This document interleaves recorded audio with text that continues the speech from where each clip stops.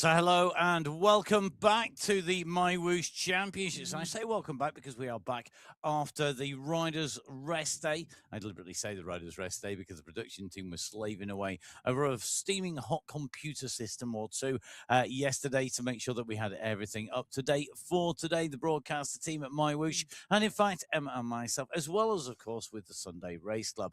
Emma Martin and myself, Matt Payne, putting words to the action throughout the championships and the MyWhoosh Sunday Race Club that comes each and every Sunday. The Championships rest day came after the big mountain stages. It's been a fairly traditional tour with a sprint stage, an intermediate mountainy rolling kind of stage, another sprint kind of stage, and then into the big mountains we get the rest day. Now we're on the time trial. Yeah, we are indeed in the time trial in Canada, in Montreal, on the lap that will be used in real life for the World Championships, the road race later on this year, where there'll be a lot of laps out there. Today, 2 laps for the women, 3 laps for the men. And as an individual time trial bikes, no draft, they set off in categories together. So it's a mass start. And our riders, whilst they can see each other, they can't draft each other. No rider can draft any other rider out on course, not even their teammates. So it is all going to be about that individual effort against the clock. It's known as the race of the truth, and it's known as the race of the truth for a reason, because it really does find out our riders' abilities, their power, and their pacing. And there's lots of different pacing strategies already being thrown into the mix. And thank you, everybody who's got in touch with those. Our co-host on the podcast, Hayley Simmons, a European Championship bronze medalist, Commonwealth medalist at the time trial, as well as multi-time national champion. She had her own and has her own pacing strategy, and she explained some of that on the show.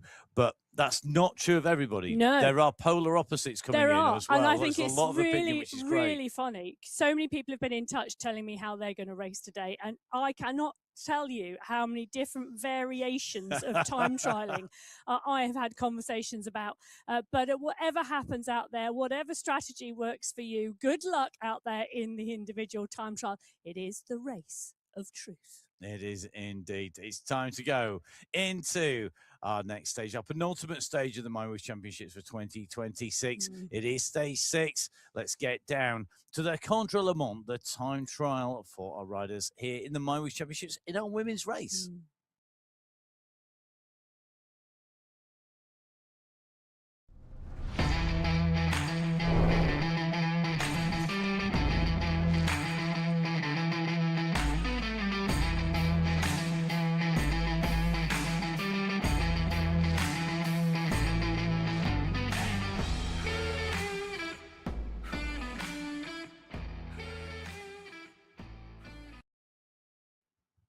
So welcome to stage 6 of the MyWhoosh Championships, to our time trial stage where every second does indeed count.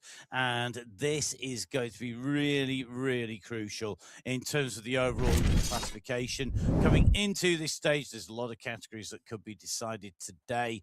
The parkour, the course profile, and the height, and indeed the segments and sections through here are going to be critical.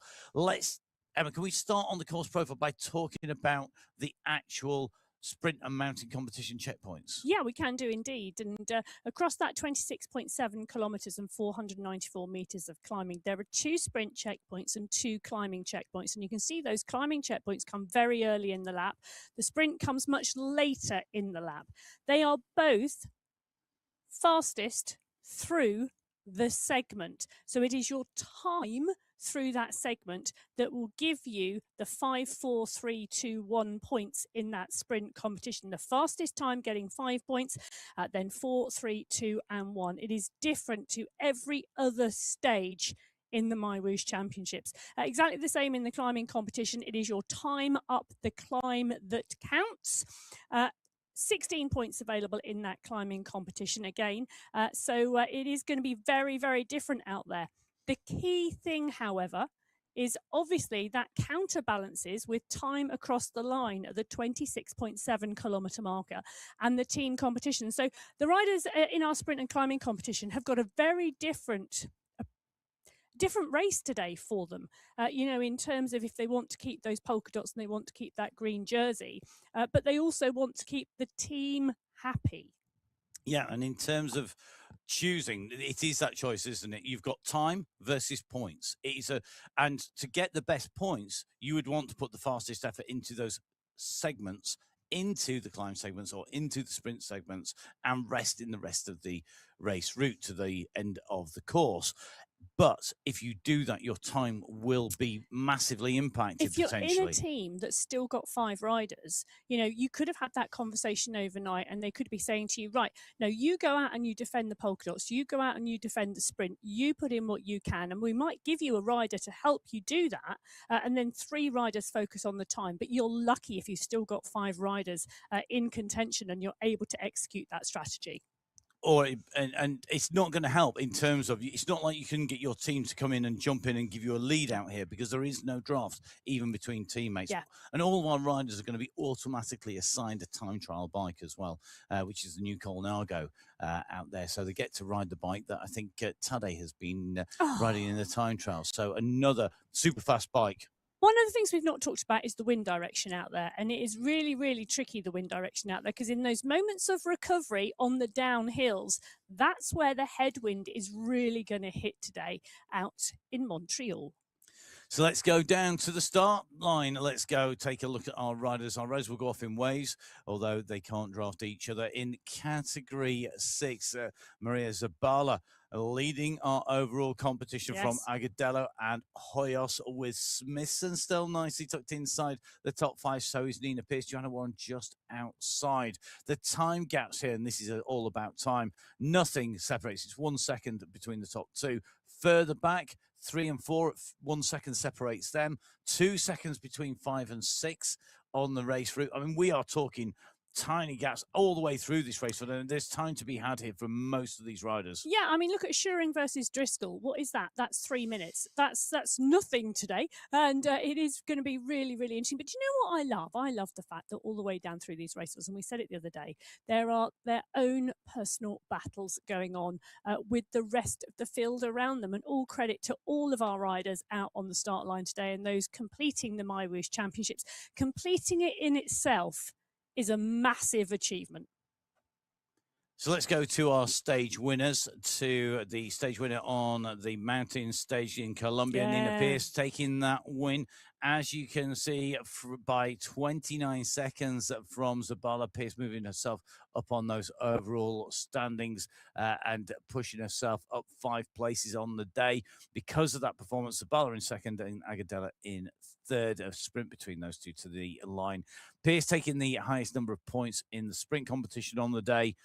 And also in that climbs competition on the day. And remember, there are prizes for the individual sprint and climb competition winner, as well as the overall. And that may well be what some of the riders think today. Well, is today the day I can take away a overall climb or sprint point for the day, rather than necessarily somebody who's been contending in the overall competition all the way through the stage race? Yeah, it's going to be a really interesting one to see. Well, we're in with Zabala on the start line. The final seconds ticking down. Stage 6 of 7 is away today in the Women's MyWhoosh Championships for 2026. And you can see all of the riders coming out of the pen on those time trial bikes. They're coming out as a pack, but there is no draft today at all out there. Ange Quapp coming out and doing the business on the front here. Daniela Londano moving to the front. So the riders up and away. And what I do expect to see here is a number of riders riding and keeping the front of the race in sight and keeping the lead there, because there is the potential that if you are a good rider, you're going to get yourself in there. I think Liz Smithson is a rider, case in point, as she's making her way along here, our rider leading in the GCC. She's going to be looking at where Hoyos is, and she needs to finish in front of Hoyos because she's at the moment a second behind her. But you don't, and that's going to be critical. Need to be in front of Hoyos at the start. You need to be in front of Hoyos at the finish. And what you really don't want to happen today is for the last 10 kilometers, time to get slower and slower and slower. Yeah, you lose time. It's difficult to get it back in a time trial. And that's what I've always found racing time trials. I've ridden time trials from 200 meters on the velodrome to 12-hour time trials. And once you lose time, you're in trouble. One rider today with a lot on a plate, it is Nina Pierce here, who's in the pain cave at the moment. And you can see out of the saddle. So hello to Nina. Congratulations for your job so far. Yes, wearing the Young Riders jersey with the white sleeves, as well as the sprint jersey as well. So 2 jerseys on today, slightly warm out in Montreal in that, but she's doing an absolutely amazing job. It's going to be interesting to see which one she chooses to defend should she have to make a choice. Indeed, and I think just keeping I think she is a rider who's keeping a check on Warren in front, who's the rider who is behind her in the overall. Zabala, interestingly, here sitting in second place on the stage, as on this section we're at 0.7k, so we're 300 meters into our first segment. The climb segment starting at 0.4k and it finishes at 2.2k. Basically, it's 1.6k long. I'm going to round all the numbers now down to single decimal point. Yeah, and our climb competition leader at the moment going strongly, Mel Scriven. On the bike, the dog in the pain cave. It's a time trial today. She's out there with everybody else, and you can indeed see what a great drawing. But Mel on your screen at the moment, you can see setting her own pace on the time trial here on the climb. I think it's a watercolour. It's beautiful. I don't mind whether it's a watercolour or a drawing. It's stunning. Look at those eyes. Well, she is on the screen at the moment and she is pushing on. Okay, now Mel, sit in that post, sit in that on the bike and get that riding done, and we are going to see just how she goes in the race here today. Yeah, and can I just say, our thoughts are with you, Mel. I'm ever so sorry about your dog. I have just indeed read your comments on YouTube. I'm very sorry, but thank you for joining us today, and we are all with you in thought. We are indeed. We are indeed. So, yeah, not good. Humph, mate, thank you for the company. Well, at the moment, Agadello is joining Gavaria Ares at the front of the race at the moment. The climbing checkpoint coming at the 2 kilometre marker, and that's the end of the first segment here out on this individual time trial. Agadello setting a pace here now that she has come up onto the wheel of the Hurtado is there as well as Zabala. So 3 riders now here. And I'm just taking a little look because I think Pierce is about 6 seconds behind and Gavaria Ares, the rider in the polka dots, is 11, 12, 13 seconds up the road. Yep. It's Ares who's got this gap. It's her who's got the distance opened up here, and I think this is going to be quite telling as they make their way up this climb here about who's feeling good today, because this climb, Arayas, we know is absolutely fine. She's doing a great job on the climbs. Monica Hadjuk has been climbing well. Hadjuk, a rider who had a good day in the mountains, definitely a rider who I think today I'd be really interested to see what her tactic is. Is it to go hard here on the climbs? Holding 11, she was 11th on stage last time, holding inside the top 15, Monica Hadjuk. So nice progression for her as she's gone in there, because she was outside the top 20 to start the stage race. In the team competition, Bridget Bremner, who we're in with at the moment, is in a team with Liz Smithson, the Vegemite Vixens. Well, they are. They're not victims at all. They're vixens. And the Vegemite Vixens currently leading the team competition from the Cycle District Alpha squad by 8 minutes 48 seconds, but it's all to play for out here today. Smithson sat in 6th place at the moment, but the pack is really strong, and I say that because the steadier pace of Zabala and Hurtado starting to close down Gavaria Areas, who really pushed on strongly at the start here in the climbing competition. And this is a perfect example of going out fast and hard versus setting a steadier pace. And even on this climb, Arias will have to have known she came into the climb with the 2 riders, and then she can finish in front. She knows she's got this. When we go further back, it's very difficult once we go further into the race route, into our next segments, into the 2 sprint and the next climb segment.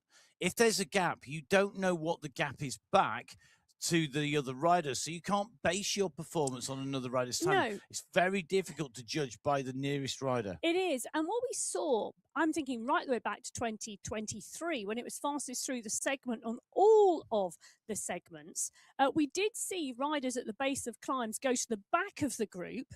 Yep. and work their way to the front of the group on the climb. So they knew they set the fastest time, but they weren't off the front of the group at the end. Yep, and that is a really, really good tactic. If you're on here now, Rice leading, Hurtado in second position here, trying to stay with Zabala at the moment. So good riding here, Hurtado, Jessica Hurtado, 14th position coming into today's stage. She's not going to be in contention for the overall. She's 17 minutes down, but this is now all about these climb checkpoints. It's about taking away the places in the overall competition here, and maybe just getting herself up and through the straight at the right time. So let's see how this plays out as we move onwards. So here we go. Over the top, Agadello, you can see on that Colnago time trial bike that has been made lighter and more aerodynamic. It's going to be quicker. That Arias taking the 8 points, Hurtado taking 6, Zabala taking 4, Pierce taking 3, Agadello taking 2 points. That is as it stands at the moment. Yes, 4 seconds back. That's what separates Gaviria Arias in the polka dots at that point. But very, very quickly, you can see Zabala and Hurtado going over the top of Gaviria Arias because she sat up now to take some recovery. So the rider who went out hard at the start there, no longer leading the Category 6 race. Isabel Alzette leading overall in Category 5, and these are the riders we're focusing on now down in the start. She's ahead of Schull. 4 seconds is the time gap. It's 4 seconds to Loxley, 5 seconds to Beckerer. They are the riders that have the real race on at the front of the race. Further back, Juliana currently 1:22 down in 5th. We've got a gap then at 2:48 to Seslak in 6th, and then Kansara Jones at 4:49. Bit further down, the gaps are a lot closer. 10 seconds between 11th place to Jeros and Kath Tonkinson in 12th. I think we're going to see how that plays out today, dependent on who can take away the win, the stage win in the time trial. Stage win in the mountain stage was Alzette from Loxley and Sewell. You can see the time graphs on your screen with Loxley taking the most sprint points and Becker taking the most climb points. Loxley moved herself up into second on that sprint competition yesterday with those points. And Becker, well, she just cemented her lead over Loxley in the climbing competition, 97 points to 88. Let's get ourselves up and into gear here as we head out on to the race start in Category 5. We've got 20 seconds to go here. This is so close at the top here with so many riders. We've got the top 4 riders within 5 seconds of each other. I think there's going to be a lot of looking at each other here. Yes, you've got to ride your own race, but you've also got to keep a check on what each other are doing out on stage here. The time trial stage is about to start in Category 5, heading out from the start. Just apologies there.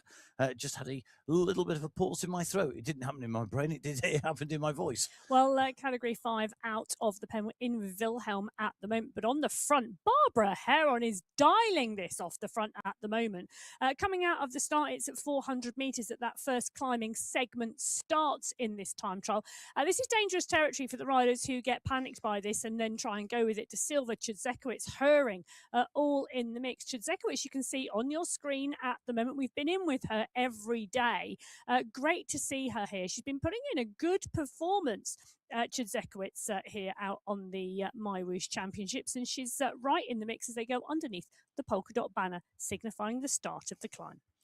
So the banner at the start of the climb at the base, the finish of that up at the top, already seeing a kick off the front here in Category 5 onto the race start. And you can just see Amy Loxley, the rider that we are in with at the moment, leading in that GCC competition. Now, it's going to be interesting to see what she does today inside those top 4 riders. One of those key riders, Alzette, Sewell, Loxley and Beckerer. So really going to need to keep her wits about her and balance that racing against people, with setting a pace that you can maintain. But one of the riders I'm looking forward to watching here is Victoria Sewell, triathlete by background, should be strong when it comes to an individual time trial. Yes, that individual effort is really, really key, isn't it? I think that's going to be really interesting, as you say, just see how she goes with this. We're in with our Masters leader. This is Maria Wilhelm, who is currently lying in 8th place inside the top 10 overall, but leading in that Masters competition. She's got a good gap back behind her. I think she's pretty secure inside the top 10. Well, it's nearly 5 minutes back to 9th place. Yeah, but I was just going to say, Anne-Marie Guiney is 4:41 back in that Masters competition. I'm going to say 4 minutes, 5 minutes is not. It could be a challenge. Yeah, I think on this particular type of course, if you get your pacing wrong and you get your effort wrong, you could lose 4.5 minutes easily. Well, Isabel Alzat on your screen at the moment. She's right at the 4 of the race. She's wearing the young rider's jersey underneath that golden jersey of the leader in the competition. Kelly Herring is the rider on her wheel at the moment. Sewell in 2, Becker in 3, Seslag in behind that, and Sonnerson and Loxley all in there as well. This is a strong pace from category 5 at the moment. You know, I would not be expecting them to hold over 4 watts per kilo for the entirety of this race. I think we're looking at this being the specific climb at the front of the pack. Yeah, and we're seeing the mountain climbing leader here, Becker, on the ascendancy here on this steeper section. This little kicker up over this rise, got a slight dip and then another rise. And this is what you would call in the UK a sporting course, not a drag strip course. So the differentiator being a drag strip course is absolutely pancake flat. There's nothing there. You literally, it's all about power and aerodynamics. There's no climbing at all in there. There's very often only one turn, and that is to turn around to a roundabout at the halfway point and come back. Often ridden on dual carriageways, or what looks like a motorway or a major highway. Now I can tell you, this is a real sporting course. Has not ridden a time trial in the UK outdoors because she is an indoors. Yes, that's true. Person. She has only ever ridden and raced indoors, and she really is a specialist when it comes to this. So Kath Tompkinson on your screen at the moment, nicely settled into her pace that she's chosen to ride. She's not going with the group ahead.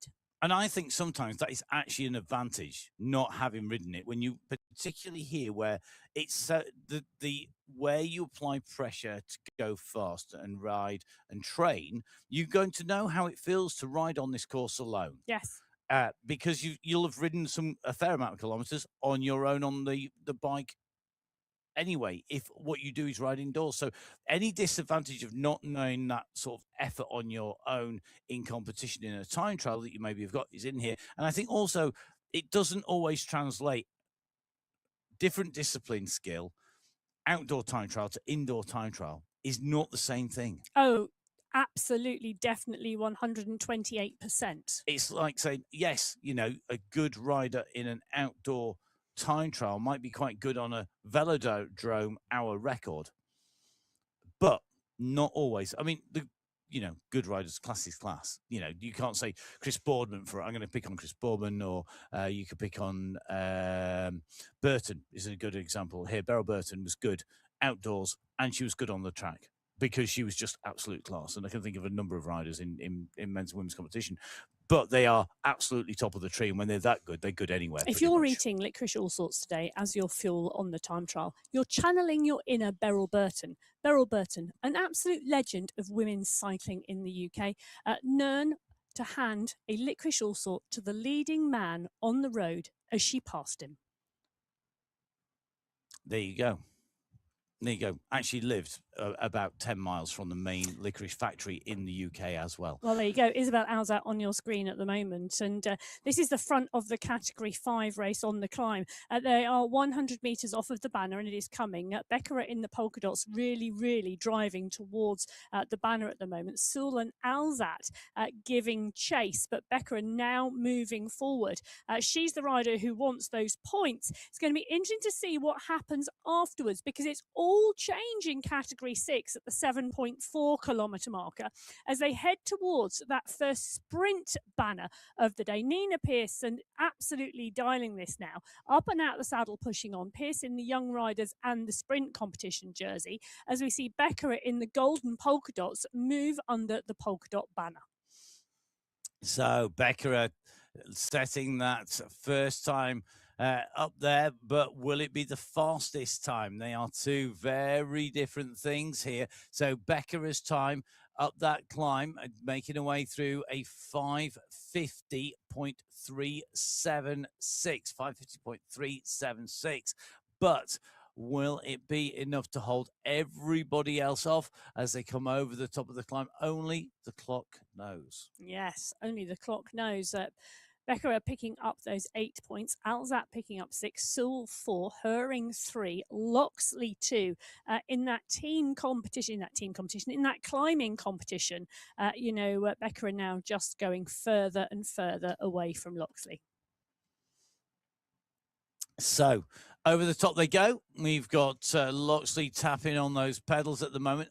5th place on the road, but that is relatively immaterial in terms of the segment times, but it is important in the overall time. And this is what is going to be really, really interesting now across all of our categories, this balance of time versus points in those competitions.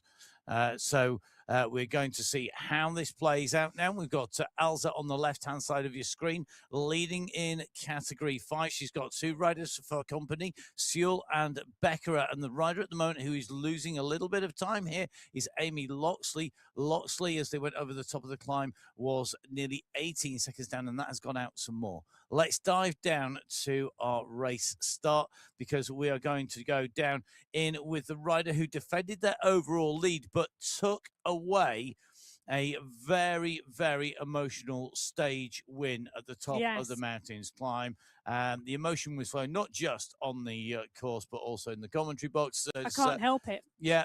No apologies needed. Absolutely not. I think it shows just how much our riders put in, and we do here in the commentary box as well. We've got some really strong riding. Now, overall, key things here. 41 seconds from first to second place, Martinuski to Dowling. Then you've got 3.5 minutes back to Pekakova, 7 minutes 12 to Haglin. Haglin is only 6 seconds ahead of Prado. And I think there's some real battles to be had down. There are plenty of riders within 1 or 2 seconds of each other all the way through the race field. It is. It is really, really close. And Martinuski from Dowling from Pekakova, those 3 riders, 1, 2, 3 overall, as well as 1, 2, 3 on that stage. Pekakova picking up those points in that sprint competition. That competition is really, really close. Shiki Fu just 3 points back. So that's going to be a battle out there today. And Martinuski picking up the points in that climbing competition. She leads Nina Dowling in that competition by 29 points. So I think she could, depending on her legs today, be fairly secure in the polka dots. And I've got to say, I think here there is a pretty clear choice coming in for Fu, because the team are 2 minutes behind the Pedalicious in 5th, but Fu needs those points in the overall competition. And for me, if I was Shiki Fu, I would be riding this slower than slow and then going like an absolute express train up there, climbing like a rocket and speeding through like a land speed bike record. Well, the FCC Wattworks team currently leading the team competition, and House Arrest moving up through the teams to put themselves into second in that team competition. Over the mountain stages. Shanna Martinuski on your screens at the moment. A real look of concentration on her face as she comes out of the pen. I'm loving the stripes. She's got her stripes on. So she has indeed. And she's channeling them today in this competition as they get underneath the polka dot banner signifying the start of the climb. Can I just say, whilst we've got the stripes on here, I think Shanna has been waiting to wear that jersey until she took her stage win. And when she had that stage win, she's pulled on that champ's jersey. And I think for me, that really does say, I have got here, because she was right. She's been riding in some relatively dark colours all the way through. This is the first day she's been really bright on screen. And I think that is a real reflection there of how she's celebrating that stage win. Now let's go in with our GCC leader. Good to see Gina Di Grazia on our screens once again. Gina Di Grazia now putting in a good effort on this climb here. She's going in hard and really working hard to get a lead in here. So Di Grazia at the moment just starting to push, sitting in 7th place overall. She's got Pamplona in her sights, I think, because the gap between them, that is going to be only 8 seconds. Pamplona in 6th is 8 seconds ahead. To get top 5, De Grazia's got to make a 1 minute 40 on Prado. But on these climbs, with what we've got in front of these riders, that is not necessarily unachievable. Can I just say to you, you do know where that jersey comes from? Go on. The time trial. Yes, in the... Yeah. So in the Masters competition, Yep, it's Alma Mongeli. Ciao, Alma. Good to see you. It's excellent to see you in here. We're going to see how Alma goes on today. I think, are we going to see her targeting a particular thing? It's a very roller coaster day today, for sure. And I think we're going to see how she was interesting here. So Alma Mongeli here, just tapping out a rhythm, very happy on these slopes at 0.8k. I think this is a very smart ride. It's good to see Alma smiling and as bouncy as ever. What I want to know, Alma, when we come to our last stage, when you go over that finishing line, let us know on the chat later on, what are you going to do to celebrate? How are you going to celebrate the end of the championship? Let us know. We'll no doubt find out. Do get in touch with us. You can get in touch with us at Matt Fix a Pain or at biking_Emma, MyWhoosh at MyWhoosh, or of course at MyWhoosh Racing for Emma, myself, and all of the podcast team. Okay, in with our youth rider. This is Camilla Pamplona. I can say if I slow down, Matt, slow down. Camilla Pamplona, leading in that youth competition. This is the rider who is just ahead of Gina Di Grazia in the overall competition, but the youth competition here, Pamplona leading. So we'll see how she goes today with the effort. You can see the riders really strung out onto our race route here. Big, long line of riders. There's no draft available. This is all about your own effort as we drop in with Seba Al-Rai. Al-Rai here out of the saddle on this little kicker here, just making sure she gets this rhythm right. Being efficient today is really, really critical. It is indeed. So Al-Rai on your screen at the moment, the Category 4 pack moving strongly up the climb. You can see them at the 1.6 kilometre marker as we head in with Nina Dowling. The rider currently sat in 6th on the road, but the tail of this group right the way back down the climb. So Nina Dowling is just up onto the climb, just making her way up behind Wojcikova. You can just see Wojcikova just in front of her 2 seconds. De Grazia currently at 1 second. Martinuski, though, up to the 4 of this race. Pekikova very aware that she doesn't want to lose ground. She's sitting in 3rd place overall, 3:29 down. And at the moment, the rider who is losing a little, and I do mean only a little bit of time, is Nina Dowling. Dowling is just drifting back a bit, but Dowling has in hand 2 minutes 40 seconds or so, 2:50 on Pekikova. So Pekikova's got to put in some big time gaps as they come over the top here. This is for the fastest time up. We'll see who's in here. Remember, if the riders go over together, then it'll be about what time they went into this. So let's see. Well, up they go, and Martinuski setting a strong time. She's got the polka dot skin suit, let's not forget, underneath the golden one. So she has been putting in sterling performances on the climbs as well. The Brazilian rider Martinuski, Pekikova, De Grazia, Wojcikova, Montoya, all down the slopes behind, but they're not that far. Martinuski on your screens at the moment. She knows how to ride and pace a time trial, I'll tell you. Pekikova and De Grazia all there. So you can see our top 3 riders on the road at the moment on your screens as Wojcikova comes and interrupts that top 3. De Grazia just having to hold this pace. She's got to dig deep now. She doesn't want to lose too much time, I think, up here. But you can see Wojcikova has timed this climb to perfection. She's come from the back. She's going to have a gap at the front. It's all going to come down to what time did they come into this climb, as well as what time do they go out of this climb because it's through the segment, and this really is making our riders think as well as ride hard. Now, Vodjakova goes through. She gets the fastest time. Brilliant. Behind, the times are updating. We are seeing riders coming in. Vodjakova in 1, Martinuski in 2, Pekakova in 3, De Grazia in 4, Montoya in 5, 8, 6, 4, 3, and 2 points respectively in that close competition. And I think now we can be fairly sure that this is where it is.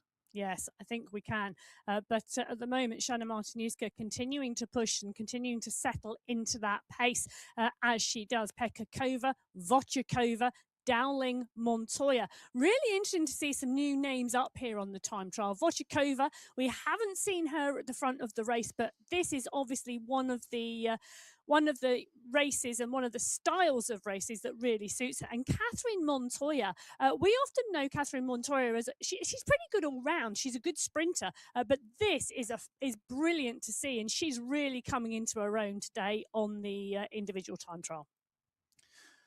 So our riders are going up over the top. Vodjakova in this time trial looking to push on through. I'm just taking a look through these Category 4 riders' times in terms of their time on the road rather than in that checkpoint. And at the moment, it's looking like it's going to Palm. Maybe the rider losing the most time at the moment, 20 seconds down is Prado. So maybe one of the big riders' names that we were expecting to be maybe a little further up, but there's plenty of time that you could be riding to a plan here.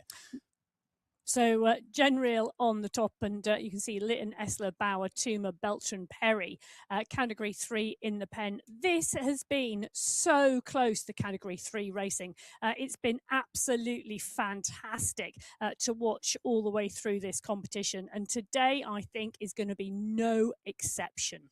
Indeed, the time gaps back are still relatively small amongst the top riders here today. You can see that on your screen. Relatively small, 10 seconds separate the top 4 riders in this category. 3 minutes back to Tuma and Beltran, 5 minutes back to Perry. Bulwara, the defending champion in Category 3, currently in 8th place, 5 minutes 30 back. And yesterday it was Barbara Bulwara who took the win on that mountain stage and moved herself up through GC. Genreal coming through for second, Jojo Bauer coming through for third.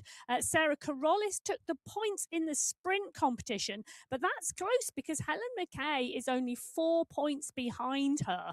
And Barbara Bulwara taking the points in the climbing competition, but that puts her 4th in that competition. Brittany Litton leading in the polka dot skin suit.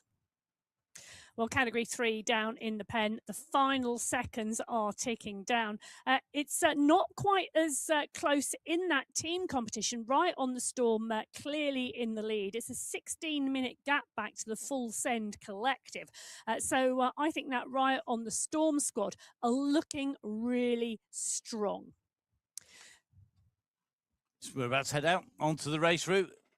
If you are looking at the Category 6 riders going through and underneath the panna, and they more of them go through, it's because they're going out onto their second lap. But Category 3, the final seconds. They are up underway, and a good spot there to give that information. It is, remember, laps here. So don't worry, our riders don't get slowed down on the way through.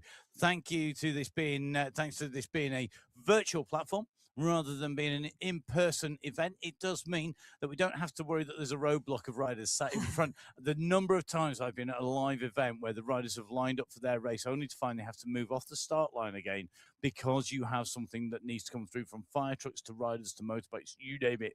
It's all wanted to go through, and we've had to move the riders to one side. We don't have to do that here because by the power of MyWhoosh, through they go. So riders going up on to a race route here. Brittany Litton up on our screens at the moment. Moved up 2 places, in the overall yesterday. Litton, I think, today, I'm really looking forward to the battle between the teammates Real and Litton here. Yes. they've been working. Lytton has been working for Jen Reel throughout Yeah. the entirety of this competition. It's going to be so interesting to No see what working happens to do today, is there? Angel Hadlock, you can see on your screen at the moment, up and out the saddle onto this very early climb.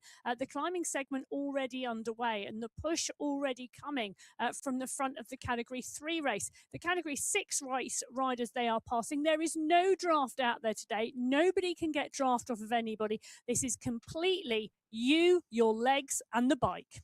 And our riders need to keep their heads about them, their wits about them if they're out there, and not panic if they see riders coming up through, because it could be another category out on the road. Now, Jem Reel, our Masters leader, as well as our leader overall, holding that lead at the moment. It's not a lot making their way up over the top here. So let's get ourselves up into that climb. Let's see how they go on there.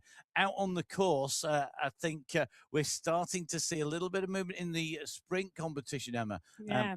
We are indeed. And, we're going with Angie Londano here on the climb. She's currently leading that youth competition. And we will come to the sprints, don't worry. Yep. It's very, very exciting. Don't That's panic. all I can tell you. That's all I'm going to say. Angie Londano is currently leading that youth competition. She's got a good gap, Diana Corrales is 23 minutes back now on GC. So Londano putting in a really, really good performance out there. And look, she's right to the fore of the group here, trying to hang on this climb. That competition is going well. The leader in that golden jersey who's just gone past her, Jen Reel, is also leading the Masters competition. She's got that Masters jersey underneath that golden jersey. And Marion Vittler, 23 minutes back now on Reel. So I think Reel again, unless something really shocking happens, Reel possibly cemented in that Masters jersey. Sarah Corrales, the rider we're in with at the moment, just pushing on the pedals and closing down on the riders ahead of her. She's in that sprint classification jersey, and if anything to go by the times I've seen through the sprints today, being towards the back of the group is not a disadvantage. So Sarah Corrales looking to defend that today. It's close because Helen McKay is the other rider you need to keep your eyes peeled for in Category 3.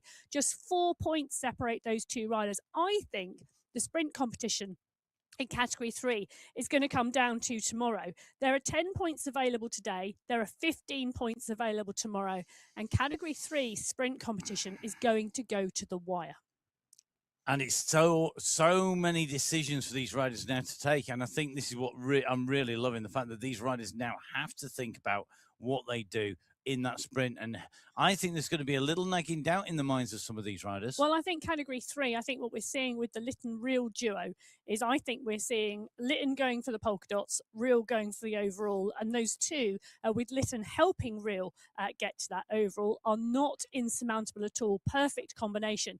Nina Pierce on your screen at the moment. She's going underneath the polka dot banner at the 15.4 kilometre marker. Flying. She's at the top of the climb for the second time. She is flying. It's 20 seconds, Pierce, now, over and above Zabala, Charlebois, Bremner, Hurtado, Agadello and Warren. That is a very close group behind, but Pierce is really riding strongly. Let's just give you a reminder, though, that Pierce is in 5th place, yes. 2 minutes down. And because of that, the nearest rider that she can overtake is Liz Smithson. So Smithson's 50 seconds down on GC. It's going to be, I think it's by the exact sentence, 1 minute 16 seconds. She's got to get back. 1 minute 18. So she's got to really push. And that's just on Smithson to take away the place above. So Pierce putting some great times out on course. And in doing so, I think he's doing a great job in terms of those climbs. But interestingly, the climb time of Pierce has just been beaten by Zabala. So in terms of the individual climb time in Category 6, Zabala started further back but climbed better than Pierce.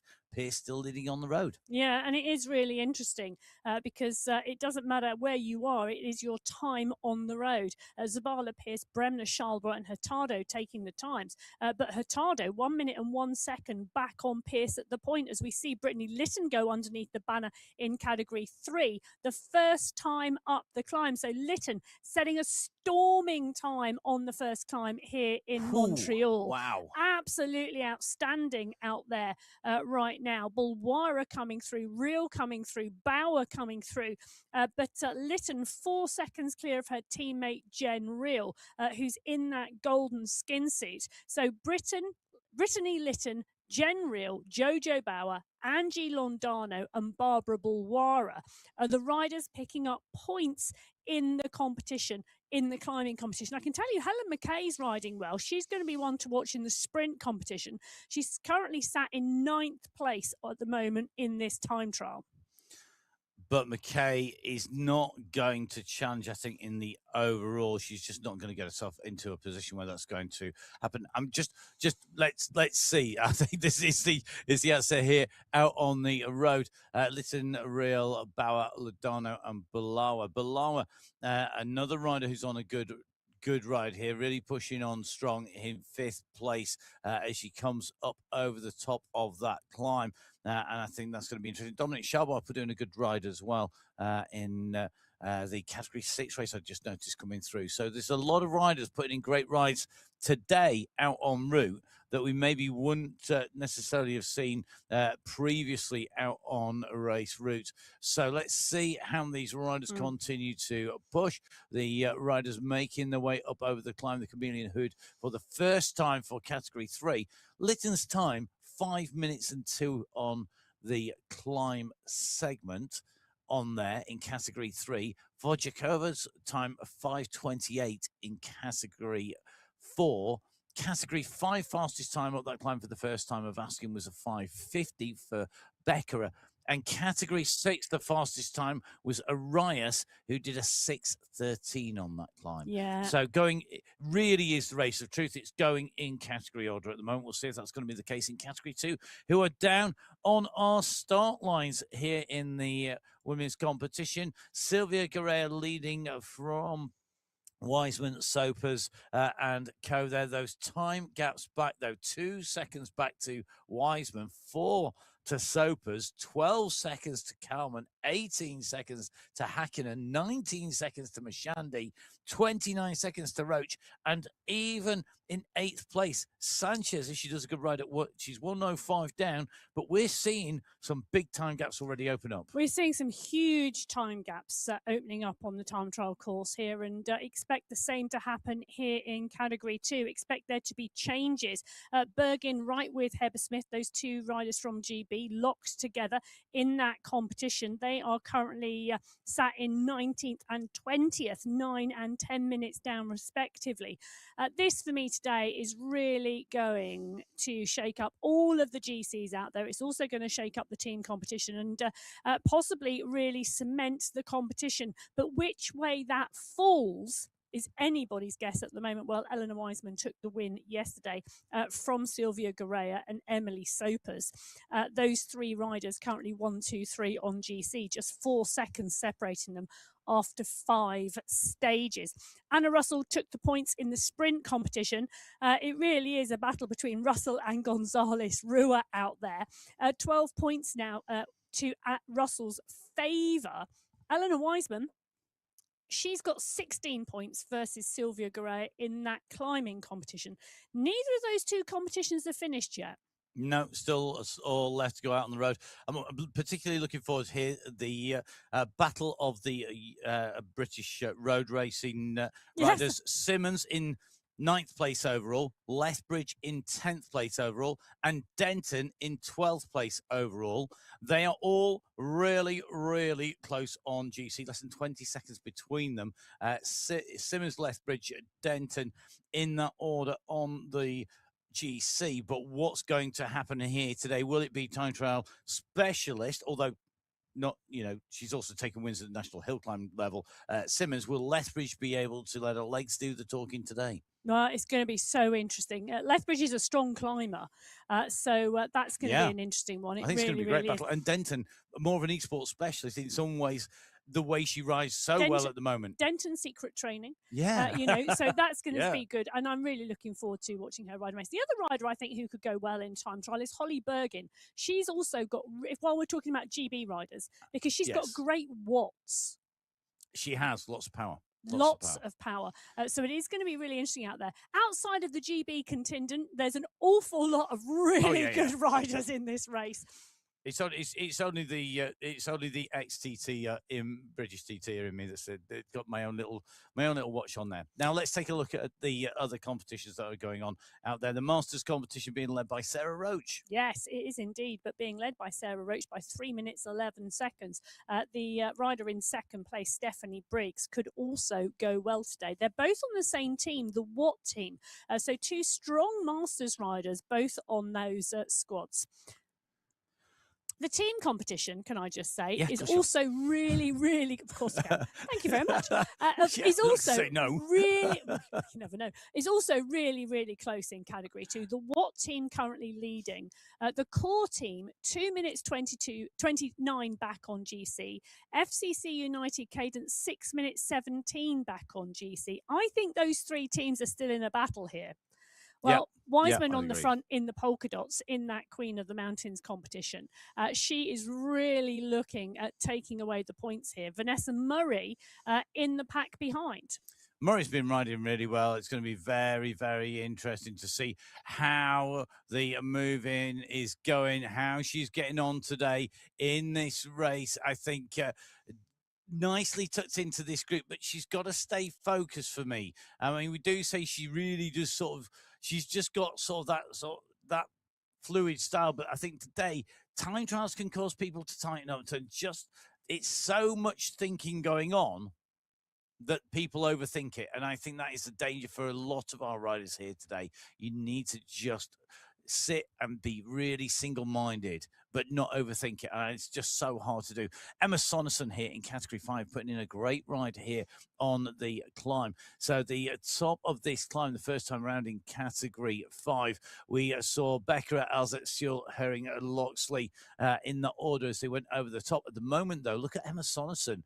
Interesting. Yeah. Sonnerson came over the top in 9th best place on climb 1, 21 seconds down in terms of climb time on the route. So really interesting the way that is now starting to play out. Very much the case that I think Sonnerson now starting to get into her rhythm here. Yeah, she is, and she is getting into that rhythm as we're watching the Category 5 riders go underneath the banner for the second time. That's the second time up the climb, and I can tell you there's some big time gaps out there. So Becca is setting the fastest time up the climb, giving 8 points. Huring setting the second fastest time, 6. Alzat, Guiney and Sewell, those are the fastest times up the climb. Not necessarily 1, 2, 3, 4 over the top. I'm just trying to look at who was the fastest rider through. It was Sonnerson. Sonnerson led, yeah. So Sonnerson is currently leading the time trial, 33 minutes and 5 seconds at that point, but she's in 7th place on that segment because she's not focused on the segment. The gap back to Becca, 4 seconds, Herring 9 seconds, Alzat 9 seconds. When we look at Loxley's lost 17 seconds so far here. Giuliano 34 seconds, Wilhelm 55. So there are starting to be some big time gaps out there in Category 5. It was the same in Category 6 as well. Before we go over to our other category, I just want to say that Category 5 race, perfect example. Sonnerson, not focused on the climbs, riding well everywhere on the course, faster time overall, but not in the points on the checkpoints. Well, Category 2 at the 1.8 kilometre mark, they're up to nearly the banner for the first time. The polka dots, you can see them ahead of them. Denton, the rider we're in with, putting in a really strong start here. Wiseman in the polka dots is after the segment. She's gone off up the road. She's going to go underneath that banner. Murray in 2, Proust in 3, Denton in 4, Sopers in 5, Bergin in 6, Hakkinen in 7. That group is pretty much together. They're not chasing Eleanor Wiseman. That would be the wrong terminology because Wiseman is after this checkpoint and under it she goes. Well, Eleanor Wiseman goes underneath the banner in the first climb out on the individual time trial today, setting the fastest time in the Category 2 race. That is quick. 4 minutes 35 seconds up there. Absolutely flying. It was 5:02 in Category 3. It just gives you the reference point. Yeah. Murray coming through in a strong, strong ride as well as she goes through at that point. Proust goes through in 2. 15 seconds back on Wiseman at that point in time. But Wiseman now backing off the pace and taking some recovery. So that gap is going to start to come down. Denton in 3. Nice riding from Rhiannon Denton. Murray in 4 and Briggs in 5. It's going to start to become interesting the further we get into this course. Holly Bergin is currently in 8th place. Lethbridge in 13th. Heber Smith in 16th. Simmons in 18th. A much more steadier start, but that's only 30 seconds that is separating the top 20 riders.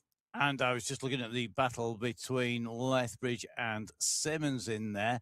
Lethbridge had put in 10 seconds into Simmons, but got to remember when we saw the race in the 2025 championships where Simmons won this category, she came from about 21st place, I think it was, pretty much similar to where she is now, to the very front by getting the pacing strategy right.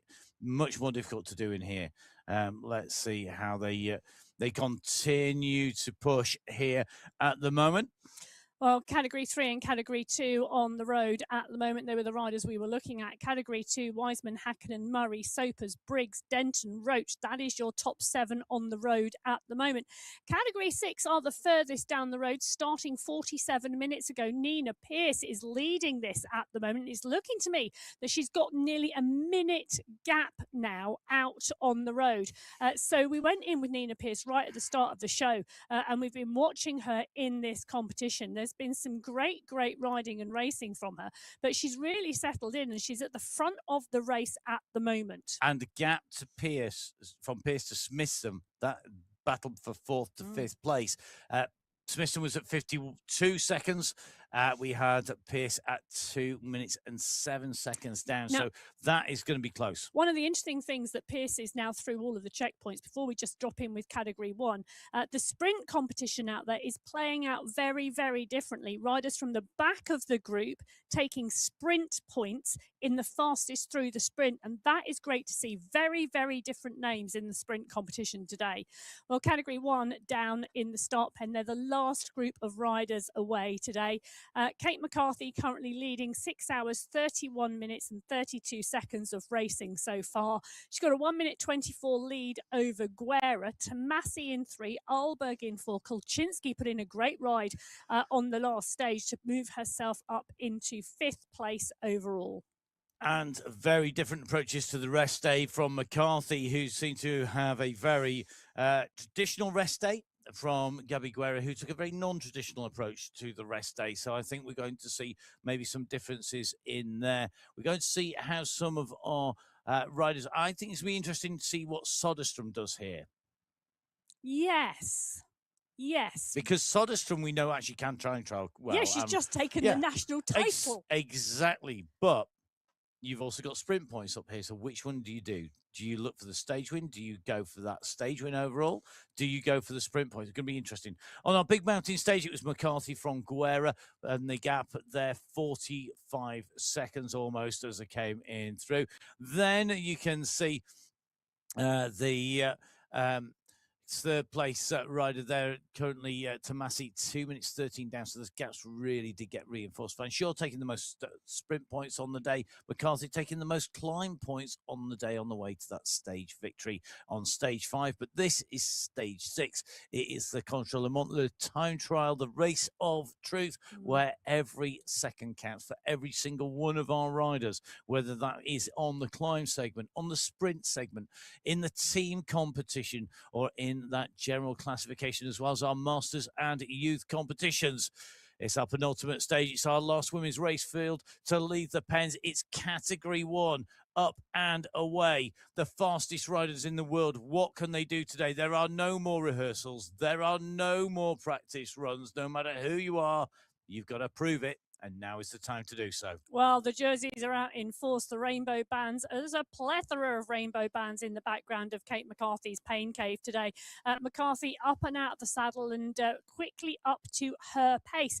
Alberg, Passio, McCarthy, Soderstrom, Karamani and Vellner towards the front of the group. And there is the polka dot banner signifying the start of the climb segment. And in that climbing competition, Kate McCarthy has 107 points to Guerra's 88. It's a dominant lead in that competition.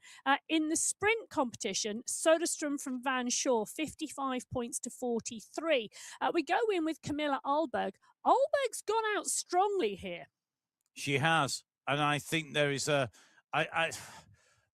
Alberg has been battling with Tomasi, but they've also not been battling because they're both FCC endorphins. I think today could be a very interesting day because it could be, let's see how we go, because they are separated by very little time overall, but the road may decide. Well, very quickly, the FCC endorphins, the Sweat Sensations and Ablock International, 1 minute 37 separates those three teams. This is all about the team competition in category 1 as well. As we go in with Nina Pierce, she's in the Pain Cave with us. She's at the 26.3 kilometre marker. I can tell you the finish line is just up and over the top of that climb. 26.7, it's 400 metres, pretty much of uphill to the finish line. And Pierce has put in a phenomenal performance today. This is superb. It's absolutely blisteringly quick here today. What can Pierce do? Is she going to move herself up on that general classification overall? Because I think we're going to see the potential for that happening here in category 6. The riders on the way up and through. And I think Pierce here really is looking to see how much time she can get into everybody out on the road here today.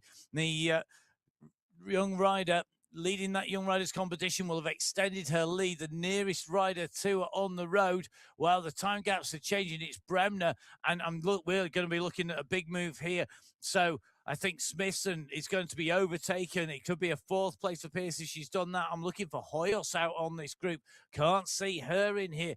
She's a long way down as well. This is going to be really interesting. Are we going to see Nina Pierce push herself onto the podium? Are we going to see her wipe out the 2 minutes and 7 seconds and take away the overall? This is the run for the line. This is for the stage win. It might be for the Golden Leaders jersey. We're going to see how that plays out. She's over the line. She can do no more. Great ride by Nina Pierce. She gave that everything. She put in some amazingly quick times. The crowd at the side of the barriers are cheering. We're cheering here in the commentary Her heart rate went up to 195 beats a minute as she went over the line. Breathe, Nina, breathe. That was absolutely superb. And I'll tell you something, they're coming thick and fast behind. I don't think Zabala is going to lose her overall, but Pierce is going to have done an amazing job today. Bremner is also doing a sterling ride here in category 6. As we watch Bridget Bremner move towards the line, she's currently sat in 2nd place on this individual time trial. Charlebois, Zabala and Warren are not far behind. But this is an absolutely brilliant ride. Let's just remember when we came into this. Bremner is in 9th place. Yeah, and it's all right. My screen I'd already got there. Did you? I just I can't get my exactly screen to update quick enough. But it is absolutely fantastic. So Zabala was leading, and she's currently back in 3rd or 4th place. It's all about the time gaps. The seconds are counting. The seconds are counting in category 1 at the moment because Kate McCarthy is clear by 6 seconds at the top of the first climb. Guerra in 2. Passio in 3, Alberg in 4, Tomasi, Soderstrom, Gallegos. But look at the time gaps already. And they're opening up here. But this is it's this balance, isn't it? About how hard you go on the climb. McCarthy's going to take the checkpoint. She's going to get the most sprint points on the day because unless she really crumbles and drops out of the points on the next one, even if she was overtaken by Guerra on the road and they switch places, it's that first climb that will count. Now, Alberg at the moment really battling here. You can see how well matched Tomasi and Alberg are on the climb. There's nothing to choose between them. Soderstrom may be answering my questions here, I think, about what was she going to do today. Well, I also think, there's a really big thing thing out here. The FCC Chain Reaction crew, Passio's doing a great ride for them, but Alberg and Tomasi, if they can stay together on this course and work together in that way, the endorphins are going to keep that top spot in the team competition. Elise Gallegos, Koinsonen and Van Heuling need to put in a strong performance behind, because Kate McCarthy and Mika Soderstrom, Kristen Kolczynski and Lisa Hermansen, well, that too is a crew that are going to need to watch this, because, well, the team competition for me is really, really on today in Category 1, as we see Kristen Kolczynski come through in 8th place, just behind Elise Gallegos, who's just behind Mika Soderstrom. And that Category 1 competition, every single thing is in play today. It certainly is. I just can't wait to see how this is going to run. And I think we're just going to see this run and run and run. This way these riders are riding at the moment is absolutely phenomenal. Pierce, Bremner, Schalbach, Warren and Zabala over the line in Category 6. Soderstrom on your screen in the National Championship kit, zoning that performance that she put in. Get the skin suit on. She's come indoors from the garage, but Soderstrom currently sat in 6th place out there at the moment and tapping her own rhythm. Okay, I'm just going to dive back into Category 6, and this is just to give you a taste of what's going to be happening, because we're not going to be able to keep up with every single individual category. Pierce came through to take the stage win. She has put in to the leader Zabala 2:21. Wow, 2:21 to the leader of the race coming in to this stage. Pierce has absolutely flown around there. 1:51 to Bremner, 2 minutes 7 to Charlebois, 2:19 to Warren, Zabala 2:21, Agudelo 2:51. Pierce could have propelled us. Just incredible riding here today. And by my reckoning, Nina Pierce has got the jersey. She has. So Pierce takes herself into that golden jersey, 14 seconds clear of Zabala. Agudelo in 3rd, 45 seconds back. It's all change on GC in Category 6. And I tell you something, if the rest of the categories are anything to go by, if they're like Category 6, we are on for a treat in terms of racing today. The MyWhoosh Championships is not over yet. And it sets us up for tomorrow. 14 seconds between Zabala and Pierce. Zabala has proven she's got that faster record normally, but look at Pierce. She's really flying now, coming to the 4. Agudelo's holding 3rd place now. Warren in 4th, and Bremner at the moment in 5th. With riders still to finish. And this is Category 5 at the moment. And Emma Sonesson is doing a phenomenal job. Look at the riders on the map at the bottom. You can see the placement of them. Sonesson from Alzat, from Beckerer, from Sewell. The gaps are not as big, I don't think, out there, but you've still got 2 kilometers to the finish line. And that final hill is going to be absolutely crucifying, because it's so hard up there. That steep climb into the finish, that's where you're going to see those real big time gaps out. That's where Pierce could score. Just looking at the little flashing light for Brooke Samuel in there. Brooke Samuel going to be making her way in. Thank you very much to Pete, who reckoned that Brooke would celebrate the end of the tour with a cookie. Well, she has cookies every night for recovery, total carbohydrates. It's what flavour? Is it a special flavour for the end? All I can say is I'm always jealous, and I wish you could fly them around the world to me. But Sonesson at the moment doing a phenomenal job out here. You can't see another rider in that shot. She really is motoring on these final few kilometres in towards the finish line today. In that Category 5 race, the sprint competition has been absolutely brilliant as well. Louisa Schultz has been sprinting. Amy Loxley has been sprinting. Those two have been going head-to-head in that competition. It was Schultz from Loxley on the first sprint. It was Loxley from Schultz on the second sprint. We knew it would be tight out there for those two. Watching the time gaps here, looking at these gaps, looking at the way this is being raced out here in this Category 5 race. Coming into that stage, we saw the gaps sitting in that overall, but what will it be now as we come out the other side? Who's going to take this away? Is Sonesson going to do a Pierce? Is she going to be able to push? So that would be a monumental ask today. But I tell you something, this stage win is looking good for Sonesson at the moment. It's not all over, but you would have to see a massive, massive crumble from Sonesson. A real, you're talking like unrideable cramp in your leg syndrome. That's the sort of scale of problem you're going to have now with that lead that is set there by Sonesson. Meanwhile, out on course in Category 4. Yes. You can see the riders up and away in Category 4. And at the moment, I think for me, this is going to be interesting. Martinuski here ahead of Dowling. She took the race lead and she went clear on the last day. Martinuski on her way through. Sprint-wise, she's not pushing for this sprint, but this is all about that overall. It is indeed all about the overall. And I can tell you it's not about any of the segments because Voshikova's doing a phenomenal job of taking the climb segments out there in Category 4 and Pekakova is working hard for the sprint segments. But Martinuska is riding a race to win on GC and put extra time into her competitors. She's doing what she loves to do, the time trial, and she's doing it really, really well. When we drop back in with Category 5 at the 26.4 kilometre marker, they're 300 meters from the finish line, and Sonneson has a gap. It's 26 seconds. It's not as big as we've seen elsewhere, but Alzat, Becker, Sewell and Herring are battling it out behind because they are in a group. Now, Sonneson, just did a double check, is way too far down on the GC to do challenge, but she's going to put some big time gaps in for the Aeronova squad. And that is good because she's the third counter for them overall. So the time does matter for Sonneson as well as the position who's leading out, but it's from a team competition perspective, not from an individual GC perspective. In terms of the overall, Alzat leading from Sewell, from Loxley, from Becker are coming into this stage. They are the riders that really, really count in terms of that overall. And at the moment, Becker is ahead of Alzat and Sewell, but we are not talking by much here. And I think this is just going to put a few seconds. It's going to shuffle it maybe, but it's not going to be decisive. And I think this means we are now going to see Becker, Alzat and Sewell battling it out on the final stage. Emma Sonneson has come through to take away the stage win. She wins our stage here today. It's going to be Becker who comes through in second, Alza who comes through in third, Sewell will come through in fourth, and Sewell is losing a bit of ground here on this climb, so she may well now be pushed out of it. We might be down to two riders separated by a handful of seconds going into our last stage.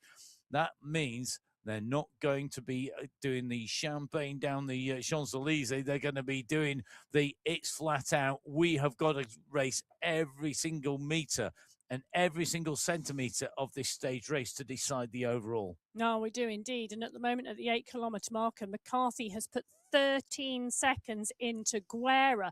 Camilla Ahlberg is doing a phenomenal ride behind. She's at 27 seconds. Ashley Passio is on her wheel. Tomasi just behind them.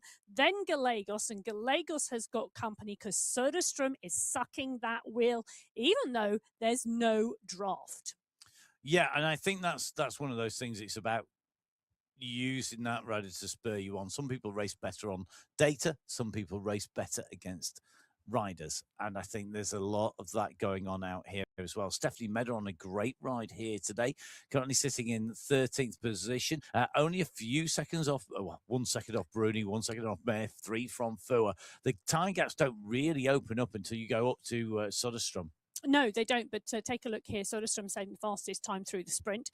She wants to confirm that. McCarthy, Guerra, Olberg and Koinsinen in terms of the points. In Category 2 at that point, Gonzalez Rua took the sprint. She might be 3 minutes 44 back already in the time trial, but she's adamant she's having that sprint today, and she took that clearly from Anna Russell. So those points, Gonzalez Rua still battling, and she's going to battle that to the wire. So we're just keeping a check on our categories as they come in. Sonneson's time, fastest time, 51 minutes 50 for this time trial. The fastest time to go across the line, and to give that some context, 51.50 for Sonneson versus Nina Pierce's 53.09. In Category 6. Can I just say, Kelsey Jade Van Shaw has just gone through that sprint segment behind Mika Söderström, and she's taken the sprint. She has indeed. So really, really interesting. And she's taken it by over a second.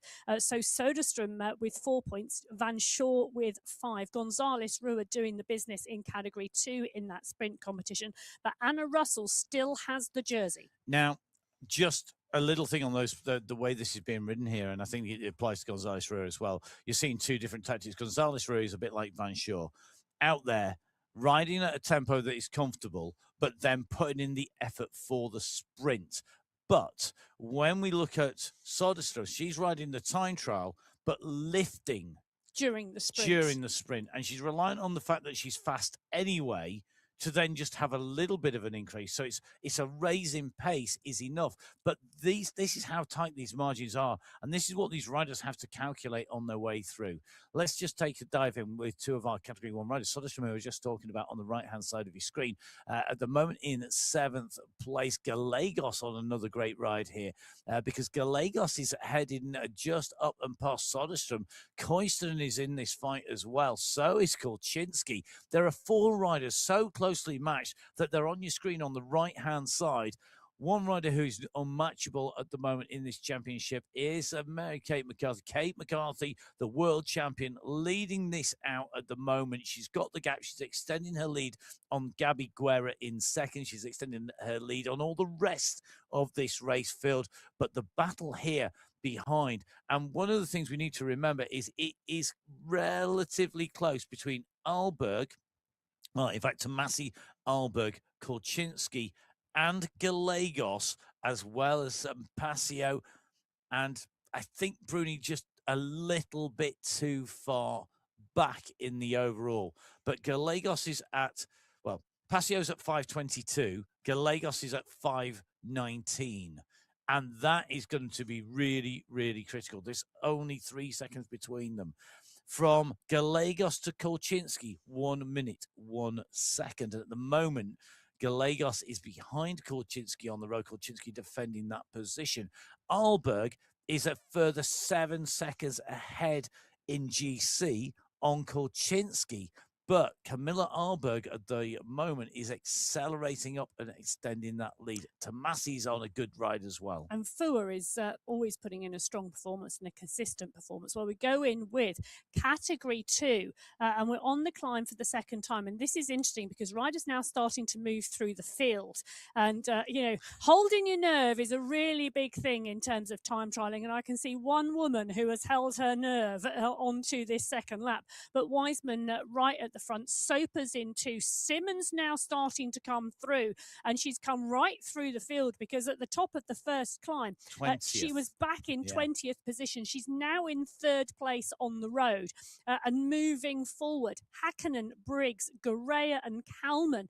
The time gaps are going out here, but they're not going out hugely yet. We go out now onto the rest of lap 2, just 2 kilometers done of lap number 2 in the Category 2 race. We're going to see what happens out there, but the time gaps, I can tell you, in Category 5 and Category 6 on this stage have made a massive difference to GC. Yep. Absolutely huge, and we are seeing that everywhere.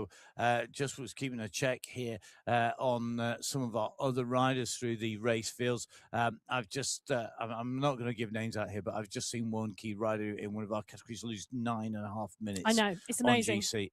9.5 minutes on the stage, and that has really affected their GC.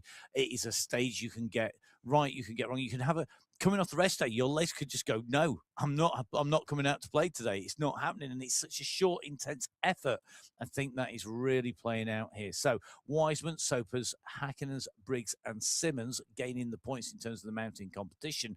Wiseman, the fastest rider on the road at the moment in Category 2. Wiseman sitting in 2nd place by 2 seconds to Sylvia Garea in the overall, as we see our Category 4 leader approaching the finishing line. You can see the yellow flashy banner above the gantry. It gives you a long range indicator. As she come in, we can see at the moment Category 4, they started the day with Martinuski leading Dowling by 41 seconds. It's going to be even bigger at the end of the time trial here. Pekakova was in 3rd, and that gap will have grown as well, because Martinuski here is harnessing that time trial ability and skills. She has taken a second a couple of stages ago. She took a win yesterday. She's going to take, well, in stage 5, it's a win in stage 6 for Shanna Martinuski. 2 stage wins in a row, extends her lead in the gold jersey. You can see absolutely giving that everything. A rider who's no stranger to time trial victories takes the win here today in Category 4. Now, Dowling on the run for the line. She's ahead of Pekakova. This is to make that place more secure. Nina Dowling needs to keep on pushing here. Every second will count. And remember, the team competition is at stake here as well. So Dowling giving it everything to the line ahead of Pekakova. Pekakova's chasing. It's about 15 seconds that will be increased between the rider Dowling in second on GC and Pekakova in third. Pekakova pushing on those pedals at the moment, focused on getting in and across the line. No more for her sprints than she is for her time trialing. You can see sucking in that oxygen, going to be leaning down on those bars. That's what it takes. It is absolutely everything you've got to give. And interestingly, the young rider Camilla Pamplona charging in for fourth place. Pamplona has the potential to move inside the top 5 from being in 6th. Well, Kate McCarthy goes underneath the polka dot banner. This is the start of the climb on lap 2. This is lap 2, and on lap 1, she's put 18 seconds into Guerra, 52 seconds into Arlberg. Passio is a little bit further back to Massey, Kolchinsky, Gallegos. This battle is going to go to the wire, but the world champion, Kate McCarthy, is stretching her legs on the climb of the start of lap 2. The gaps are getting bigger, and I'm going to say she still looks very much within herself. Her heart rate sitting at 162. She's at her upper range, but she's not at maximum yet. That's going to come for the finish line if I know Kate McCarthy, and she's going to push her way all the way there. And I think that one of the things is you can see at the moment going up to 7 watts per kilo on the climb, she's using her ability to put time in on the climb. And this is the one, contrary to the set a steady pace. If you are good on the climb and you can put time in on the climb, you work out, I can put a minute on the climb. I'm going to lose 30 seconds on the downhill section. I'm still 30 seconds up. If I do a steady pace, I'm only going to gain 10. You go with the tactics that give you the most gains. Well, Guerra putting in a fabulous ride as well. Let's not say anything against that, because No. she's 32 seconds up on Alberg, Passio to Massey. Kolchinsky's at a minute. Guerra is putting in a storming ride as we watch the concentration on her face. She still looks calm and collected. I know she's working, but she really does look good on the bike at the moment. So McCarthy, Guerra, Alberg, Passio to Massey, out onto lap 2 now, Category 1. Just going to move across categories. Well, we're going to move up the road on your screen. Gabby Guerra, who's currently chasing hard. Just going to bring you some news from out on the race route. Germaine Prado, we saw being way down on the standings as we came up the first climbs of the day. She's gone for the tactics. The multi-time national champion in time trial, the Philippines, Prado. Her performance just got better and better and better. Came over the line in 6th position, only 5 seconds off a top 5 after being so far down. That is great pacing, and that taken shows. Her up to 4th on GC. And it just shows you, doesn't it? I mean, it is all about getting the pacing right, the strategy that suits you. Brittany Lytton at the moment on a phenomenal ride. Category 3 here. I'm absolutely loving this Category 3 battle. The reason is you've got Lytton at the moment chasing Bauer just in front. And I think Lytton is a rider who is riding by position and rider rather than necessarily strategy. And you can do that. It's still your power versus somebody else's power. It's still your finish time at the finishing line versus somebody else's. We're at 24.5K covered. We're going to go to 26.7. Lytton has had the beating of Bauer on the climbs. Real is behind, and that's going to run and run. Meanwhile, we're in with Francesca Tomasi, who's currently 9 seconds down on Camilla Alberg on the road. And in Category 1, they came into the day with Tomasi ahead of Alberg. That gap was 23 seconds. Yeah, So absolutely it's amazing. not been overturned yet. No. Yet.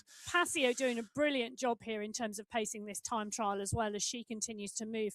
McCarthy moves towards the second polka dot banner on lap 2, and that's the top of the climb as she goes underneath it. The gap back still there as she now pushes on to the downhill section, where she's got a downhill, another rise, and then a longer downhill out on this course here in Montreal. Guerra now lifts the pace as she moves towards the top of the climb. She's kicking down through those pedals. She's got a good gap over Passio behind with Ulberg and Tomasi. Kulczynski and Coinston and Gallegos all blocked together behind as well. So that's a really interesting race unfolding back there, and again in the team competition. But Guerra goes underneath the banner in 2, and it's going to be an interesting gap that we can see in terms of that time. It's not that big.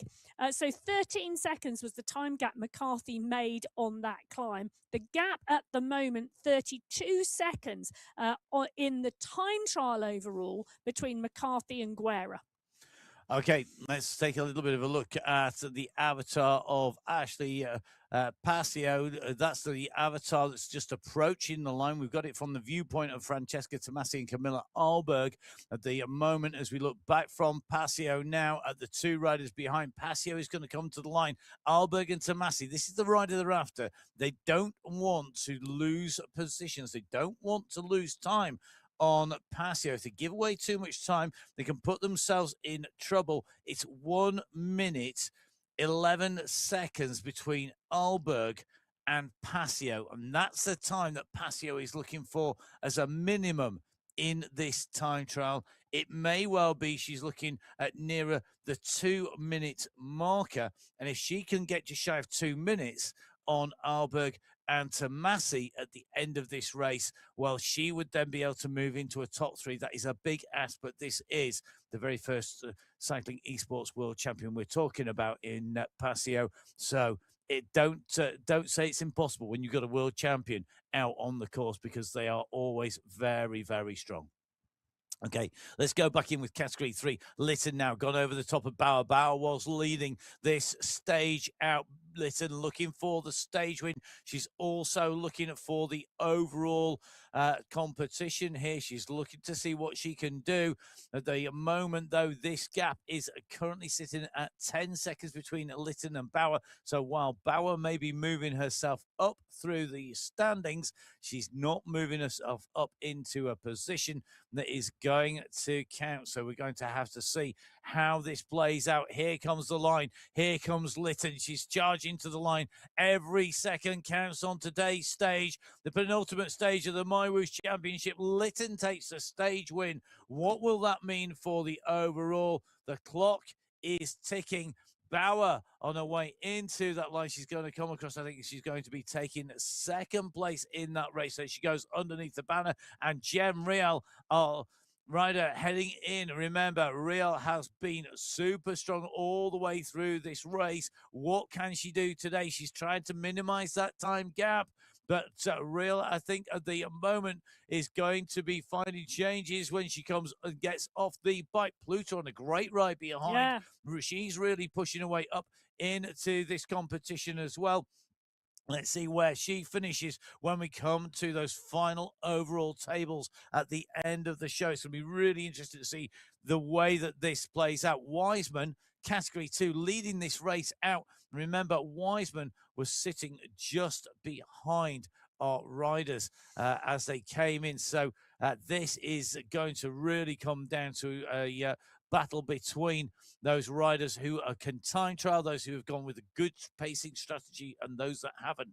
On the road, Wiseman, Sopers, Simmons, Hakkinen, and Kalman, the top 5, with Garea, the leader, coming in 6th place. Yeah, they are indeed, and they're moving their way towards the finish line. There's still some way to go yet. They're at the 23-kilometre marker, so 3.7k still to race out there in Category 2. In Category 3, I can tell you, Brittany Lytton has just ridden herself into the golden jersey.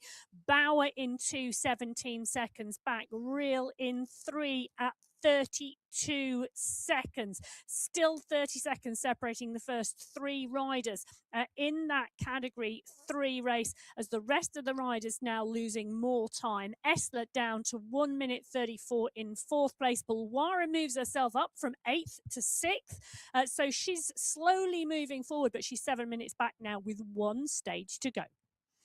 So category 3, 4, 5 and 6 are leaders already in and over the line. There are riders in all these race categories out on the race route at the moment, putting in times and, of course, scoring points in that sprint competition as well, because remember, this is fastest through the segment. It does mean that as those times are live, we can concentrate on the overall battle, and this is what is really playing out in front of our eyes here.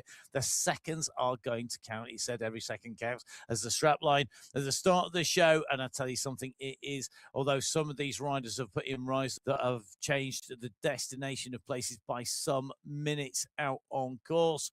At the moment, Wiseman leading this, her climbing ability at the moment, taking her clear up at the top. And got to remember, Wiseman, a great rider in her own right, a rider who competes not at the very highest level of international road, but the step down from that. But I think it's a testament to all the rest of the riders that they are competing and battling it out against riders who are right up there in category 2. Well, Melissa Tooma coming through and across the line and straight off the bike there in category 3.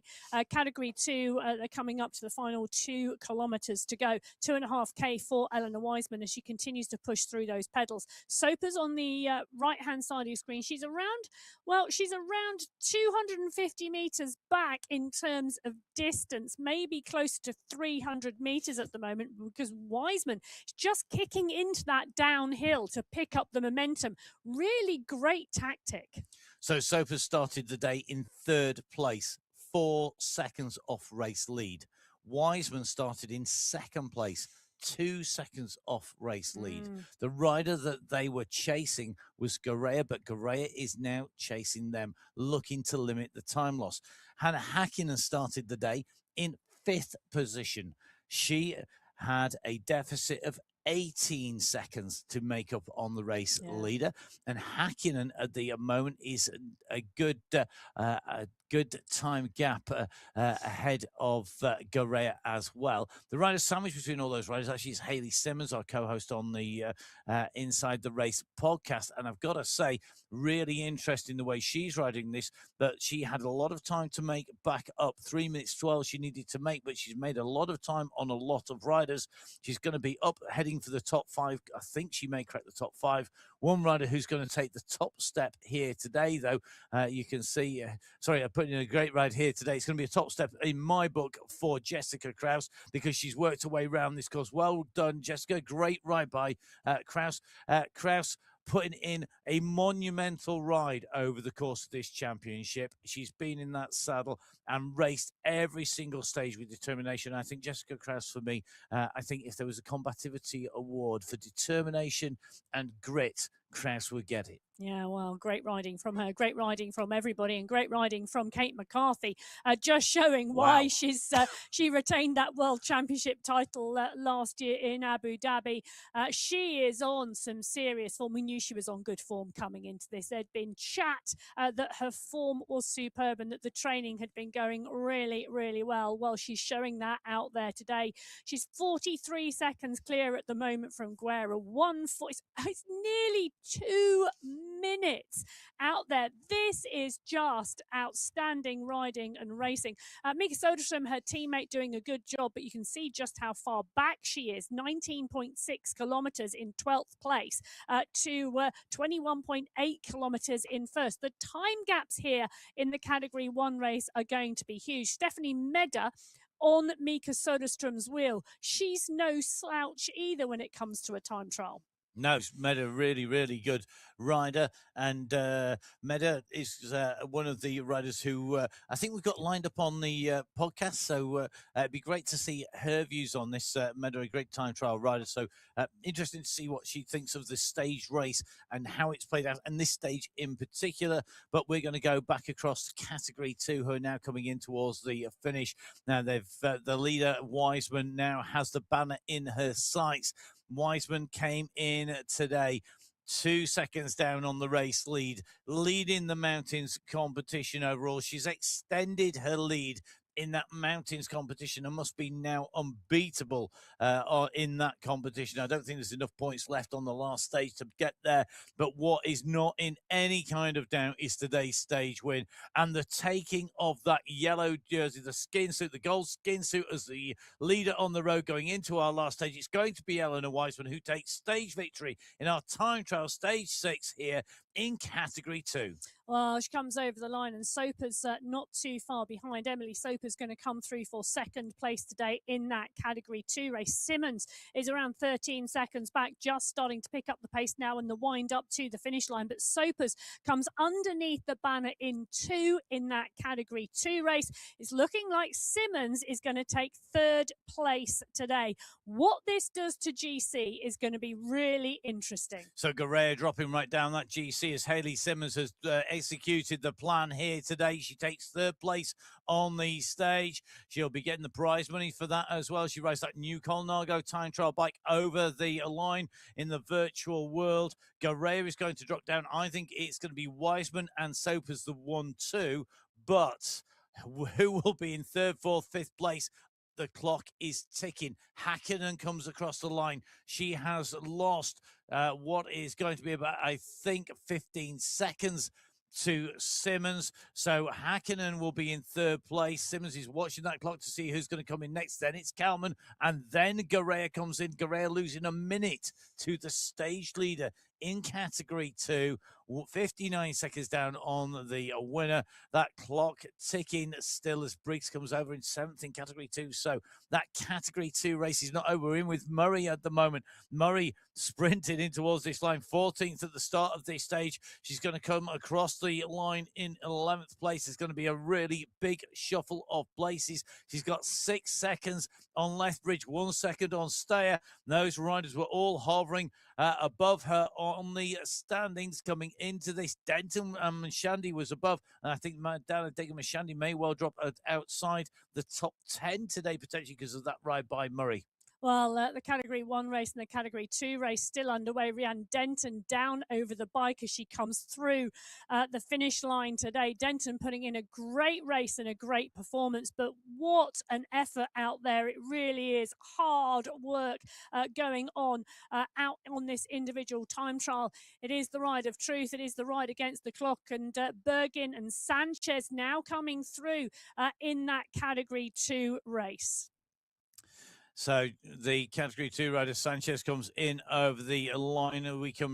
We've just seen her. She's managed to hold her 8th place in the overall, I think, as she's come in through the line there. And these positions really, really key. So we can't even bring you a confirmed top 10, I don't think, at the moment, because there's still riders who were in contention, still battling their way in towards the line. It will come clear very shortly indeed as we see more and more riders push in the top. It's going to now be, I think, the top 15 or so, 13 to 15 riders coming over the line on the stage. But in the overall GC, we'll have to wait for those screens, I think, a little later on in the show. Well, 800 metres separating McCarthy and Guerra on the road at the moment. Passio, Ulberg, Tomasi, Kolchinsky, Koinstinen moving her way up now through the field in the latter part here. But McCarthy doing a great job on the front, and she's got 2 kilometres, just over 2K still to go here. She says she double checks the numbers. Nope, just over 1K to go. Yep, distance is absolutely ticking down here today. You can see McCarthy sat in the saddle, just keeping the power down at the moment as she's riding along at a reasonably comfortable pace on this descent, ready for the next big kick. The time that you can take on these climbs is big on this course, and I think that's one of the things we've got to remember here. McCarthy, the leader in the climbs competition, is putting in performances on the climbs. She doesn't need to power every downhill, because she's got such a kick on the uphill and she can put the time in. She's proved that time and time again out on the course.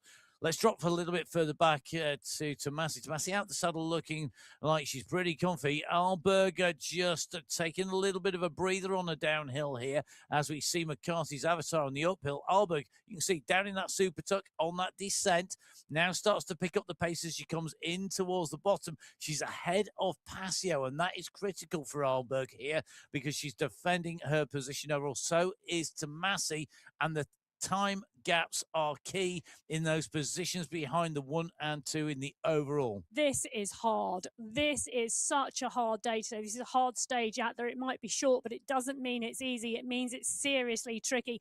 McCarthy now punching her way towards the finish line. She's got 250 metres left of this course. She goes up over the climb, and then the finish line is on the flat section. She digs deep, does Kate McCarthy here at the end of this individual time trial. This is stage 6 of the MyWhoosh Championships. Guerra, Alberg, Passio, Tomasi, Kolczynski. They're all behind her because Kate McCarthy is going to come over the line in top spot.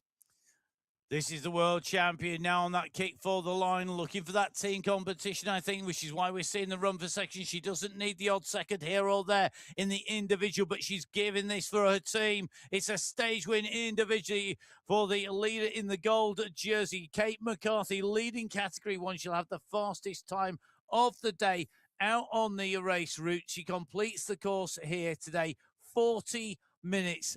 14.048 seconds. She will be ahead of Gabby Guerra by more at the end of this on the overall general classification. But Guerra has said, this second place is now mine, and the gap behind is going to be too big for anybody to think about launching a surprise or an unexpected attack on the last stage. And Guerra now burying herself here. And again, this is for those team seconds. It is indeed the team competition here so close. The top 3 teams, nothing to split them. And today is going to make the difference. And that's what Guerra knows. She's digging in for her team.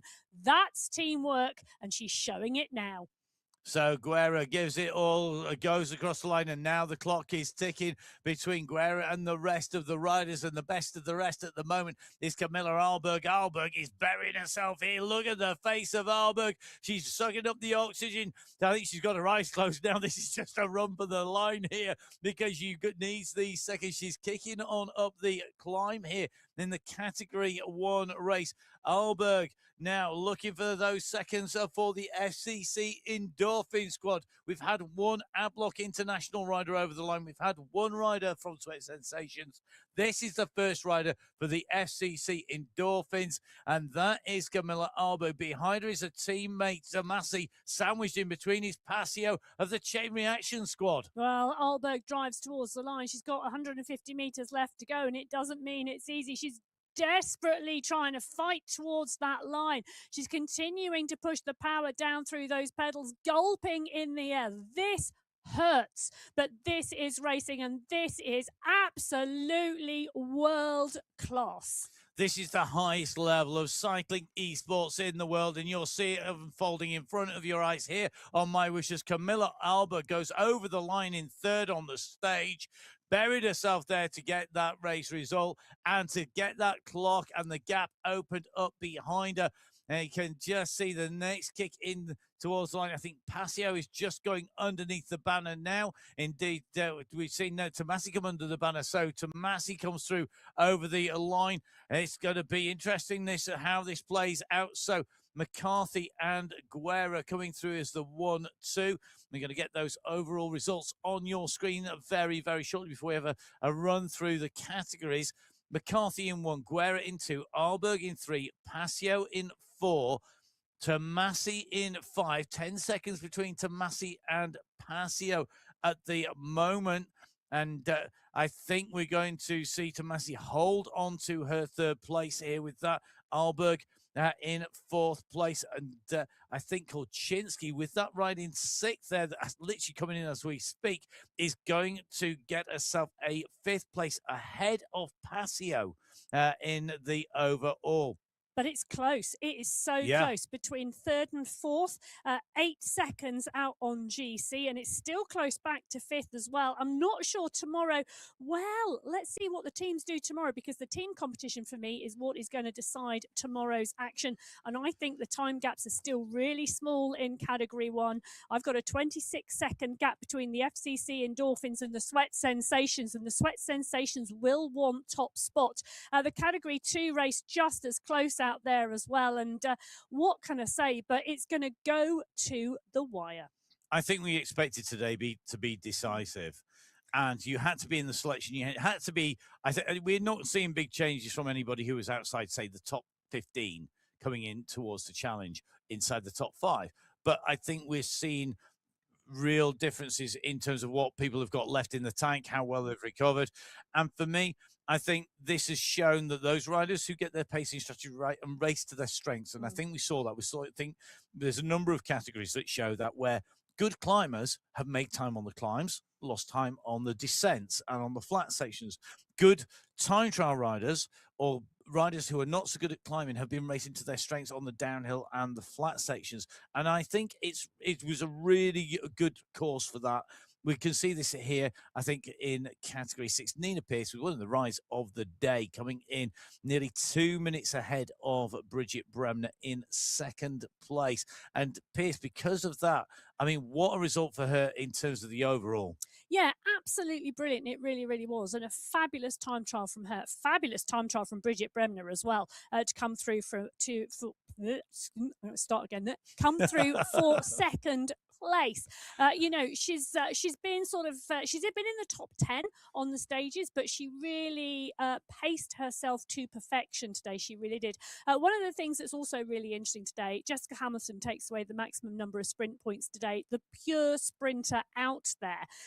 She's not challenging from that sprint competition overall, but she got her opportunity today with that fastest through the segment. So congratulations to Jessica Hamilton in that sprint comp.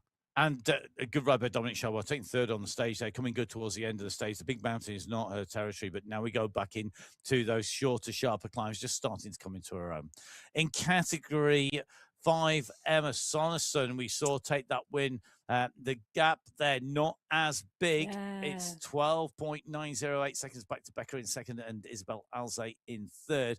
The overall fight between Becker, Alzate, Sewell and Loxley still not decided in the overall in terms of categorization. No. But are we now seeing Loxley out of this at 36 seconds? I don't think so. I don't think you can. I think, Alzate to Becker, 3.9 seconds on GC. Sewell is 6.2 seconds back. Those three, the teams are going to work. Sewell and Loxley are on the same squad. Loxley's at 36 seconds back on GC now, but Alzate and Becker are on the same squad. So 2 teams, 4 riders, 1 stage left. This is all about how the teams put their riders in the best position to succeed and pick up the 1, 2, 3. Indeed. And let's move across now to category 4, where we saw our gold jersey, our leader overall, come into this, Shannon Martinuski, on a high after yesterday's stage win. After the second place the day before, she came in and she absolutely nailed this today. I think of coming in, she got this right. She pulled on the right jersey. She pulled on the inspiration. She pulled on the motivation. We saw that amongst riders really wanting to pull it out today. She did that, taking the win by just under 30 seconds from Nina Dowling and extending her lead at the top now. I think that's 1 minute 10 seconds between her. Pekka Kova in third, holding her place in third overall. Behind those, some great rides. Yeah, and Pekka Kova holding her position in that sprint competition as well today. She went out and she took the most points in that sprint competition. So cementing her lead over Shiki Fu. That's at 6 points now. But in that sprint competition, there are 15 points available out there tomorrow. So I think the teams are going to be defending that with style. And it's going to be so interesting to see how the Rebel Union can help Pekka Kova hold on to that green sprint jersey to the end of the championships. Yeah, I think it's going to really play out on the roads. tomorrow on our very last stage of the championships. Let's move across into category 3. A great battle at the front of this race, actually, for the stage win between Brittany Lytton and Jojo Bauer. Bauer came in 5th place. Lytton, came into this in 5th place in the overall. Lytton was right up there at the top. They battled them amongst themselves, but the result is that they put in a really good time ahead of Gemriel, who was 38 seconds down on Lytton in the end. It does mean that at the moment you really have got quite literally a Kiwi sandwich here, because you've got Lytton on one side, you've got Real on the other, and you've got Jojo Bauer in the middle. Well, yeah, and you know what? It's going to be so interesting out there tomorrow on GC. 17 seconds to Bauer, 32 seconds to Real. Has Brittany Lytton done enough? Jen Real's been in that golden skin suit for a long time. She's now handed it to her teammate Lytton, who's been doing a lot of the work to put Real in a good position for the finish. What's going to happen out there tomorrow? Who do they defend? They're defending Lytton. Is Real now going to work for Lytton? Are they going to hold on to 1 and 3? I just can't wait for category 3 tomorrow when that plays out on the road. I think it could be one of our really exciting categories because it's so close at the top there, and there's some big teams in play. Now let's go to our overall in the stage. In category 2, Eleanor Wiseman backing up her mountain performances across all of our climbs. Now coming in and battling to take that, using her climbing skills to take the time on the climb and relying on that to then keep her clear of Sopers. We've seen Sopers climb, but she's got a better sprint finish on her. And that might become critical later because the gap is not huge. Wiseman's gap at the top was fractional coming in. It's a little bit bigger at the moment. Big climber of the day, Hayley Simmons, going well. Not using the climbing skills, but using the time trialing skills. So 2 real polar opposites there.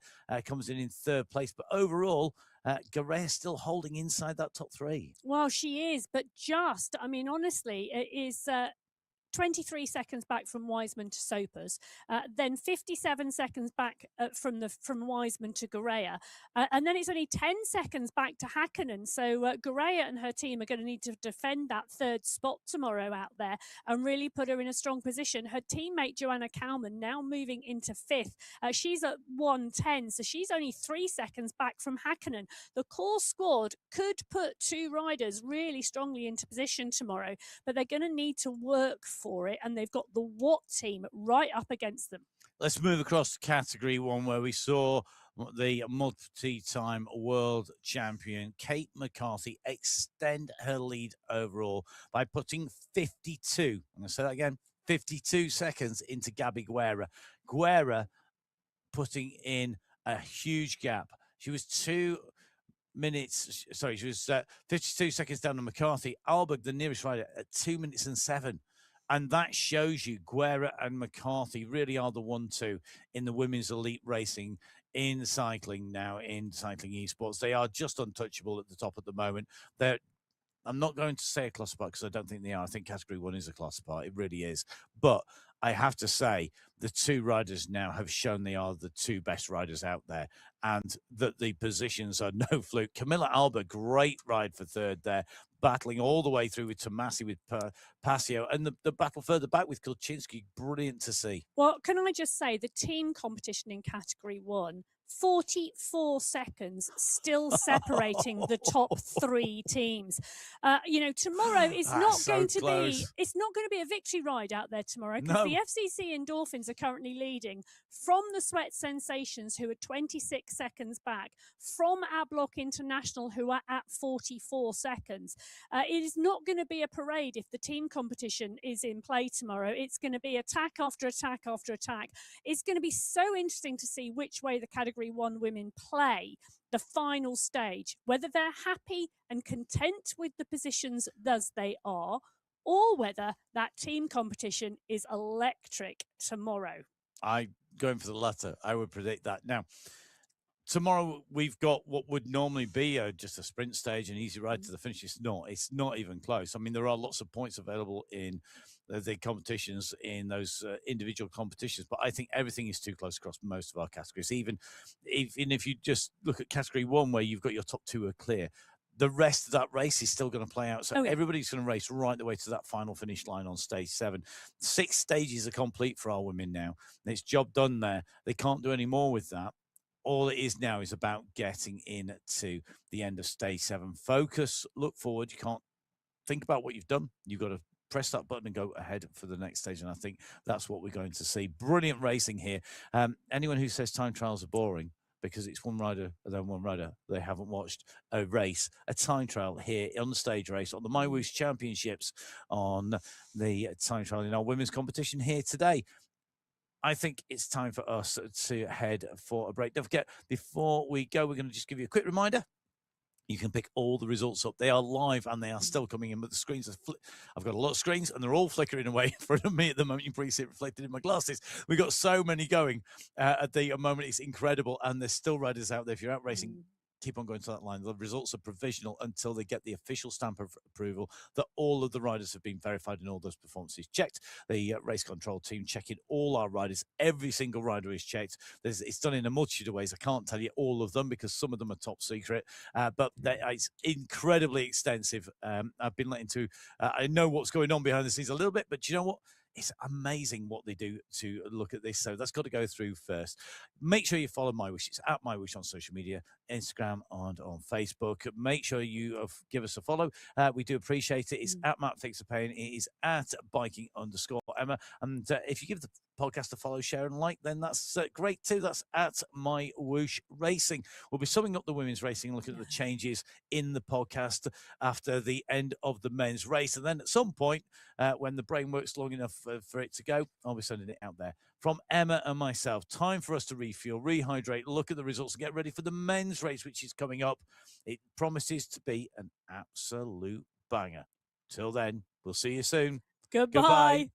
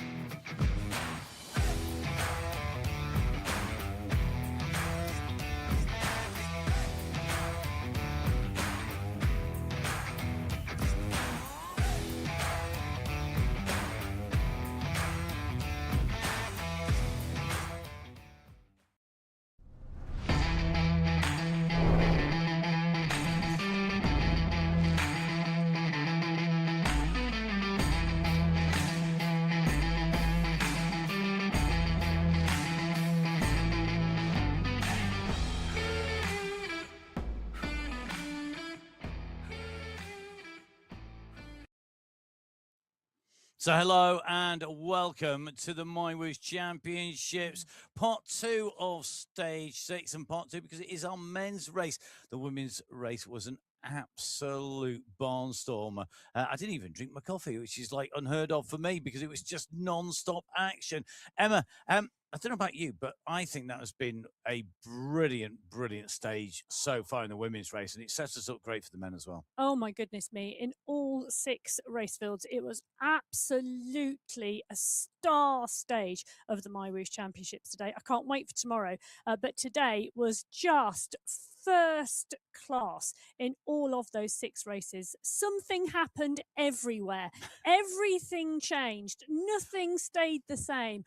And it is really going to set up for a fabulous final day in the women's race. I am expecting the men's to do the same. No pressure, guys, down in that start pen. Oh, yeah, they've got some racing to live up to.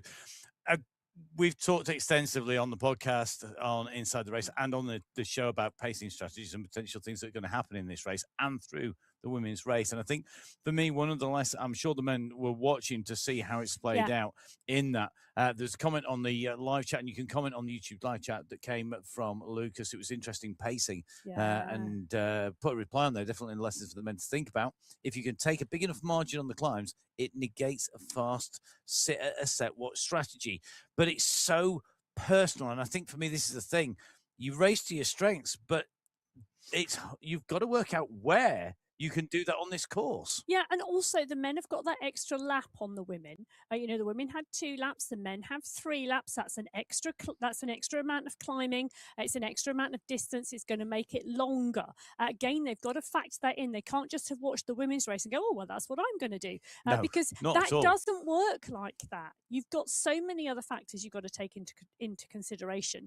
And it's going to be interesting to see which tactics do work in the men's race. Yeah, and it might not be the same. So we are going to go diving into the stage. Quick reminder, make sure you hit subscribe to go live when we go live with all of the racing on MyWhoosh on YouTube or on Twitch TV. Don't forget, of course, to follow MyWhoosh at MyWhoosh on social media across the various platforms. It's on X and on Facebook and on Instagram. It's time for us to go into the racing here on MyWhoosh, into the time trial where every single second counts.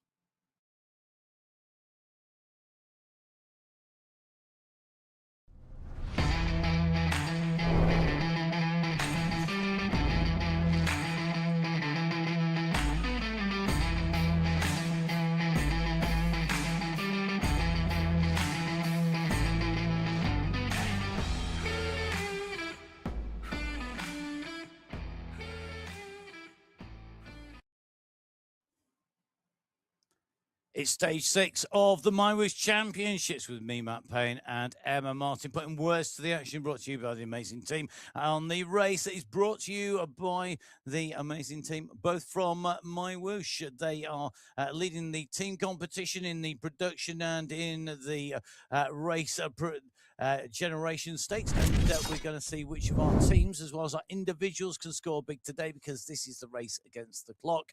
This is where the draft is off, where the riders are racing as individuals, where it doesn't matter on whose wheel you're sitting. It is going to make any difference whatsoever.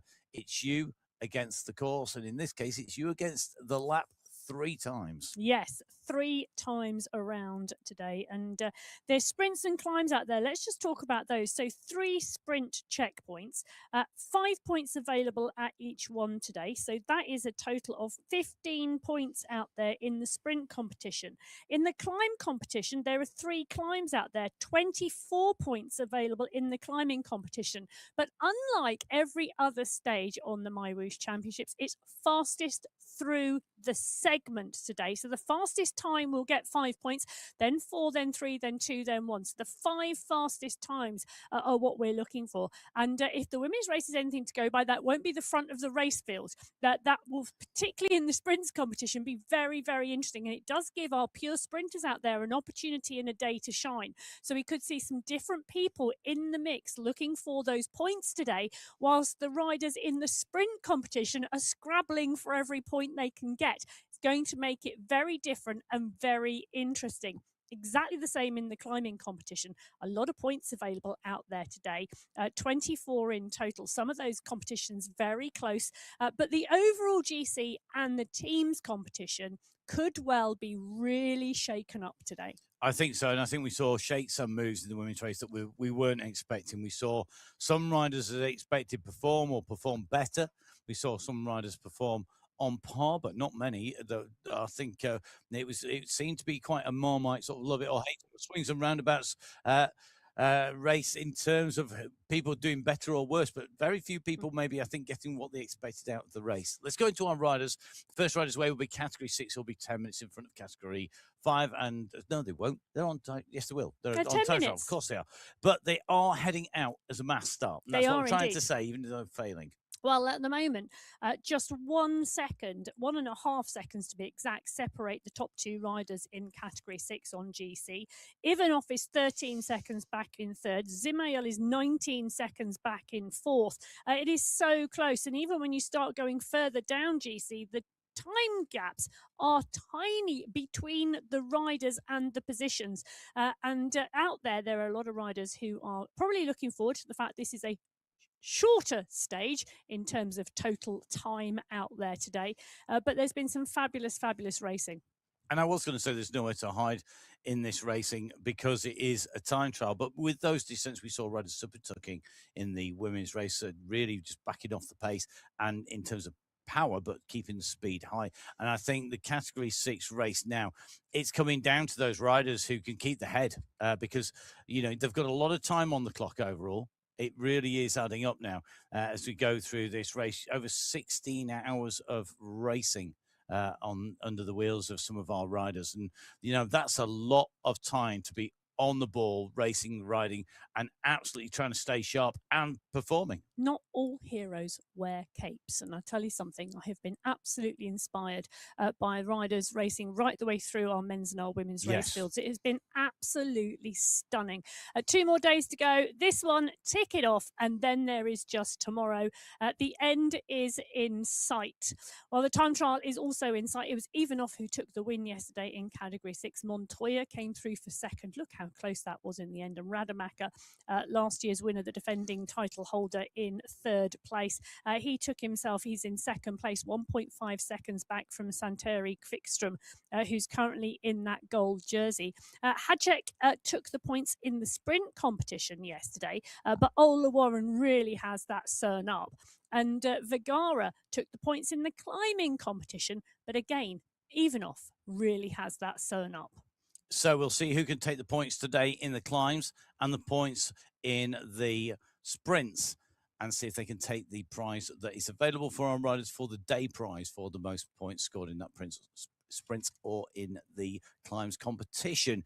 But of course, the eyes and our focus is going to be on the general classification and what today's stage results are and what that does for that general classification. We're into countdown. The men's race about to begin here. Stage 6, the MyWhoosh Championship in the men's race. The penultimate stage about to commence with the first riders out on course. Our Category 6 riders. A quick reminder, it doesn't matter how fast you go off from the start. Nobody is going to be sitting in your draft, and you can't sit in there. So all the numbers will stay in the grey, because all these riders on the new bikes heading out on to a race route, and they're on the new Colnago time trial bike, courtesy of MyWhoosh, and getting the first ride on that. They are indeed. And as they come out of the pen, Joshua Callingad on your screen at the moment, right on the front of the pack. The first climb banner comes at just after the 400 metre mark. There it is. He's just about to go underneath it. That signifies the first climb segment is in play. It is 1.6 kilometres in total, the climb. It is 2-stepped climbs with a short descent in the middle of it. And you can see the pack rolling behind the leader in that golden jersey. Santeri Quickstrom coming to the fore right at the front. Ola Warren, the leader in the sprint competition, is there. Matt Smithson, who's leading the GCC from Joshua Callingad by 2 minutes, wearing that jersey today. Will he be wearing it tomorrow? And that's when it counts, getting it over the line at the finishing line. Matt Smithson here walking the walk, a man who can walk the walk and talk the talk at the moment. We'll see whether he's walking by the end of our stage race, at the end of this stage. And this is about strategy. This is about keeping your focus on the race. Now we are in with Orlando Montoya leading in that Masters competition from Calderon. That gap is reasonable. I would, going into this, as I said, this is secure, 4 minutes and 4. After what we've seen earlier on today, I don't think anything is secure. Any position is secure unless you're maybe talking. I mean, we saw time gaps earlier on today of 10 minutes. Well, and 10 to 12 minutes easily in these riders, and that was 2/3 the distance. Yeah, I was going to say, so, we could well see big gaps play out today, and big moves in the overall GC. Lucas Barrier leading the youth competition at the moment. So he is, quite comfortably leading that competition, 41 minutes clear of Torva. So those white sleeves and white shorts indicating the leader in that youth competition. If you're wondering what the green skin suits are, those are the competitors in the Masters competition, because all of those Masters competitors, it doesn't matter what category they're in, are in those green skin suits, signifying to the other competitors who their competition is. Well, Quickstrom right at the front here with Vergara and Ivanov. And Ivanov now starting to motor up on the outside, up on the left-hand side at the 1 kilometre marker. This is the push into the descent, taking the momentum into the next section of the climb as they come up and over. Every single little bit of tactic helps. Garces Zimmel on your screen at the moment. He's currently sat 4th wheel here and pushing on. He too is riding strongly, not just in that King of the Mountains competition, but overall. He's 19 seconds back on GC. So the rider we've got on our screen at the moment is going to be battling out there today. He is. We're going to have to see how this goes as he continues to push onwards here. I don't think it's a good move to go up at the front here if you're in contention. I think the way that this course is riding and racing, particularly rather than necessarily riding, it really does pay to keep an eye on what other people are doing as well as yourself. Now, just saw Nathan Craik on our screens. They're just keeping an eye on what's going on. He's looking very fresh, actually, today. Well, I'm hoping his rest day has helped. And it is a bit of a baptism of fire, the MyWhoosh Championships, Nathan Craik's very first competition on MyWhoosh. You know, you picked a tough one, Nathan. But as I said, not all heroes wear capes. You're doing an absolute sterling job out there, and the riders and the community around you as well. Can I just say, Jonathan Fager, he went on a family holiday yesterday. He drove 4 hours to join the rest of the family, took his bike, took his turbo, took everything with him. The internet signal was not good enough to race, so he's turned around and driven all the way home to compete in the last 2 days of the championships. Probably not popular with the family, well done, but mate. That's commitment to the community, I tell you. That is serious commitment. Younger Eddie's down in here, still smiling, which is what we want to see from Mamba. There's a smile there, Andre, and now called Barney down the bottom left-hand side there. Everybody aware that they are on this climb, that this is the penultimate stage. You over hump day, you kind of, it's with the rest day not being in the middle of the championships. I think you've kind of got like 2 middle days almost. You've got a middle day when you're over halfway in terms of days, but then you got over the rest day as well. So it gives you those little targets on the way through. I'm going to get halfway. I'm going to get to the rest day. And then I've only got 2 days left. Exactly. It's and great. One of those days is already underway. Well, Franklin Vergara on the screen at the moment, really doing a phenomenal job pushing on here at the front. And he's got Santeri Kvikström, the rider in the golden skin suit behind. And this is a day also where I think riders who are not up on GC can have a go. We saw that in the women's race. We saw riders who weren't up on GC, who were a long way down, really targeting the climb and the sprint competitions. And they're going to walk away, or they have walked away today, with those sprint and climb competitions on the stage. It makes for really interesting racing. And it also, well, it means there's maybe not enough points out there, or a lot of points out there in those 2 competitions. But here today, Ivanov in the polka dots and Warren in the green have pretty much got those competitions sewn up, even though there's still 34 points available in the climb competition and 40 points available in the sprints. So Ivanov not going from the gun right up at the front of this race with Vergara. And I think that is telling in terms of our overall. Ivanov 13 seconds down on Kvikström in the GC coming into today. He's right there, and you can see at the moment Kvikström going over the top of Vergara. Ivanov at the moment at 12 seconds down, losing more time. One man who's quite a long way down again, 19 seconds back, Rademacher, the rider sitting in 2nd place at the moment, 1.5 seconds down on Kvikström. So Kvikström here has gone out with an aim of taking not only time, but extending his lead at the top. This is really interesting for me because these are 2 very, very different strategies. Michael Rademacher, the defending champion from last year, has slowly worked his way up on GC. He didn't feature the first couple of stages. He kept his powder dry. He's then started to come to the fore. Kvikström here is leading from the front. He's pushing hard from the front. Rademacher looking as though he's setting a bit more of his own tempo. It's going to be interesting to see what happens if those 2 converge, or how they play out on the final lap. Now, Lucas Pettis still holding on to his race lead at the top of Category 5. Our next set of riders up and away. 23 seconds back to Pens. 23.554. 25.446 is Spratt. Inside of a minute of the race lead is Kendall. And we're going to see some very close racing, some tactical racing, because the gaps are not huge all the way down through this race field. And again, in terms of our team competition here, I think we could see some big changes. Virtual velocity at nearly 20 minutes to the good at the moment, but that's not something that can't be overcome. The Crankmasters Wushu are here, very close, as are the Brazil squad as well, as are Lone Bikers and BMC. I wouldn't say any of this is over. Because sometimes I think we focus on who's 1 and 2. Actually, when you take a look at the team competition, it really is who's 2 to 5. Yes. Because 2 to 5 could all change today. And let's not forget, it's not just about who's top spot. It is about, can you get up into the top 3? Can you move from 5th to 4th? How does that play out? And there'll be teams out there with those strategies in play today. Definitely. We're going to see how that's played out as we go into our racing. A great racing in this category 5. Santiago Silla taking away the win on those climbs. It moved him to 9th place in the overall standings, with Lucas Pedder leading at Thornton. Really consistent riding by Thornton. He's up there or thereabouts. He has been since day 1.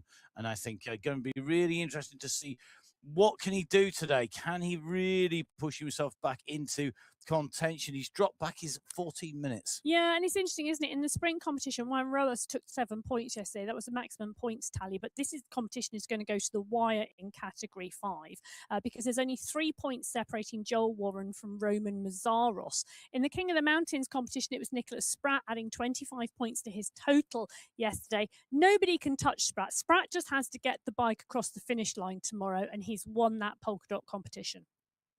Is that going to stop him going for more?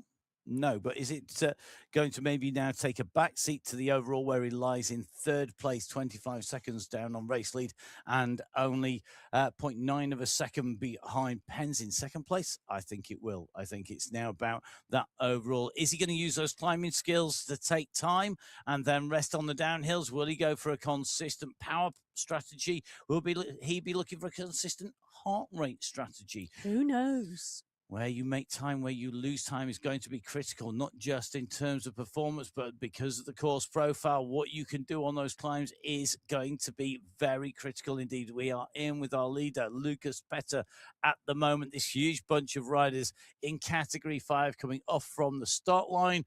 Plenty of riders not wanting to lose time at the moment. And João Machado is going for his characteristic sprint off the line. Every single day this man has done it. And yes, sir, congratulations. That is the time trial helmet is on. He's thinking aero. Yeah. João Machado, mate, you are just going to take the prize for being inventive, having the bottle to go off the line first every single day and give it big beans. That alone would win you a place in our hearts. I'm going to do it with different things every day as headwear, well done. It's just be careful when you take that off and put it on the floor. Don't damage it because and keep your eyes peeled on the power. So Machado on the bike and. Have you dropped a time trial helmet? I have. Well, yeah, I've broke one dropping it. Yeah, exactly. Yeah. So I'm just saying, just be careful when you put that on the floor. But at the moment, right on the front of the pack in category 5, the push is on. Cadabona on your screen at the moment. He's got the fire jersey back on, currently leading that GCC competition, and he's leading that from Rod Loxley, having extended the gap, but the gap has extended to 54 seconds. So close. This is really, really close out here. Matt Lenador is 24 minutes back. So Loxley and Cadabona, absolutely, the GCC competition is, still in play. It is 3rd, 4th, 5th. And 6th, though, 3rd, 4th, and 5th could still play that out, I think, and it could change. Let's go across to our Masters competition because Lucas Petter in the overall lead is leading. Luke Kendall is sitting less than 1 minute behind the Level Anzacs rider, behind the MyWhoosh here rider in 1 and 2. Justin Roy at 8 minutes. That's not all over, but the way that Petter and Kendall have been climbing and the way they're racing, I think I'm struggling to see that lead going unless one of them has a really, really bad day. Yes. Anything is possible, mind you. True. In the young rider competition, it is Juan Roas leading that by 21 minutes from Gavescu. So a phenomenal lead he's got in that competition in those white sleeves. In the team competition, Virtual Velocity are leading at the moment from the Crankmasters by 19 minutes. Massive, massive lead that they're going to want to hold on to. But a little bit further back, it's very close on GC. MyWhoosh, you were here in 3rd third place. Well, they are 2 minutes back on the Crank Masters, a further 2.5 minutes back, Road Brazil ZTBR, and a further 2.5 minutes back, BMC 5 Up. Those 4 teams they'll be watching the finish line today and adding it up quite quickly. Yep, calculator in your back pocket on your way. Let's see how everybody goes today. Great to have a look in on our screens. Mac Lenador, top left-hand side of your screen. You can see bottom right-hand side, Kevin Mottman's down there. Luke Kendall, top right-hand side. And bottom left-hand side is Alex Lark on the TT bar. So clearly, I think today's a day he's likely to have been looking forward to. And I do think, it's a potential today for a good time trial rider to be out there and put in a great performance. We saw that in the women's race. Yes, we great did. Performances by good TT riders putting in good TT rides. Sometimes that resulted in wins, sometimes that didn't. But I think this course has been designed in such a way that you don't have to be a pure TT specialist to be competitive. And I think it's really thrown in the mix that actually you can be a good climber and be in the mix. You could be a good ruler and be in the mix. You could be a good TT rider and be in the mix. And you could be a good flatland rider and still actually, because of the way that the sprint competition, get something out of the day. I know. And I think that's a really good bit of course design. And I think it really is mixing it up. I'm not saying that a TT specialist won't win, but I think it really is. It's not known as the race of truth for nothing. Okay, let's see how this continues to play out here on the screen as our riders making their way up the climb here. Mac Lenador at the moment has got that banner in his sight, 20th on the road at the moment, but that doesn't mean he's not going to go into the race lead. At the moment, it's Figueira Neto at the front, so the Brazilian leading this out. Cadabona, though, starting to push here. Aravena's gone over Neto into the first position. Remember, there are prizes for whoever can score the most mountain points today on its own. As always, the day's mountain climb, and it looks like Cadabona's got those in his sights. He's out of the saddle. Look at the effort on Cadabona's face. They all came in together. It's going to be about where they were in the bunch coming in as to where they are coming out in terms of positions over the top of that climb. Yes, and there's 2 more of those climbs to go in that climbing competition today. Lucas Pedder in the gold jersey, he's a little bit further back down the road. He went through in 5th place there, but now sat behind Brendan Thornton. So Cadabona took 8 points, Aravena took 6, Neto took 4, Gavescu took 3, and Pedder took 2 points in that climbing competition. There's a lot of riders through at the moment, and I'm just taking a look. Sort of 20 seconds on the road is separating the top 14 riders. It's amazing, 20 seconds in one climb from 1st to 14th. It's going to be interesting to see what the rest of the lap does to that when we get to the end of lap 1, purely because, that climb right at the start and that segment really at the start, people really pushing for it. Yeah, it's kind of compatible, isn't it, on the way through that you go and get that in. Now, we're just in on the left-hand side here. Santeri Kvikström going along the road. The left-hand side of your screen is leading in the time trial overall. But they've been through the first sprint checkpoint. They have. And I can tell you that Ola Warren might be 50 seconds back on GC, but he has at the moment set the fastest time with 45 riders now having gone through that checkpoint. Absolutely flying. It's brilliant to see the way that they're riding. I tell you something, there's more riders trying out there as well. The back end of the race field is really going for the sprint, and it's changing as we speak. But Ola Warren still sat in that top spot. So Warren, Andrade, Budioni, along with Broadbent and De Silva at the moment, but that could all change. I'm not absolutely, no way am I going to say that this is in there. So we're going to keep an eye across all of our race categories, across all of the classifications, and tell you as much as we can. We're going to move across, though, down to our category for a race start. Our riders are just making those last-minute preparations. Aidan Sinclair leading the general classification. near at the end of stage 6. The young rider just holding that position at the top of the standings.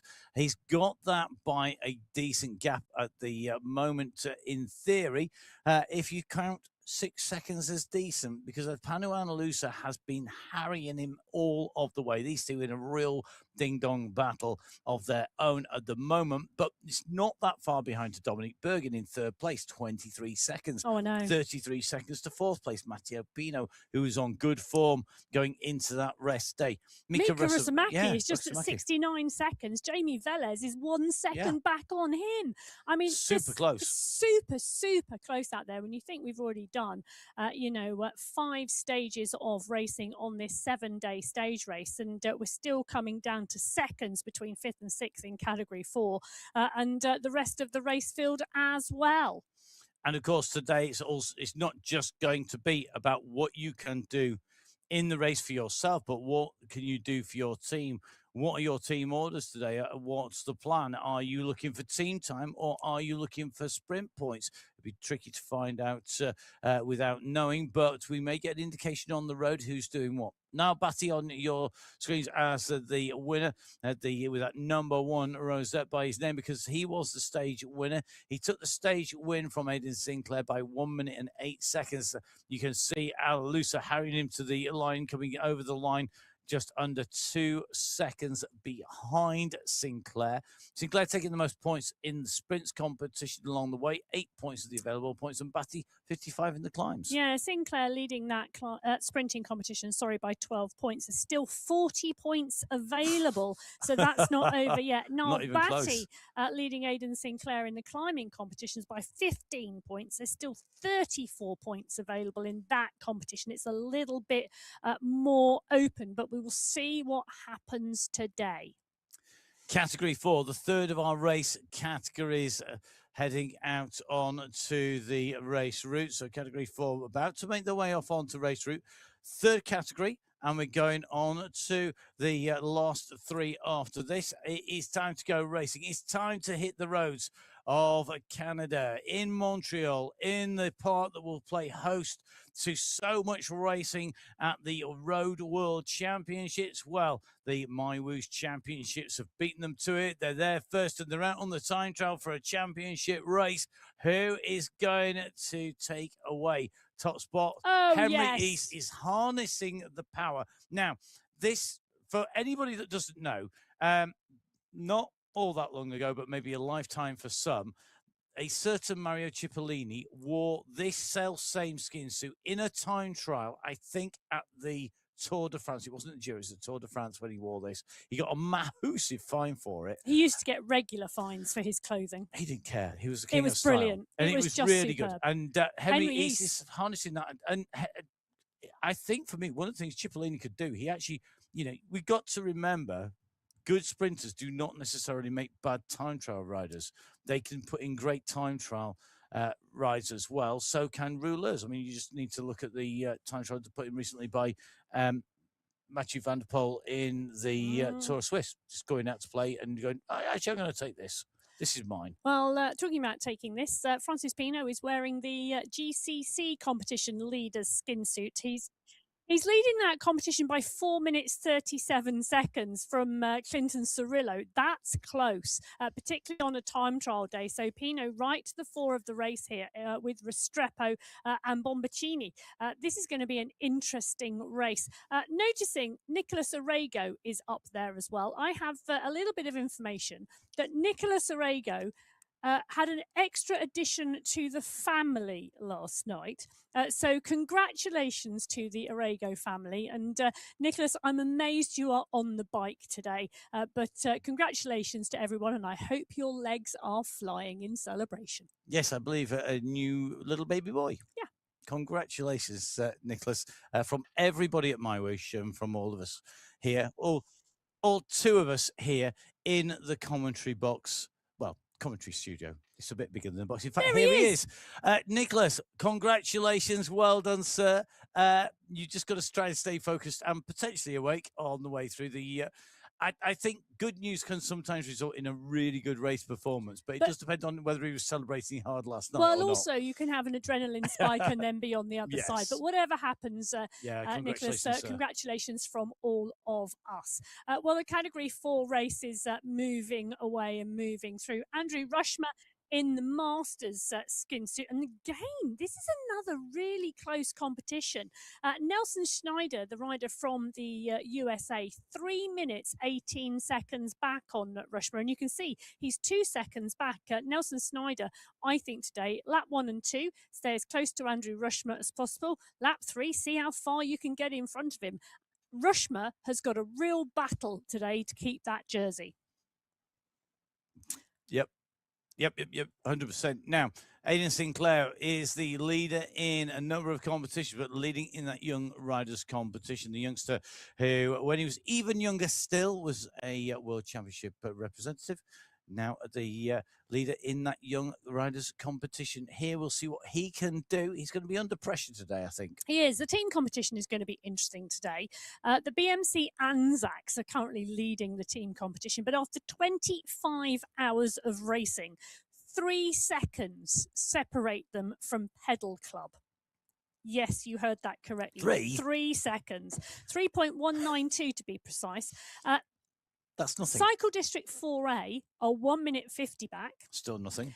Level Golden 4 are 3 minutes 13 back. Still nothing. So the top 4 teams, I think, are still in contention for the win. Cafe de Colombia and Ratio Racing Move, they're in their own battle because they're in 5th and 6th place, but only 53 seconds separate those teams as well. Indeed. Now, we've just got Niall Betty, the rider who took the most points in the climbs competition yesterday. He's also leading in the competition overall from Aidan Sinclair. In fact, your 1-2 are on your screen. Batty in 1 and Sinclair in 2 in that competition. Restrepo in 3 with Pino in 4. Batty, he's just got to keep dialing this. He's going for the big points here today on the climb. If I was Niall Batty, I would be doing some serious recovery between each of these climbs because it's fastest through the segment. He's not worried about overall time like Sinclair is. So in theory, this day could literally be handing Batty the opportunity, if he can grasp it, to take it away. But Niall has to be smart about this as he goes over the top. There's no real advantage. He may be thinking about that overall competition, but for me, I think I'd be looking and going, do you know what? He's on the Pedal Club squad, and I think that does change things a little bit potentially. But given that today he could sew up that competition and make it his, because you've got 0 points in this for Sinclair on this climb. Batty in 1, 8 points. Ala Lucia in 2 with 6 points. Pino in 3 with 4 points. Bergin in 4 with 3 points. And Giuliano in 5th with 2 points. Ala Lucia, second fastest rider up that climb. Well, I'm just looking. I know I'm playing around here with my screens, but I'm just looking at the first sprint in the Category 6 race that has now been done. Eduardo Sugai, 3:39 back on GC at the moment in that time trial, setting the fastest time. Interestingly, the back of the race field all really, really going for it. David Slabuk picking up the 4 points. I'm looking at this. Nathan Craig put in a sprint as well, and he's currently lying 8th at the moment, fastest through that segment. So the back of the race field playing around and having a great time out there in the sprints. Yeah, so the Category 5 race is going through that as well. And at the moment, Hugo Lopez, the fastest rider through that time, interestingly slower than Sugai in Category 6 at the moment. The time is really interesting times out there. You can get all the information through at the end of the race from MyWhooshinfo.com and MyWhoosh.com. Our category... I think this is Category 4 riders with 1 Category 5 in now. Just taking a little bit of a look at all our riders' style today. A lot of riders really going to be working hard today for their overall. Others are going to be focused on their sprints today. Others are focused potentially on the climbs today. Lots of great different shots. I'm loving the shot from through on the, I want to call it a veranda. of Mika Rusamaki. I've got veranda envy at the moment, but maybe it's not a veranda and it's a room and the window's wide open, but I think it's a veranda. It looks amazing with that view out into the greenery outside. But not everybody with that outside view. Number of riders just having a little bit of a break on the downhill. You just see Rod Loxley not pedaling, just wiping the sweat from his fevered brow. And dropping his heart rate. Great strategy, great tactic. Category 3 down in the start pen at the moment. And that Category 3 race going to be just as exciting as 4, 5 and 6. The gap's maybe a little bigger than we see in some of the other race categories, but really? within, well, only on the spaces that it's like 24 seconds back, then it's a further 14 seconds back, then a further 8 seconds, and then another 8 seconds. But you've still got 5 riders within a minute. You've got 17 riders within 2 minutes 17 on GC. But you haven't got the top 2 within 1 or 2 seconds of each other. And Fair I think point. it's going to take big rides to move positions now, rather than maybe you can snick 3 positions with maybe a 5-second better ride where people are packed in. The gaps are quite consistent through here in those spaces, and the further back through the field you get, the bigger the gaps go. I think Category 3 has been one of our great races, and I've in some of our stages, and I'm going to say that now, it's in some of our stages. Some of our stages, Category 3, have sat together and been very tactical, not spectacular, whereas some of the races have been spectacular. And I think today, this is the day where the riders have to pull out something spectacular today because of the way those gaps are in that general classification.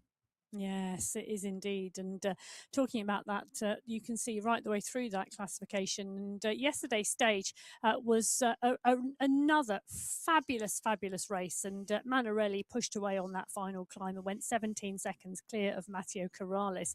Rune Bakken has been really consistent, actually, once the climbing has started. And he's been putting in some great performances as well. Manarelli picked up those points in the sprint competition. It brings him closer to Mason Rocker, who's lying in second overall. Christopher Morgan, though, 61 points. That puts him, 16 points clear at the moment in that competition. 40 still to play for. Well, given the propensity of riders like Carlos Manarelli and Christopher Morgan to go solo off the front of the bunch today could well suit them. They're used to riding into the wind. They're used to riding off the front. Can Manarelli overturn that 38-second disadvantage over Corrales by riding alone today? They're up, they're away, they're off from our race start in Category 3, and this is going to be key. Hovering around the top 3, Christian Montoya, defending champion. Yeah. Could well pull out something special. Podium's got to be a target. He's 44 seconds down on the race lead. Bakken has been super consistent here as well, but getting the strategy right as our home rider goes out on the streets of Montreal. Samuel Josh on the move. If anyone knows if these are Samuel Josh's home roads, let me know. Does he reside Canada's very big. in? It is, but you never know. There's a chance. There is indeed a chance that Samuel Josh has indeed ridden in the park here in Montreal, in Canada, in these very roads and on these very roads in the park. I mean, it's not beyond the realms of possibility. And I do know someone for when the World Championships was in Richmond. Yes, actually, yeah. And Peter Sagan attacked. Her house literally was at that point on the road. Yes, and then rode the very same point before on Cycling Esports. We will see how that plays out later. Will we find out whether our Canadians are riding on home roads? Well, hopefully so. Get in touch with us on the live chat on YouTube, and we'll let the rest of the world know. Dorvin K. Ellis, our GCC leader at the moment, tucked into this pack. Interestingly, Manarelli only about 4 places in front of him. And do not be fooled if riders at the moment on the first time up this climb are further back, because they may be employing the strategy of not going too fast, too hard, too deep, too soon, because what you will find is you're in trouble later. Well, Antti Ponni, the rider in the Masters competition, that's the one with the blue sleeves, he is doing a great job out there. He's 1 minute 16 seconds clear of Martin Condit in second place. They are 20 minutes clear of third. So it really is, I think, going to come down to those 2 riders. The youth competition, Fabio Hallhorst is in that white sleeved skin suit. He's leading that competition by, are you ready for this? Go on. 19 seconds. Oof. Yeah, I Not a know, lot. it's so close. And I'll tell you something, third place, Ponzi, is 59 seconds back. So Fabio Hallhorst, Junyu Lin and Diego Ponzi, those three riders within a minute of each other in that young riders competition. And Hillhurst and Newlin teammates on that Peak Power Racing 3B squad as They well. are. So Hallhorst also. Yeah, let the road decide for Dave. Hallhurst also has a decision to make here, because does he defend the Young Riders jersey? Does he go for the King of the Mountains? Because he's also lying second in that King of the Mountains competition. Carlos Manarelli has 109 points. Hallhurst is 17 points back. Manarelli just really needs to continue picking up points. I'm not sure it really matters how many, as long as he picks up points. There are, in that climbing competition, left 34 points. This first climb, if you've come through at the front of the group, you've got to be off the front of the group. If you come through at the back of the group, you could work your way to the front and still take this. Watts is on the front here. Adar is up here. Morgan making a move as well by the look of it. Ramirez, Wojciech in there. And there's a real smorgasbord of riders in our Category 3 race. Good to see everybody. Patrick Karlstrom on a bit of a chilled ride by the look of it at the moment. I suspect maybe just going to go for some of those sprints a little bit later on, or maybe just deciding, do you know what? This is rest day part 2. Well, who knows, but he's in the mix and he is here. Jean Nicki right at the other end of your screen. Ivo Sur, Franklin Almeida, Felipe Santos is there. Christian Montoya is there. You've got riders sat down tapping a rhythm, riders up and out of the saddle, really giving it large. There's a MyWhoosh water bottle right. The colour scheme, Patrick, is superb. Match, the blue jersey, the blue on the MyWhoosh bottle, and I think there's some blue energy also going on in that world. And I think it's great that it matches his national kit being from Finland, which is a white and blue flag.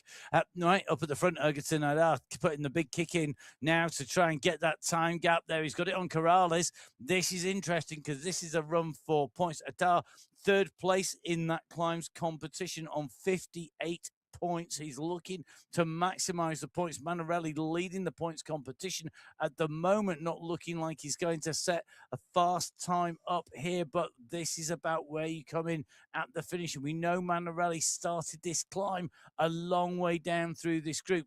Not that it's going to help charging into the draft of a rider, because it isn't there. There is no draft. Off. No, it has gone. So we're going to let that update a little, I think, because I think we're going to see some riders moving through. At the moment, it's Adar, Shakila, Brooke, Evanoff, and Morgan.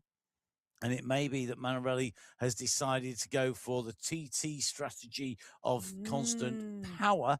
And he's allowed himself to lose time here with a view that he's going to take it back on the flat and on those descents. So, it's going to be so exciting. Time trial. Do you mean it's going to be? It is. It is. Yeah, that's true. It is. In the present, never mind just in the future.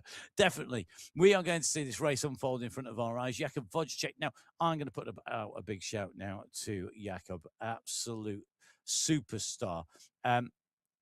Every conversation I have with somebody about Jakub, and we do sing his praises a lot, I know, on the show, but that's for a very good reason. He is one of those people who cannot do enough to help others. He is an absolute star. Yeah. And I've got to say a massive, massive thank you. He has made it slightly easier for us, which is a monumental task in itself, to bring you all of these results. And we've been working with him really closely over the course of the championship every single day. A big, big thank you to him. And, of course, thank you to him for his help, of course, with the podcast as well. All the information on there. So do go on and support MyWhoosh Info. Well, Category 6 on the left-hand side of your screen at the 20.5 kilometre marker. They're up and over the climb for the second time and well and truly out onto lap 2. Santeri Kvikström, the rider in the leader's skin suit, is doing an absolutely phenomenal job out there. 47 seconds ahead of Dylan Kennett. 57 seconds ahead of Jonathan Fager. Michael Rademacher is also out there towards the top.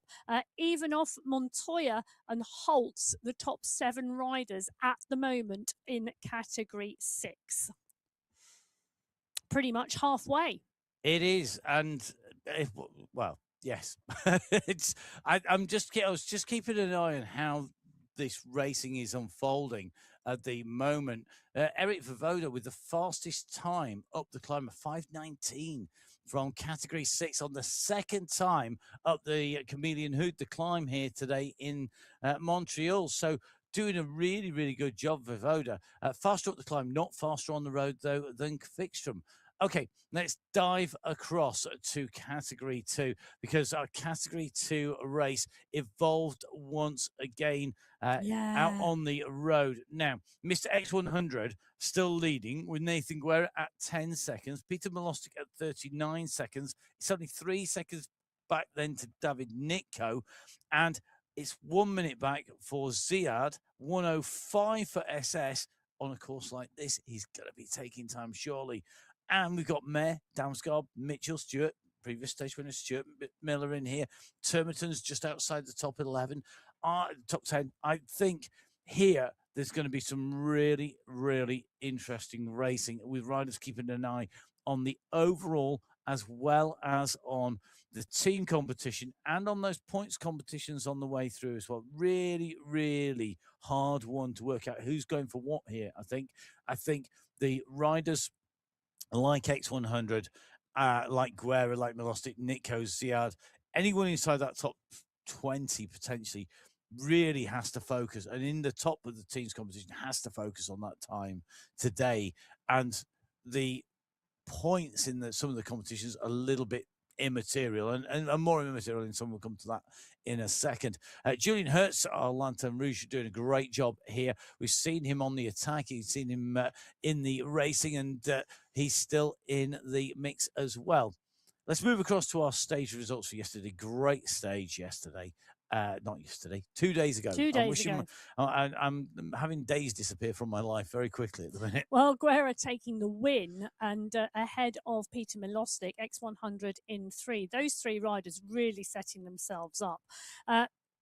Machado taking 10 points in that sprint competition, but that was an interesting one because he's lying in 3rd, 5 points behind Hertz. But Vidal Mayer, well, he is 25 points clear in that sprint competition, 40 points still available. Doable. Oh, it is doable on paper. Is it really doable? SS has been picking up those points in that climbing competition. He is so far clear. I don't think anybody can catch him. And behind him sits Ivan Nugi, his teammate. The gap now 70 points. There's only 34 points available. It's wrapped up. It's done. He doesn't need to do a thing. He can focus on the team competition because the team competition is where it is at in category 2. The UAE clan team are leading the team competition, but by 1 minute 28 from the Goats, 3 minutes 25 from Team Balbina, and 4 minutes 34 from the Peloton Phantoms. I think there's still 4 teams in this, and I think it's all to play today. Yeah, I think going for points in any of those 4 teams would be crazy in the sprints or in the climbs competition because it's so close at the top. Well, also close, let me tell you, is between Team 7 and Team 8. There is 1 second separating those 2 teams. And of course, the team prizes go back to 7th. So again, that's going to be a bit of a battle out there today. 100%, 24 hours, 48 minutes of riding, and then it's down to the seconds between Votapand and Ali Omi. I mean, it's nothing, to do all of that racing. The team time is over a day's solid racing, and yet you've got it separated by a second. Well, I'm loving the fact Matic Mendakowicz is on the front here because we know he's a rider who likes a hard race, so riding from the front today.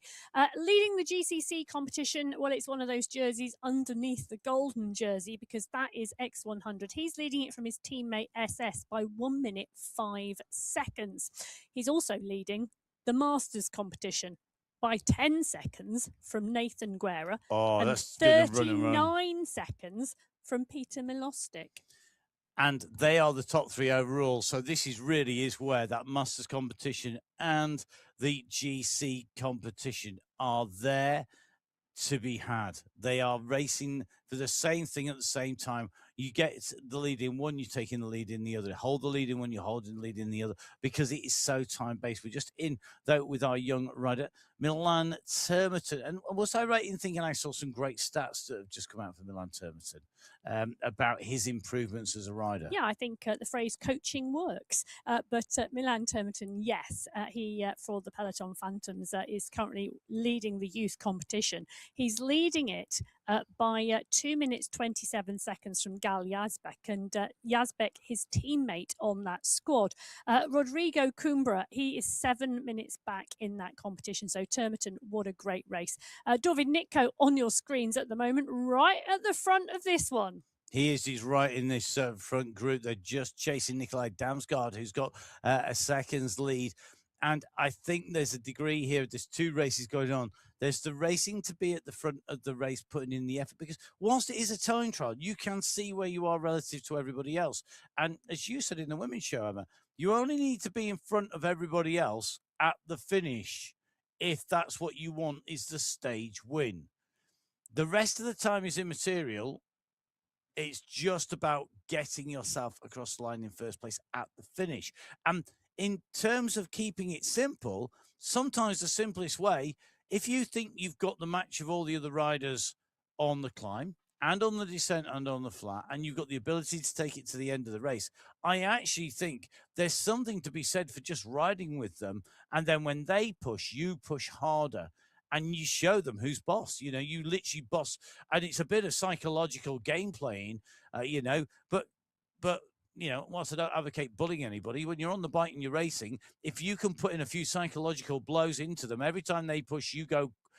They go hard, you go harder. That's a great way to do it. SS on the move at the front of this race. We know he's already got the climbs competition sewn up, but look who's going with him as well, gaining time on the climb. Yeah. His teammate, Ivan Nuki, who will be loving this ascent at the moment. Now, I've got a theory for you. Team competition. I'm going to throw this out there now. I'm hoping I'm not spoiling any tactics here by doing so don't listen if you're in the team competition in this race. How about throw SS up the road with Ivan Nuki on his wheel, get a good time gap, break away, encourage each other on. You're not going to be helping each other physically, but you are mentally. Go hard and break the spirit of everybody else. But importantly, get a big time gap on everyone else. Because if you think you've got riders who can go hard on this distance, why hold back? Why not try and get a time gap now? To put it in now and then try and hold it to the finish instead of waiting and waiting and waiting. Oh, wow. And do it as a two teammates together. You've got that support. Yeah, you might take one rider with you, but, it's just about that fight. And I think maybe that's what we're seeing, because you can see the moves being made. SS, Nuki, 8 and 6 points respectively. 4 points for Damsgaard, 3 for Stewart, and 2 for Guerra at the moment. That overall battle, I'm just waiting for the rider in third place overall to come through. Peter Milostic going over the top there. He's given away 10 seconds to SS over the top. Interesting. But that's 2 kilometres of racing. We have 40.1k to the finish line today, and the Category 2 race on the right-hand side of your screen. Nathan Guerra now starting to move up through the field, not having quite a fast start as the others, going through there in what looks to be 7 seconds back on SS, so not quite pushing as strong and holding as we see Quickstrom come through the finish line to go out onto his final lap. So 2 laps from Terry Quickstrom, 45 minutes of racing, going past the Category 1 race field, who have not started their race yet. Indeed not. So he probably will see them coming past him on this climb, given the amount of time it takes to go up the climb. So a mix of Category 2 and 3 riders making their way up on to the climb, doing an amazing job here today. Certainly looking good as they head out on to a race route. Let's see who's going to take this out. Well, Cat 3 have been doing a sterling job out here. as we continue to push on. So category 3 going through the sprint, category 3 pushing on as well. But category 2, what a job they're doing out here. They've 6 minutes 45 of racing so far as it continues to push on. The pack moving and moving strongly. It's such a strong group here and one big line of riders down the road. It is a really big race here, and Damsgaard now on the front going through and past SS. Mendakowicz is there, Nitko is there, Stewart is there. The race continuing to push on, but now it's Nikolai Damsgaard who's taken to the front. It's Maciej Mendakowicz who's decided that he needs to pay close attention. Mendakowicz here in category 2, choosing to push on, choosing to make this hard today. And Mendakowicz is the type of rider that I would expect to be doing exactly what he's doing. He's following Damsgaard. The two of them at the front of the race now. SS, Nitko, Stewart, Nuki, Gorjank, all there. Well, as the category 2 riders progress out onto the course, with the gap starting to form, category 1 down in the start pen at the moment, and you can see them, the legs are turning. They've got 2 minutes till they go. So 2 minutes to see whether Jason Osborne can time trial his way to victory once again. He's been absolutely indomitable so far. The time gap, 48 seconds back to Jones, 1 minute and 9 back to Van Elst, teammate of Osborne. But the battle, I think, here is team competition again. For me, this is team, and more team competitions today. A lot of these competitions here. The final boss is 3 minutes ahead of the Space Cowboys team, 10 minutes ahead of the Zero Ducks Racing team. ZDR2 at 11:46. Venga Boys at 13 minutes. Not huge time gaps at the front of this race in the team competition, but individually, this is Osborne's now to lose. Well, it's going to be interesting, isn't it? I think Zero Duck, ZDR2 and the Venga Boys are going to be having a battle out there for 3rd, 4th and 5th in that team competition. The individual competition, 48 seconds separating Ollie Jones from Jason Osborne. Osborne took it from Jones yesterday. It was really, really close yesterday on the final stage. Stefan Van Elst in 3rd place. Jasper Paradines took the points in that sprint competition. He's currently leading Ollie Jones by 9 points with the 40 points still on offer. And Osborne took the points in the King of the Mountains competition. Nobody can touch him in that. He is 63 points clear of Ruben Dunt and only 34 points available. So as we see some more of our category riders coming through alongside category 1, the category 1 getting ready to head out onto race route, 40.1 kilometers in front of our riders. There is 741 meters of elevation to climb, 3 laps here in Montreal in Canada on MyWhoosh. It's time to get the last wave of riders away on our penultimate stage of the championships for 2026. Let's go racing in category 1.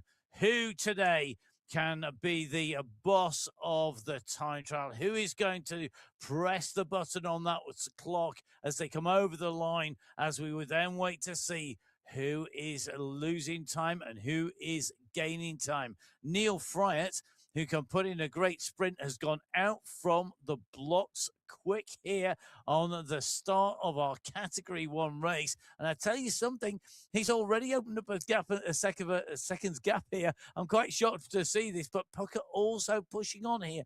Now, the one thing is you do need to race to your strengths. If you've got a good kick, you can give yourself 3-4 seconds on the run into a climb. If you're not going to go as well on the climb, then you're going to be there. I'm really interested to see how these two do, because although both riders from the United States of America, they are different in styles. I think Fryatt he's got a great kick on him. Well, I think whereas Pucker's got big power. Well, I think they both have big power, and I think that's what makes Neil Fryatt such a great sprinter. It's the question as to whether how long he can hold that power for.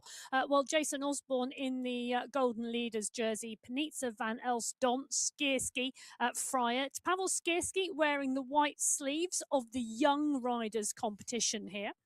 He's been putting in a great performance, and I'll tell you someone else who's been putting in a great performance in that Young Riders competition is Lyndon Milostic.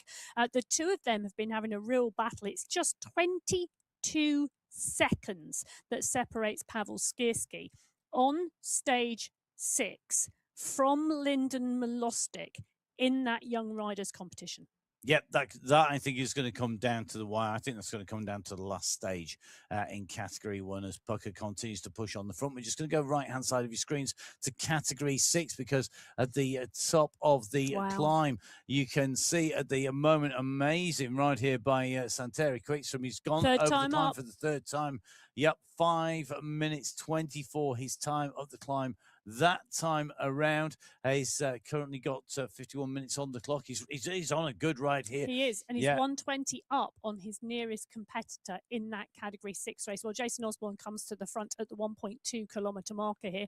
There's a chain of Category 1 riders all the way back down the mountainside. Puckett in 2, Jones in 3, Skierski in 4. That's 3 of the final bosses in the top 4 at the moment. This is going to be a really, really interesting 40.1 kilometres out there in Category 1. This is Category 2, and we've just gone through the first sprint checkpoint in terms of lap number 1 for them. And you can see a group of riders forming at the front. Trojanowski taking 5 points at the moment, I say, because this is a sprint. And you can see, there you go, Phil Graves now comes through and picks up a faster time. And that's what's going to happen all the way through this Category 2 field, I think, because we've only got 14 riders over the line. So I think this won't be the final state of play. But at the moment, Graves setting the fastest time through the sprint, Trojanowski in 2, Mendakowicz in 3, Bjorklund in 4, X100 in 5, as Rodrigo Coimbra and Mikel Machedo come up over the top of Phil Graves. It's a perfect example of why this fastest through the segment, it encourages people who maybe are not on the very front of the race, not leading and contesting the very first over the line, but for fastest through the segment gives them this chance to actually come and challenge and take this on. And that's what we're seeing. Yeah, we are indeed. And we drop back in with the Category 1 race as they come up to the top of the climb. And you can see there's not a huge gap between people at the moment. Osborne, Van Elst, Jones, Vujasin and Pucker all up to the front of the group here. We're going in with Ollie Jones. He's up and out of the saddle on those pedals here, holding strong watts at 540, 570 watts here. The 4 of them looking like they're starting to pull away from Pavel Skierski. Don Pucker, Andreas and Turek, they're all behind. But it's a 4:14 for Jason Osborne up there. That's a lot slower than we saw in Category 2. Oh, sorry. Sure she said it's a 3:36. It's a 4:14 total time. Yes. Yeah, I know. I just need to read the right spot of the screen. It's okay. So it's a 3:36 for Jason Osborne. It was a 3:54 for SS. Jason Osborne setting a much faster time up there. I've got a good But look at that. Yeah. Lionel Vujasin was quicker. Yes, Lionel Vujasin faster up there, starting off further back in that race field and then accelerating his way up through. He comes through. It's only 0.2 of a second quicker, but do you know what? It counts. Because he's a space cowboy. Jimmy Quaison going in my head again. In fact, here he is. Here's the return of the Space Cowboy. It is Lionel Vujasin. He might not have the same hat, but he's got the headband on and he's out of the saddle. Here is today going to be the day that Vujasin's experience is going to tell for him out on course. Interesting riding. I'm just going to go back to that time thing that you talked about there. Some really interesting times out there on that first climb, because we saw SS set that fastest leading time, as you said, in Category 2, 3:54. Ivan Nuki, a 3:55.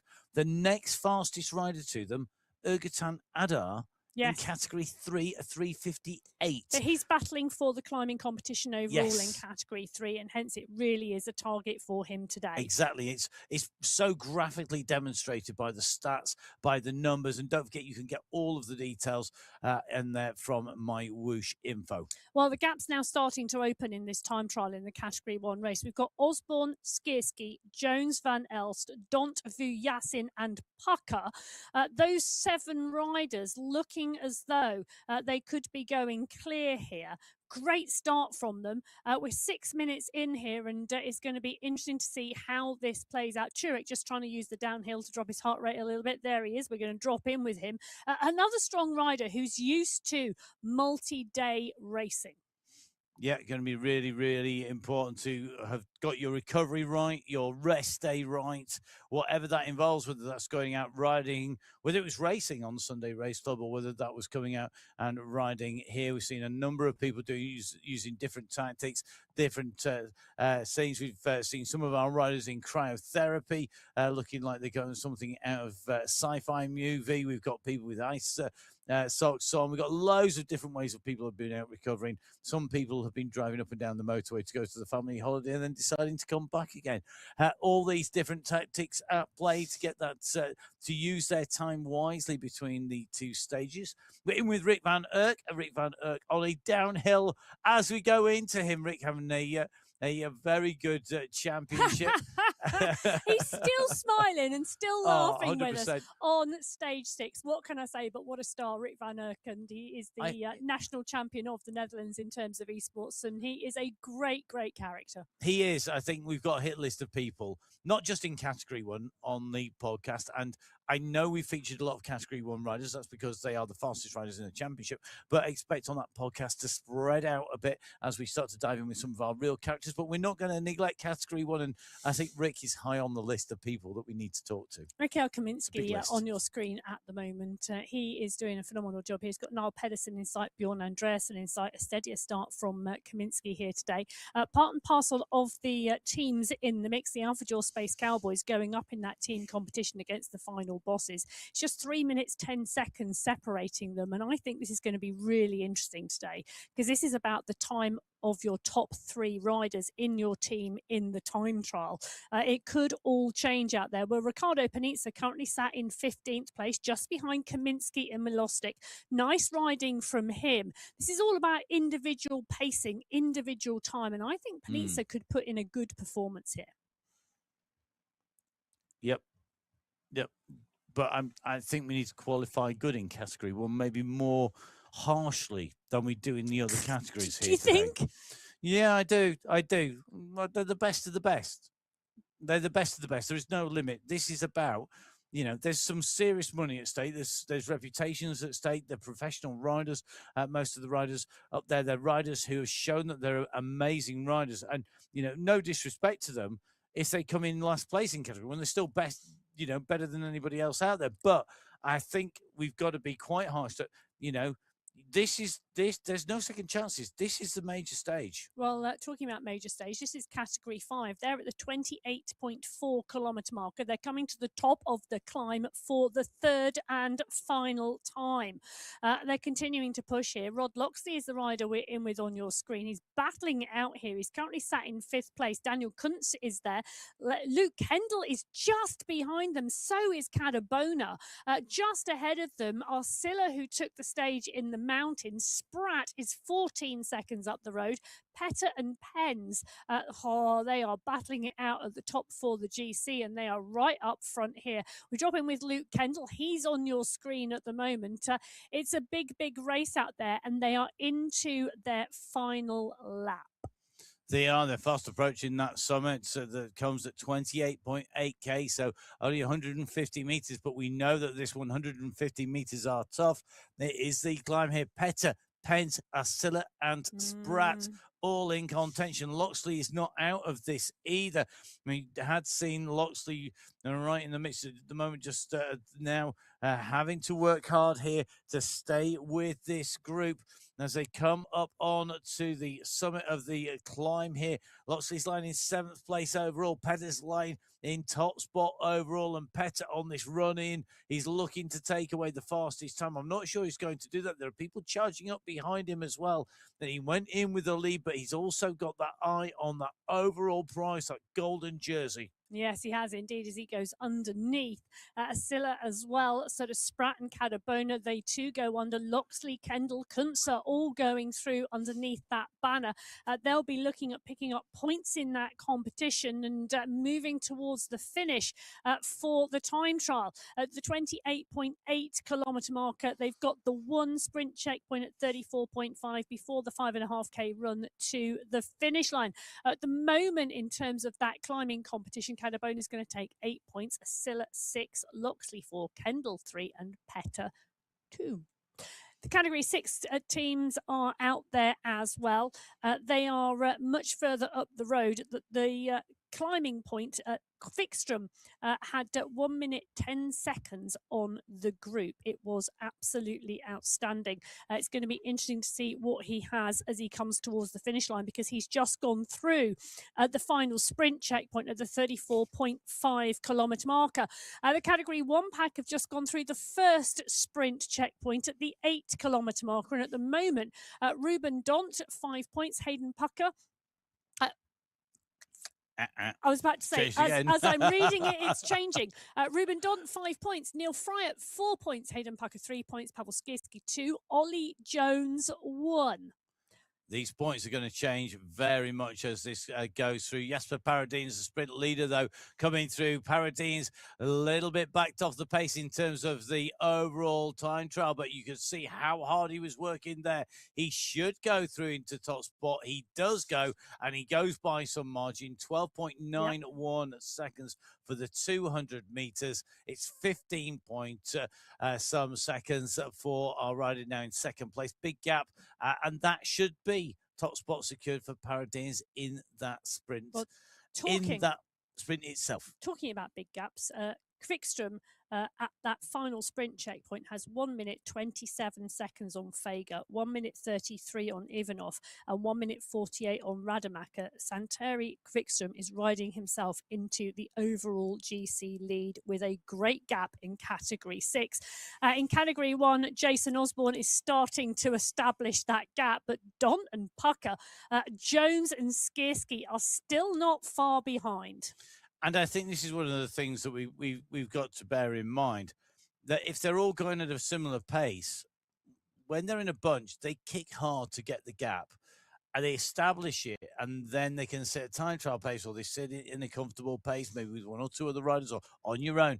It's very different than just trying to eke out a gap where everybody can see you and nobody has that draft advantage. Because what we don't know, we see Osborne kick off the front and go clear very often in races, but he's been saving energy to that point.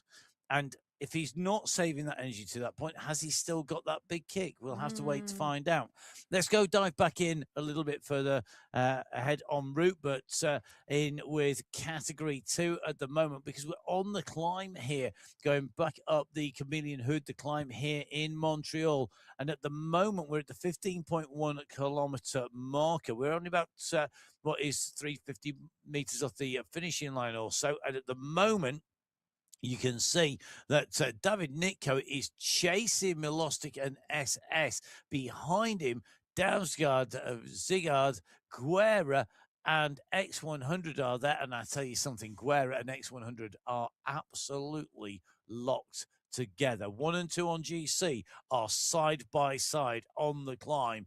They are literally climbing pretty much as a duo. Guerra pushes on now towards the top. You've got him on your screens in person and in avatar form. He's looking to try and break the gaps at X100 so that he can try and put some time in by accelerating at the top of this climb. X100 is not panicking. He's responded and he's with him. The two riders are battling it out, and that is for the overall race lead playing out. They're chasing Damsgaard, who's just gone through. Guerra is going to go through, but look who's behind. It's the golden jersey with the yellow wheels on the Colnago time trial bike, and he's gone over the top here, over the top of the climb. Guerra's back to 4.2, and are we going to see X100 now? We are 7 watts per kilo. Look at that. X100 hadn't panicked when Guerra had gone to the front, and now he's put the counter-attack punch in. He's gone hard, and he's going hard again. Are we seeing the overall leader making this decisive into the descent? The climb at times are up with the points, but I tell you something, the GC, that was looking like Guerra really on the offensive, but then Mr. X100 responded, and at the moment, Guerra is just dropping back a few seconds. Well, Peter Milostic is 10 seconds up the road. Milostic is at 39 seconds on GC in third place. He's 29 seconds down on Guerra, 39 seconds down on X100, and he's up the road ahead of them both at the moment. It's going to be a really, really interesting. They're only at the 16.1 kilometre marker. They're not halfway yet. Yep, and he's more than halfway to the nearest rider in front of him. So, well, the question is, who's aiming for a negative split today? oh, you're getting all technical again, aren't you? Nothing wrong with that. Definitely not. Thank you very much for watching our stage here today on the MyWhoosh YouTube channel or Twitch TV, wherever you are watching it. Is the MyWhoosh Championships. Our riders on the time trial, just get some recovery in for a number of our riders. No draft for our riders out on race route today. These are all individual efforts by these riders, and we're seeing another great individual effort on the front at the moment, because we are on the climb here in category 4, the 28-kilometer marker, the last ascent of the day. Now, Aidan Sinclair came in with the race lead. Bergin is right on his heels here in category 4. Bergin sitting in 3rd place from Switzerland. No shortage of climbs there. Riding for the Café de Colombia squad, infamous for their climbing abilities. And of course, within 23 seconds of Sinclair. But Panuan Alusa, the rider in 2nd place overall coming in today, is the rider in 3rd place at 6 seconds. Top 3 in the time trial, top 3 on the race, but not in the normal order. Well, this is interesting because this is the final lap for Category 6, and we're seeing the Category 1 riders come towards the end of their first lap. But Santeri Kvikström, the rider from Finland, is going to come through and up and over the line. He is 400 meters from the line. He's got to get to the top of that rise and then up and over to the banner. The gap back to Jonathan Fager, who is in 2nd place. Look at that. It's nearly a kilometer.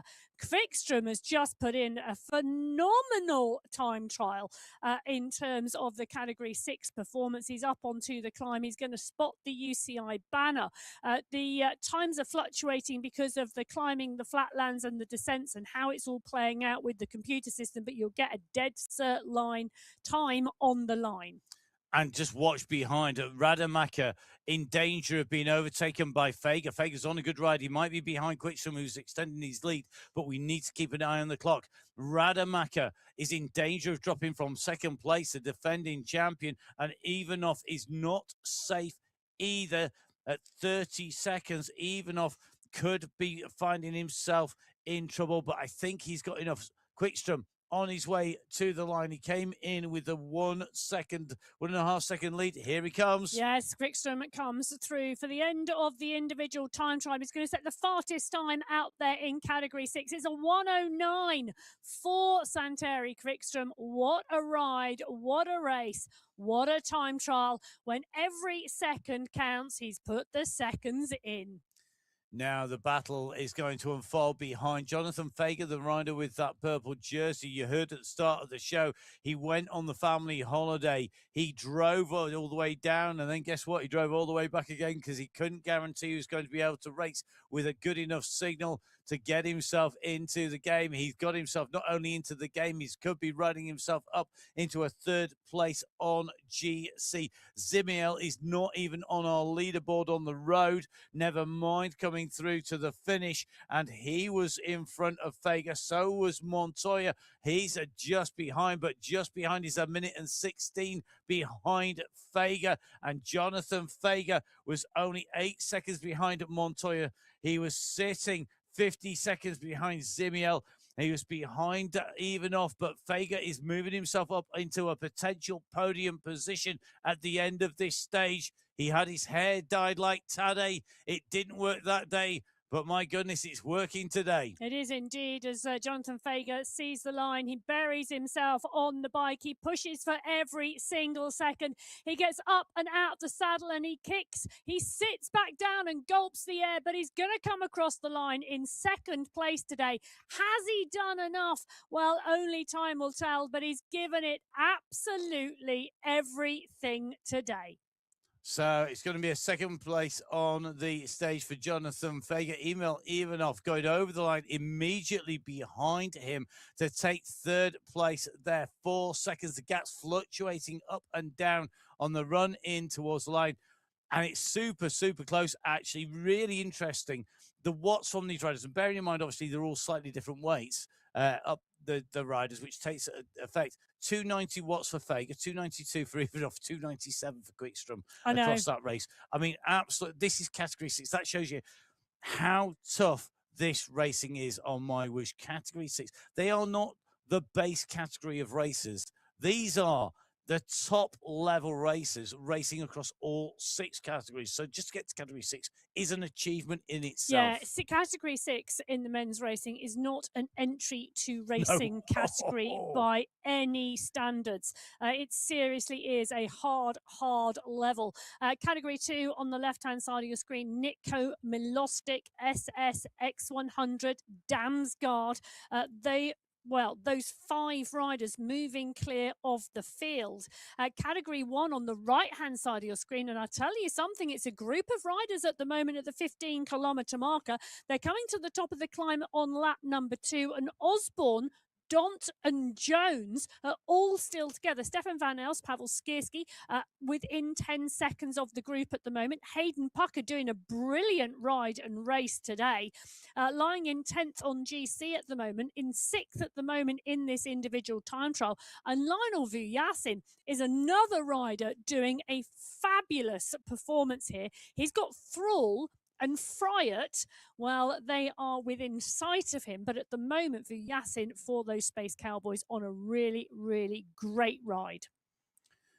So the riders continue to push their way around this course in all of our categories. 9 riders now, 11 riders having come across the line in the category 6 race. Christian Feger, along with Ivanov, Rademacher and Holtz, your top 5 in terms of the overall. Quickstrom still leading from Ivanov, Rademacher just holding on to keep hold of that podium place from Fager. A really strong run into the line from Rademacher. Saw him close that gap back down again despite that work. Montoya currently in 5th with Corvette in 6th. All the results at the moment are provisional. Smithson with the top 10 at the moment overall because he's coming across the line. Kreutz is in over the line as well. So there's some really strong riding. The sprints continue to unfold in front of us, and they will continue to evolve until all of our riders are in and across the line. The overall race for the championship is in front of us on category 2, because 4th place on the road is Mr. X100. 8 seconds back is Nathan Guerra, the rider in 2nd place. That is evolving as well. Top of the climb, second time of asking though, we are seeing the riders coming up over the top in our category 1 race. So you're just seeing them come up over and across the line here. Just looking at the times for that second climb overall, really interesting the way that's been playing out in our categories. Jones, the fastest rider up there, ahead of Osborne in terms of climbing time on the second of our climbs. And I stand to be corrected, but is that the first time anybody has scored more points in a climb than Jason Osborne in the entire stage race? Possibly. I don't think he's been beaten by anybody on a climb. No, I think you're quite correct, actually. The more I'm thinking about it, the more I'm thinking you're correct. But that's going to be an interesting one as they go up and out onto lap number 2. The category 1 race, really, really exciting. So Jones right up there, but yeah, Jason Osborne with the fastest time, mind you, to that point, but Ollie Jones the faster climb. Now, our riders, remember, on the way to our finish from the top of the 3rd ascent of the Camille Hood, are going down through the sprint line at 34.5 kilometres. And at that point, we've had Category 6 come through and come into the finish. Category 5 leader, Gregos Kubiak, has gone in through, but they are now making their way on that last section towards the finishing line in Category 5. Meanwhile, on the way to the top of the climb in Category 3, this is going to be David Watts, who is leading. I'll tell you something, he's 20 seconds up on Jakila, and he's also up here substantially on Morgan and Skierski. Yes, it's really interesting, this race here, because Watson Jakila doing a phenomenal job of staying clear of the rest of the pack, over a minute clear. Well, Santiago Asilla, this is interesting because he put in a phenomenal climb the other day to take the stage, and he's doing superbly in terms of this individual time trial. He's got Petter and Pens behind him. They're in the top 3 overall. But Santiago Asilla could be riding himself into a stage win here in the individual time trial. But those 2 riders directly behind him are Petter and Pens, and they are going to be battling for who can take second and third today. They're battling in the overall GC competition, and that battle between them is bringing them up to Santiago's wheel. It's going to be close as they come to line a little bit further back. Don't miss the facts. We've got Loxley at 11 seconds. We've got Spratt at 20 seconds. Spratt battling for his position in the overall, and Loxley on a good ride here today as well. This is the unfold for the sprint for the line here. This is the run for the line. They're only 100 meters or so from it. And Junior Pens is pushing on here, but so is Santiago Asilla. Pens goes up and over the top. Is it too early? Has he done enough? Yes, I think he has. Junior Pens is going to take the time trial here in category 5, but it's close with Asilla and Petter. Loxley and Spratt a little way back. They're not at the line yet. The seconds are going to count, but it's going to be close at the top still as we go in with Rod Loxley as he drives towards the finish line the individual time trial. He's going to come underneath the banner for 4th place today. Wow. Great work out there. Absolutely brilliant time. Daniel Kuntz is going to be the next rider through. He's battling with Nicholas Spratt. They're side by side. Cadabona as well as Petter. The riders, the gaps between these riders in category 5, so close. So Leonard Greg Cadabona goes over the line. You can see that how hard it is. Time trials are just so hard. You got to give it. If you come over the line and you think you've got anything left, you have not gone hard enough. You've got to empty the tank completely, and that's something that we're going to see time and time again. Now, top 3 riders on the road in our time trial in category 4 are our top 3 riders overall. They came in with Sinclair leading from Alalucia, followed by Bergin. And I think this race has been ridden in terms of the time trial by these riders as a road race without draft, not as a time trial. Well, interesting that, and it may well be. And in terms of motivating you, in terms of keeping you on those pedals, in terms of keeping the pressure down, that will be how some people will want to race. Others will want to do it as a time trial. 2 different styles of racing, but, you know, either one working well. I think the problem is if you go with your strategy and you're not with the people who are challenging you. So if you're Bergen and you're challenging Alalucia and Sinclair, you have that battle, you have that fight up there. And I think if it was me, I'd want to know what was going on. I'm not a strong enough character to be able to sit there and take the pace to set my own pace and trust that my judgment was correct in my strategy. Whereas I'm sure, I mean, you potentially would be. I think this is going to be interesting because I think this is about, if you are a strong enough person, you can sit and use your tactics, your performance, and you get the best out of yourself. But you've got to be able to do that. And I'm not sure I'm strong enough to do that. I think when I was in here, I would be wanting to watch because they came in so close together in overall because they're tight at the top coming in. They're tight at the top coming in. What you've got to remember is the margins between these riders. Well, there's a piece of paper. It is so close. They're so well matched out here. And we've got category 4 on the top of the screen. They're at the hour. Pano Analusa is leading from Aidan Sinclair, Dominic Bergin, but those 3 riders really close together. Pino, Velez, Russamaki, they are all up there. It's just 30 seconds back to 6th place at the moment. Category 3 are on the top right-hand corner of your screen, and David Watts is clear of the rest of the pack at the moment, and it's only Yakila which is in the 30-second boundary mark, so there could well be some shifts on GC today. Category 2, Dorvid Nitko, what a ride at the moment here from the rider. He's about to go underneath the banner at the end of lap 2 and go out for his final lap here today. SS, X100, Milostic, Damsgaard, Stewart and Ziard are the riders behind. But what can you say? Great riding from Damsgaard at the moment. And on the right-hand side of your screen, Jason Osborne is clear of the bunch. Well, he's 5 seconds clear of Ruben Dont at the moment. They've just gone under the 21.5 kilometre marker, which is through that second sprint out there on lap number 2. And it is really interesting in terms of the positions at the moment. So Jason Osborne in 1. He's 5 seconds, or was 5 seconds clear at that point on the road of Ruben Dont. He was 7 seconds clear of Ollie Jones, 18 seconds clear of Pavel Skierski, and 18 seconds clear of Stefan Van Elst. I can tell you, the final bosses are riding themselves and cementing themselves in that team competition. But I'll tell you something else. Neil Fryatt and Tom Thrall are having a phenomenal ride out there as well, because the ZDR2 squad are putting riders towards the 4 into the top 10.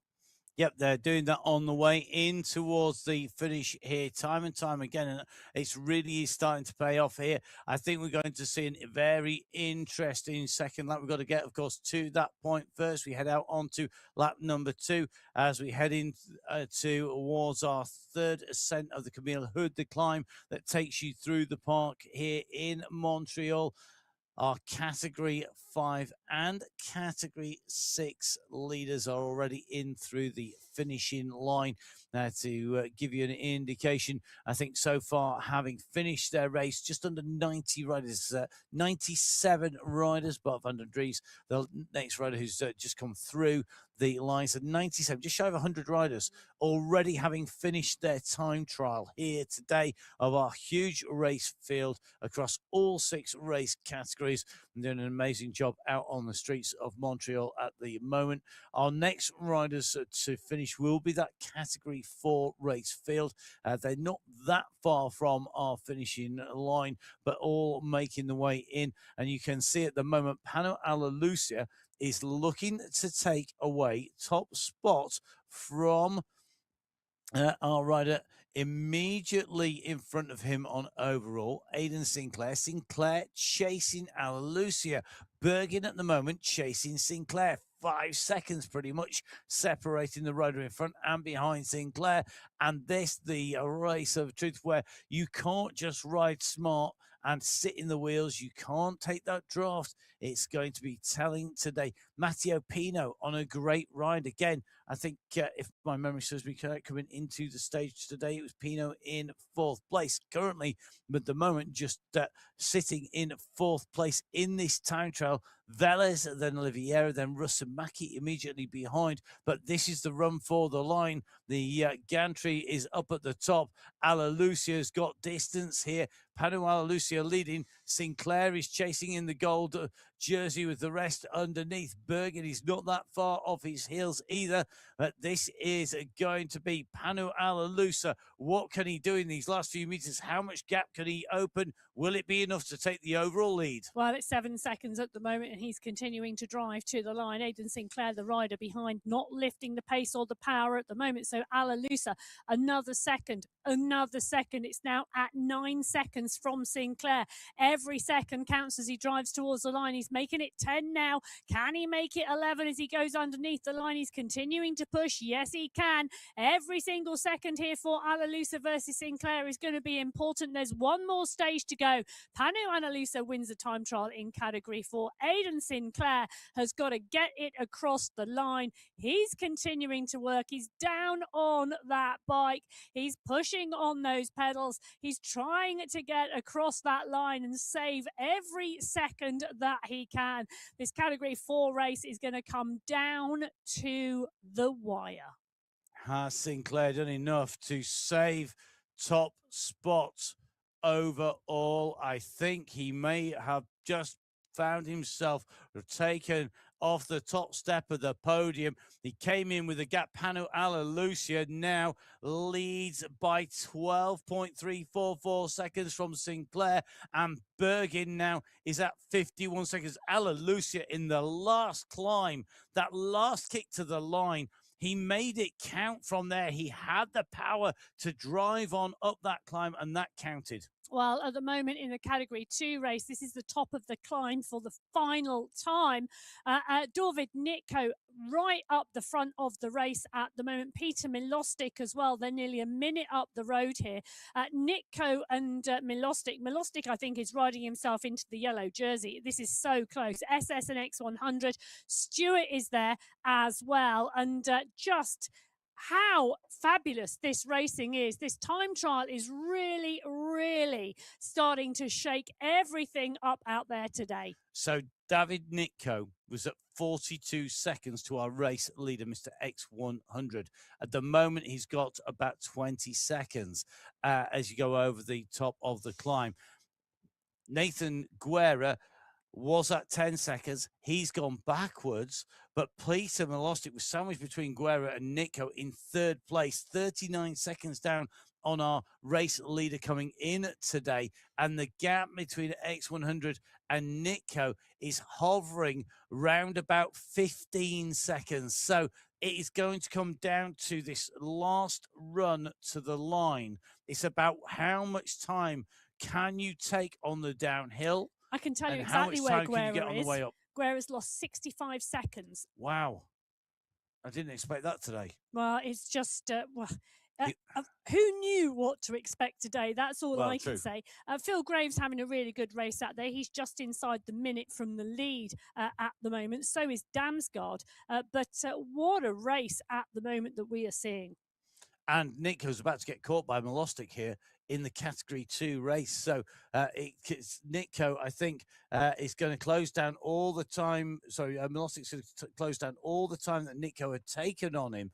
And then he's going to be taking some himself. So this is going to be absolutely critical heading out. Left-hand side of your screen, so Jason Osborne on his way towards the line. He is indeed. He's about to go out onto the final lap here today. And I tell you something, it is not over yet. Ruben Dont, 3 seconds back. Ollie Jones, 6 seconds back. This time trial is really, really close. And I tell you, Ruben Dont is doing a phenomenal race. So is Stefan van Elst. Pavel Skierski is right up there.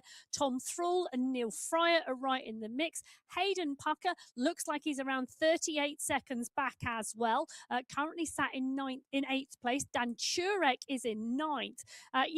The final bosses had a plan, I think, coming into today, and that is all of their riders in the top 10. And at the moment, the execution of it is superb. It is. It is. And I think this is what is so good to see when riders come in and they have a plan, they execute it, they go for it. Now, just seeing Ruben Dont go through underneath the polka dot banner that indicates the start of the climb once again on the left-hand side of your screen. He's at 27 kilometers covered. Further along the road at the 31-kilometer mark, you can just see that we've got the Category 2 leaders. But look at this. We're onto the climb. Jason Osborne leading. But look at the gap back to Dont. It's only 4 seconds. I know. This is Ruben Dont, for me, has been one of the riders of the championships. It's been absolutely fabulous to watch him and watch him race. He's literally just taken the MyWhoosh championships by the scruff of the neck and go, right, I'm telling everybody I'm here and I'm going to show them exactly what I can do. And he's really got to grips with this. Jason Osborne in 1 at the moment, 5 seconds up the road. Ruben Dont in 2. This time trial, what a performance. He's on the climb here and continuing to work strongly. Ollie Jones, 7 seconds behind Dont. Stefan van Elst is 6 seconds behind Jones. So you can see they can all see each other. And that is motivating. It's like a piece of string. You can see the rider in front and you just want to reel them in. It keeps the motivation there. And every time you think you're going to go, you can look up, you can see the rider and you go, just another 100 meters. And these 4 are all able to do that because looking back from Jones here, you've got Van Elst just right behind him. You've got Dont looking at Osborne's wheel. Jones will know Dont's just in front of him. They're going to see each other on these long straights. Van Elst will be able to see Osborne. We're looking back from Dont. It's only this sort of roller coaster course profile that will stop that from happening on those long straights.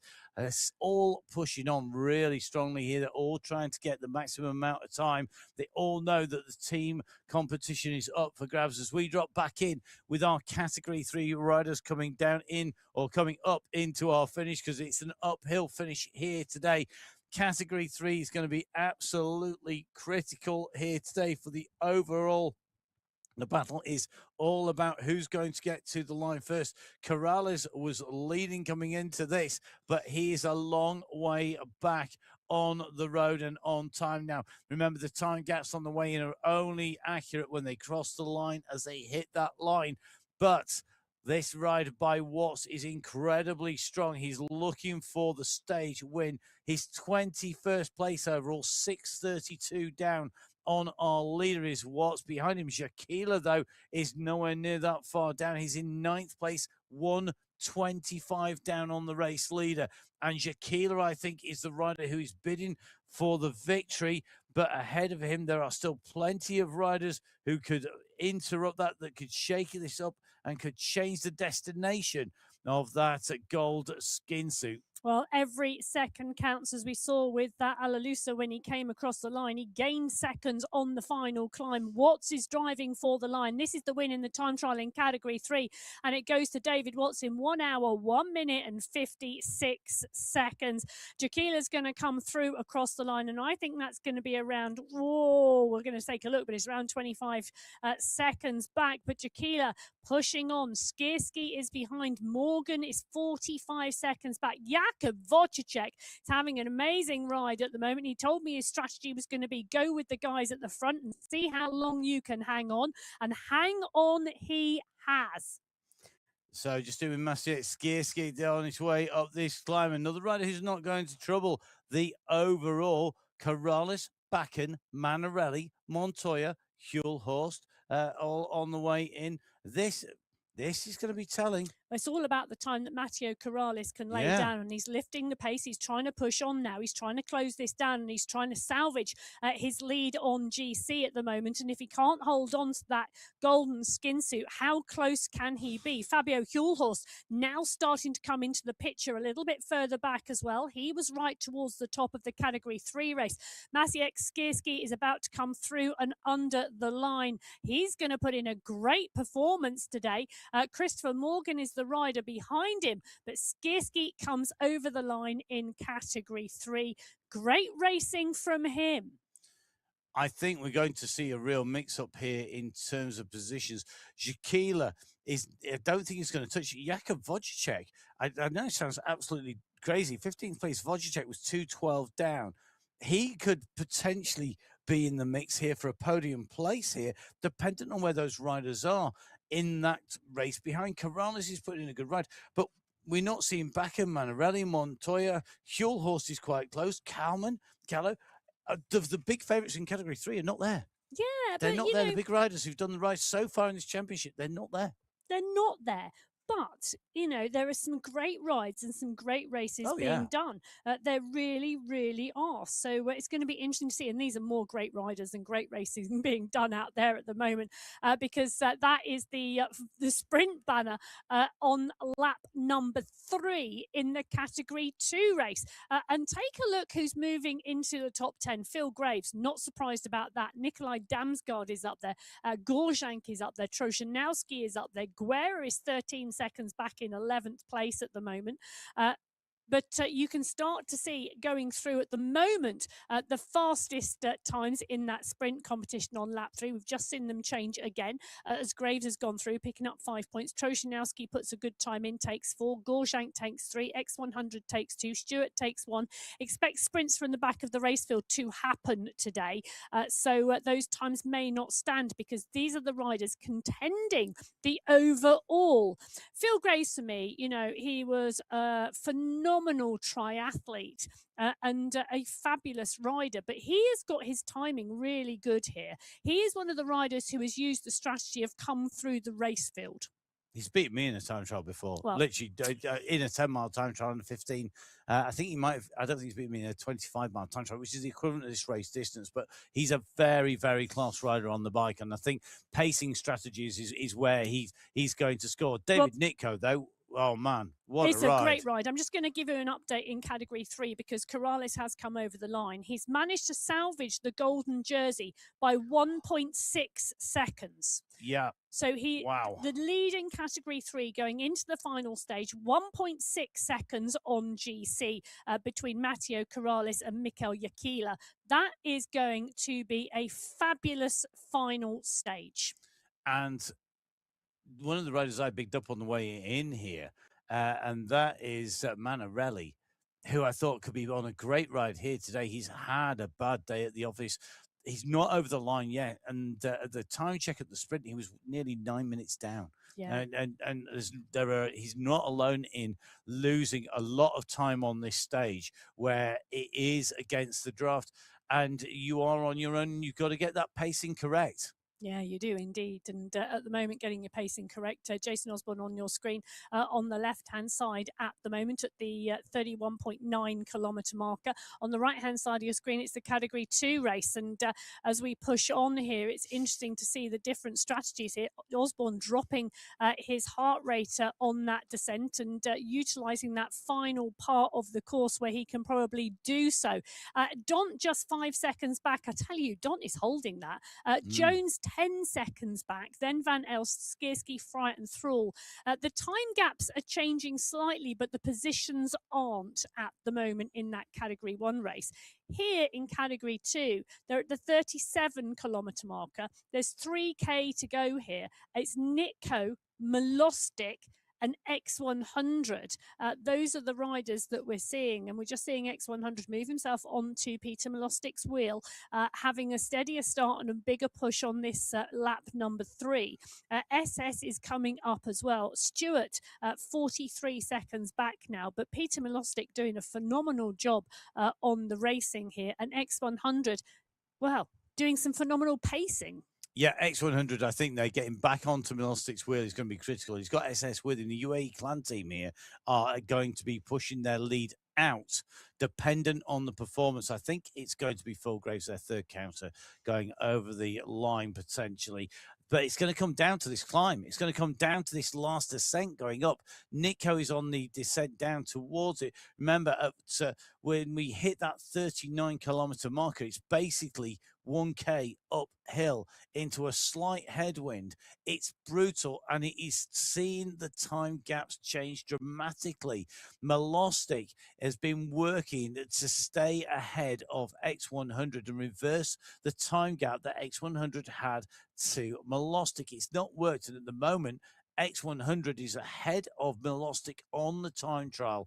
Nitko is ahead of him. Nitko at one stage almost had the lead on the road because he had basically taken back enough time to move into the lead, but very quickly that was closed down. Nitko now is only a handful of seconds ahead of X100, Milostic and SS. Behind Stewart, Ziad and Damsgaard, they are all riding at 4 positions now in the overall championship here on MyWhoosh in Montreal, in the park that's in the streets of the city that will see the World Road Championships, the time trial and the road races taking place in and around Montreal later this year.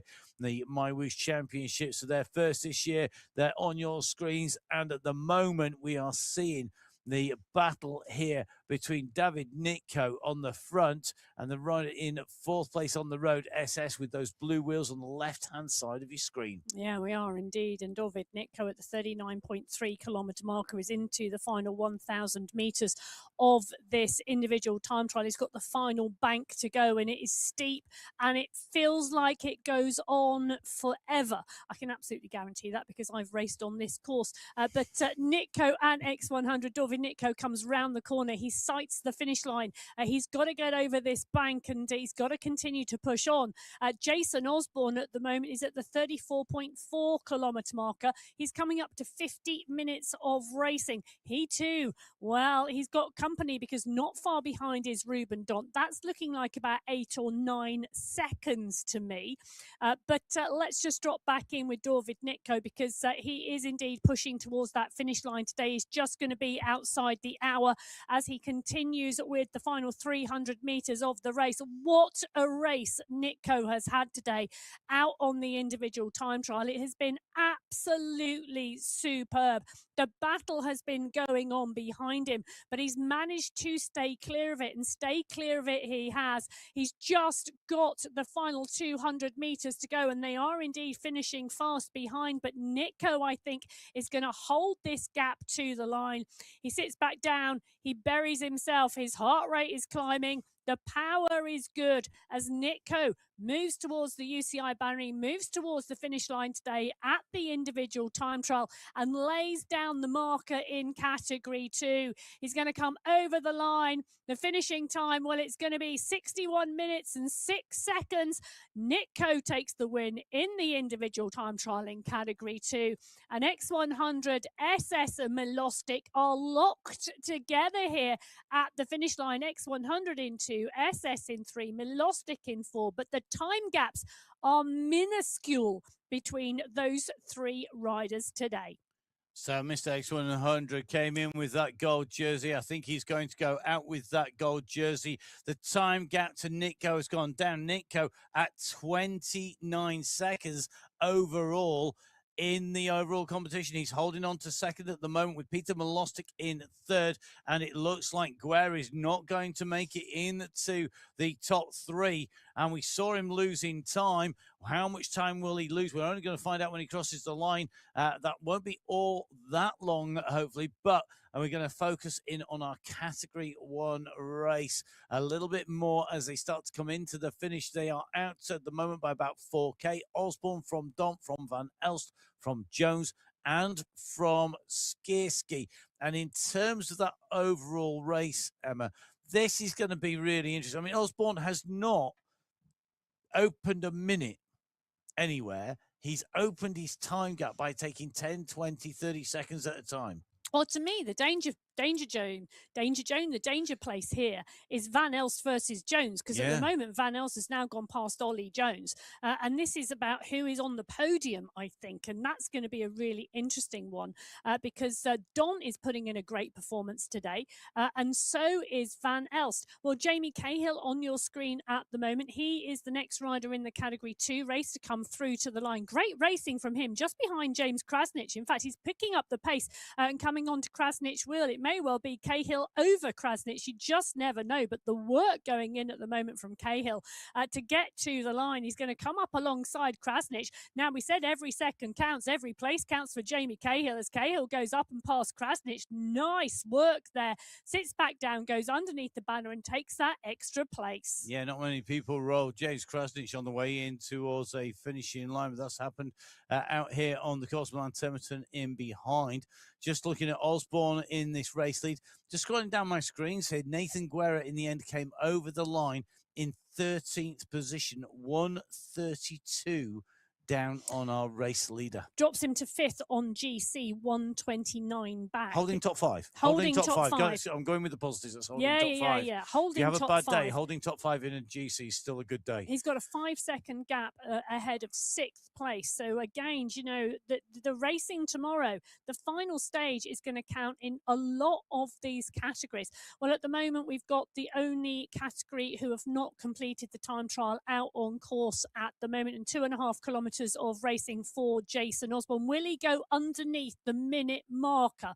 It's not been broken yet. Can it be broken by Jason Osborne as he drives towards the line? The world champion now in front of Ruben Don. And I'm just taking a little look at the time gap. Do you know, Don is holding this at around 10 seconds. It is absolutely fabulous racing from Ruben Don. Stefan Van Elst now clear by 5 seconds of Ollie Jones. Ollie Jones needs to hold this. Skierski admittedly is around 20 seconds behind him. Then Fryer and Thrall. Osborne and Dont. 2 riders, 1 and 2 at the moment here in the individual time trial, and they are separated by 10 seconds. It's not a lot to say that we've done all this racing. I think one of the things we have seen in this stage race is that the category 1 riders behind Jason Osborne have leveled up substantially. They've come up maybe 3, 4, 5 levels. Unfortunately for them, Jason Osborne started off 10 levels above, so they've not caught him back, but they are really doing a great job of getting closer to him. Emma, you're looking at the stats. I am, because 21 seconds separated Ollie Jones from Stefan Van Elst on GC this morning. And that is a really big battle out there, because Stefan Van Elst is now ahead of Ollie Jones, and the gap is going out. Stefan Van Elst could be riding himself into second position overall today. Ruben Dont was 116 back on GC in fourth place. Pavel Skierski in fifth place. Fryer in sixth. Then it was Milostic, Turek, Kaminsky, Pedersen and Thrall. Thomas Thrall is having a fabulous race out there today. He's currently in seventh on the road. It's all going to come down to the time gaps. It's all going to come down to the seconds. It certainly is. Make sure that you catch up with all of the results on the MyWhoosh.com website and on MyWhooshinfo.com for all of the analysis on today's race. And of course, we'll be bringing you lots of chat discussions and two more great guests on the Inside the Race podcast. Myself, Matt Payne, Emma Mossett and Hayley Simmons will be chatting and talking with the guests and analysing today's racing and looking forward to the last stage of the racing, which is coming up tomorrow, stage number 7. But at the moment, the world champion, the leader of the championships, coming in here on MyWhoosh. Jason Osborne can see the banner. Yeah, he can do indeed, and he's tapping a rhythm now towards the banner. He's going to go underneath the hour today. Jason Osborne well and truly under the hour. He pushes on towards the banner. He's 14 seconds clear of Ruben Dont behind, who's done an absolutely fabulous job. Stefan Van Elst is closing in on Dont very, very quickly, but Osborne is going to go underneath the banner and take the win in the time trial. That is going to be 57.15 for Jason Osborne. Fabulous time out there in Montreal. Great racing. Job done. Ruben Dont coming up for second place. Van Elst is sprinting behind. He's desperate to try and close down the seconds, but Ruben Dont second on the time trial today. Stefan Van Elst comes over the line in third. Ollie Jones is going to close this down in fourth today. Pavel Skierski's got a battle out there with Neil Fryer, because Fryer is pushing on as well. So Fryer making his way towards the line. He's 9 seconds down. Skierski, I think he's not going to get that gap closed down. Still riders in other race categories making the way down to the line here. As we see Skierski out of the saddle. He can see the line now. He's trying to kick his way in to minimize those time gaps, to maximize his advantage on the riders behind. And this is now key in that team competition. The final bosses have put riders into first and into third place. Zero Ducks sat in between. The Kiwi gem in the sandwich, Ruben Dont, the Belgian for the Zero Ducks squad. Alpha Jaw riders behind. Jones in fourth. Fifth place going to be for Fryer as he goes over the line here. So top 5 riders in category 1 at the moment, I think, as we take a look on our scores at the moment. Wow, that's all I can say. Jason Osborne, take a look at the time. 57 minutes, 15 seconds for the world champion today. He was leading GC when he came in. He'll be leading GC at the end of today. He'll be leading GC into the final stage today. He's won every single stage so far. Will he win tomorrow, or will somebody else win in what is likely to be a sprint finish? I say likely because I think the team competition is going to come down to the wire in some of the other categories. I think the team competition is pretty much sealed up for the final bosses with today's time trial, but we'll take a look at that in a while. So Osborne taking the win from Dont. In category 2, it was Nico from X100, SS Milostic, Stewart and Zillard. That was just so close. It really, really was.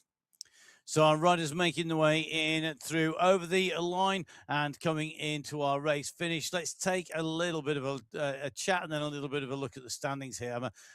Today, we saw some big surprises in the women's race. The men's was kind of going the way we thought until some of the midway points. And then we started to see people, I think, in some of our categories really paying the price. Not necessarily for today's riding, but maybe just getting caught out by the accumulative fatigue here. Because it's like they just reached the edge of the precipice, and instead of going, I need to just ease back a little, they went over it in their enthusiasm to race, and then they came off that edge of the cliff, and then the time gaps just really opened. But really easily done. Oh, totally, Really 100%. easily You know, done. I've done it so many times myself. You know, and we saw on that final climb, which is such a nasty finish out there, you know, It is, isn't riders it? losing 5, 6, 7 seconds on the last 400 meters. You know, that just shows how much fatigue is in Yeah. some of these riders' legs. Yeah. So let's take a look, shall we, and run through our 6 categories. Let's start with category 6. Now, what a ride today from Santeri Quickstrom. You know, absolutely an outstanding ride, and another great ride from Jonathan Fager as well. Yeah, Fager put it in a great ride. It's really has pushed hard over the course today to come in 132 down.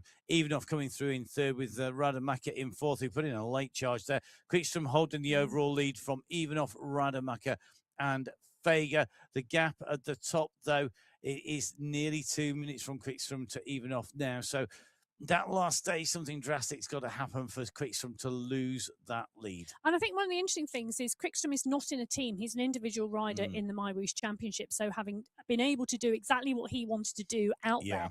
The team competition, well, in that category 6 race, 1 minute and 8 seconds now separates the top 2 teams, level Kevlar from BMC 6. And whilst it would be wonderful to think that that could be a real battle tomorrow, I think that might be set. Let's go to category 5, where Lucas Petter has come in. He's been leading the jersey in terms of the overall. Today, he was in third place, 2.973 seconds down to Junior Alberto Pens. But the gap was big enough to keep the lead overall for Petter, who is still 20.5 seconds clear of Pens. Spratt at the moment still holding third place at 55 seconds. Luke Kendall, though, the rider in fourth place, Cadabona in fifth. Loxley with a great time trial there. Got to say, really has pushed on, as has Hunt, Velopeda, along with Gremsel inside that top 10. Yes, and you know, Petter will go into the final stage in that golden jersey, 20 seconds clear of Pens. It's the only competition that could possibly be fought tomorrow. The rest of the competitions in category 5 men's pretty much sewn up, and it would take something dramatic to change the overnight results. Yep, but still, let's pay for, given the tenuous leave of Petter the entire way through this stage race. It's been very, very close indeed. Yeah. Now, we saw a change in the rider coming across the line, taking the win with Panu Alalucia, who's got better and better as this race has progressed, taking away the win in the time trial by 18.736 seconds from Aidan Sinclair. Dominic Bergin has continued to put in amazing performances, as has Pino behind. They are the only riders on the race today on the stage within 1 minute of the stage winner, but it's changed things overall. It has changed things overall in terms of the individual. There's now 12 seconds between Alalusa, who's leading and will take that golden jersey into tomorrow's stage, and Sinclair, who's now in second place. They might battle it out tomorrow, but I think the main battle tomorrow in category 4 is going to be the team competition. And I'm expecting the teams to really get behind this because the Pedal Club are leading the team competition by 10 seconds from the BMC Anzacs. It's only 45 seconds from the Pedal Club in 1 to Cycle District 4A in third place. I think we're going to see the teams come out and play tomorrow because there's nothing to lose, you know, and why not? 100%. Go for it. It's one more stage. David Watts, great race result for him today, getting that time trial win, going over 1 hour, 1 minute, 56.884 seconds from Jakila Skirska. Morgan Wojciech, the top 5. Corrales coming through in 7th place, 145 down on the stage winner, which could have been enough had what's been in closer contention overall? Well, what's really interesting is this is going to come down to the wire tomorrow, because this could even change as to which rider is at the front of the bunch in the sprint and which rider is at the back of the bunch in the sprint when they come into the finishing category 3. And the teams are going to need to get behind their riders tomorrow, because it's 1.6 seconds on GC between Matteo Corrales, who'll go into the stage tomorrow in the golden jersey for the BMC3 Elite Squad, and Mikel Jakila of Suffer Together in second place at 1.6 seconds down. In that team competition, Suffer Together are the leading team. They're 51 seconds clear of the level Vikings, but they're going to have to use that team power if they want their rider to take away GC tomorrow. 1.6 seconds. That's all that stands between the top 2 riders in category 3. Really great battle in category 3. Let's go to category 2. And this was another amazing battle. I mean, we came in with X100 and Guerra and Milostic in the race lead overall.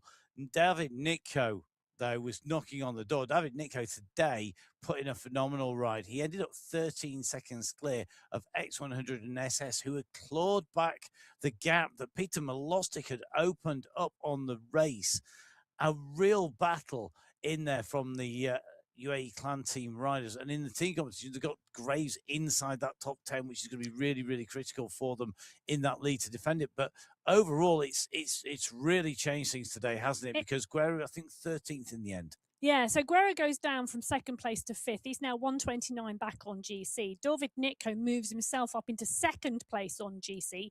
He's now 29 seconds behind X100, who is trying to defend the championship title from last year. Peter Milostic is 10 seconds further back behind David Nitko. So I do think there'll be a battle out there in category 2 tomorrow. And I do think the teams will be instrumental, because the 1, 2, 3 are 3 different teams. The UAE clan team, the Goats team, and Team Balbina. Those are the 1, 2, 3 in terms of the teams in the team competition. But for me, that is much more set in terms of those positions than the individuals. So those teams tomorrow, for me, have the capacity to really ride for their GC racer. I would agree with you 100%. I think the UAE clan team with that ride today on the stage really sealed that win in that team competition. But anything can happen, and we see that time and time again. Now, let's go into our Category 1 race. Jason Osborne taking away the stage win at 57 minutes, 15 seconds, well inside the hour for the 40 kilometres around this race route and 741 metres of ascent. In second place, Ruben Don, 17 seconds back. Stefan Van Elst, 20 seconds back. Ollie Jones, 25 seconds back. Skierski within a minute of Jason Osborne. And if we came into you at the start of the stages, at the start of this championship, we said to you, Jason Osborne is going to win every stage. And at the end of stage 6, he's going to have a time gap of, you would have given us a gap bigger than it is, because at the moment, he's only, 1 minute 13 ahead of Ollie Jones? Yeah, I mean, he has eked it out every day. Every day it's got a little bit bigger and a little bit bigger and a little bit bigger. And today it gets a little bit bigger. It was 48 seconds going into the stage today. It's now 1 minute 13 seconds. For me, the race is actually between second, third and fourth tomorrow, because it's 16 seconds between Ollie Jones and Stefan Van Elst now on GC. That's second and third. And then between Stefan Van Elst and Ruben Don in fourth place, it's 4 seconds. So 20 seconds separates second from fourth. And I think the 3 different teams are going to be playing that out tomorrow. There are some, again, as we go down through the GC, there are some very close racing and some close time gaps out there. And but for me, it's second, third and fourth that could well be the battle tomorrow. Yep, we're going to see that unfold on your screens. If you join us for the last stage, please join us. I really hope you do, because it's going to be really exciting. There's so much great competition going on out there, day after day after day in this stage race. We came back off that rest day, not knowing what to expect, hoping for thrills and spills. We've definitely had that, because we've seen riders who've kept it on 2 wheels and cornered like they're on rails. And we've seen some for whom the wheels well and truly fell off today as they went around those corners and turns of Montreal. Great racing here, Emma. We're going to go into our final stage. There's a few points at stake, a few competitions still to be settled in there. There's more to be settled than have been settled so far, that's for sure, in both the women's and the men's competition. One more night's rest for the riders, one more day to go. Anything that you would say to our riders now that going into our last stage? Oh, all our riders, I think, really would be my statement here. Well, I think it's been an absolutely phenomenal championship so far. We've got one more day to go. It's been exciting every single day for very different reasons. We've got one more stage. We've got a lot of points out there in the sprints competition. We've got a small amount of points out there in the climb competition. And we got some, a lot of defending out there to do if you want your rider to be top spot. We've also got riders out there who day after day have been part and parcel of that community and out there supporting each other. So keep supporting each other, keep with those teams, keep with that chat, keep that feeling and that buzz high, because everybody has done a phenomenal job, and tomorrow it's all over. Yep. This time tomorrow, we will be looking at our overall winners and our overall team winners and the GCC and all these competitions. Remember, of course, all the results at the moment are live on the show as we're bringing these images out as they're going up into the wonders of the Tinternet. But of course, don't forget that they will be official on the MyWhoosh channel first. That's on MyWhoosh.com. Go to the results page. Don't forget, of course, you can pick up lots of detail. Big thank you to Jakob. Good ride today, buddy. In the MyWhoosh info pages, you can follow the podcast, and we will be recording the podcast with two more great guests. That is Inside the Race. You can follow the podcast at MyWhoosh Racing. Get the tag right, Matt. You've only been doing it for 12 shows now. We are going to be bringing you that show a little bit later on today. That'll be out tonight. We will be back tomorrow with the racing. Emma Martin and myself, Matt Payne. You can follow Emma at biking_Emma. You can see it on your screens. You can follow me at Matt Fixer Payne. Thank you, everybody who's been in touch on the YouTube channel live or with any of the comments. Keep them coming. They're always good to have those come in. Thank you to the teams. Thank you to our riders for giving us this amazing action out there to watch. One more day to go. Time to get yourselves ready. Bring your A game tomorrow, whether you're watching or you're racing. We are going to be back then. Until then, the final stage of the MyWhoosh Championships for 2026. We'll see you soon. Goodbye.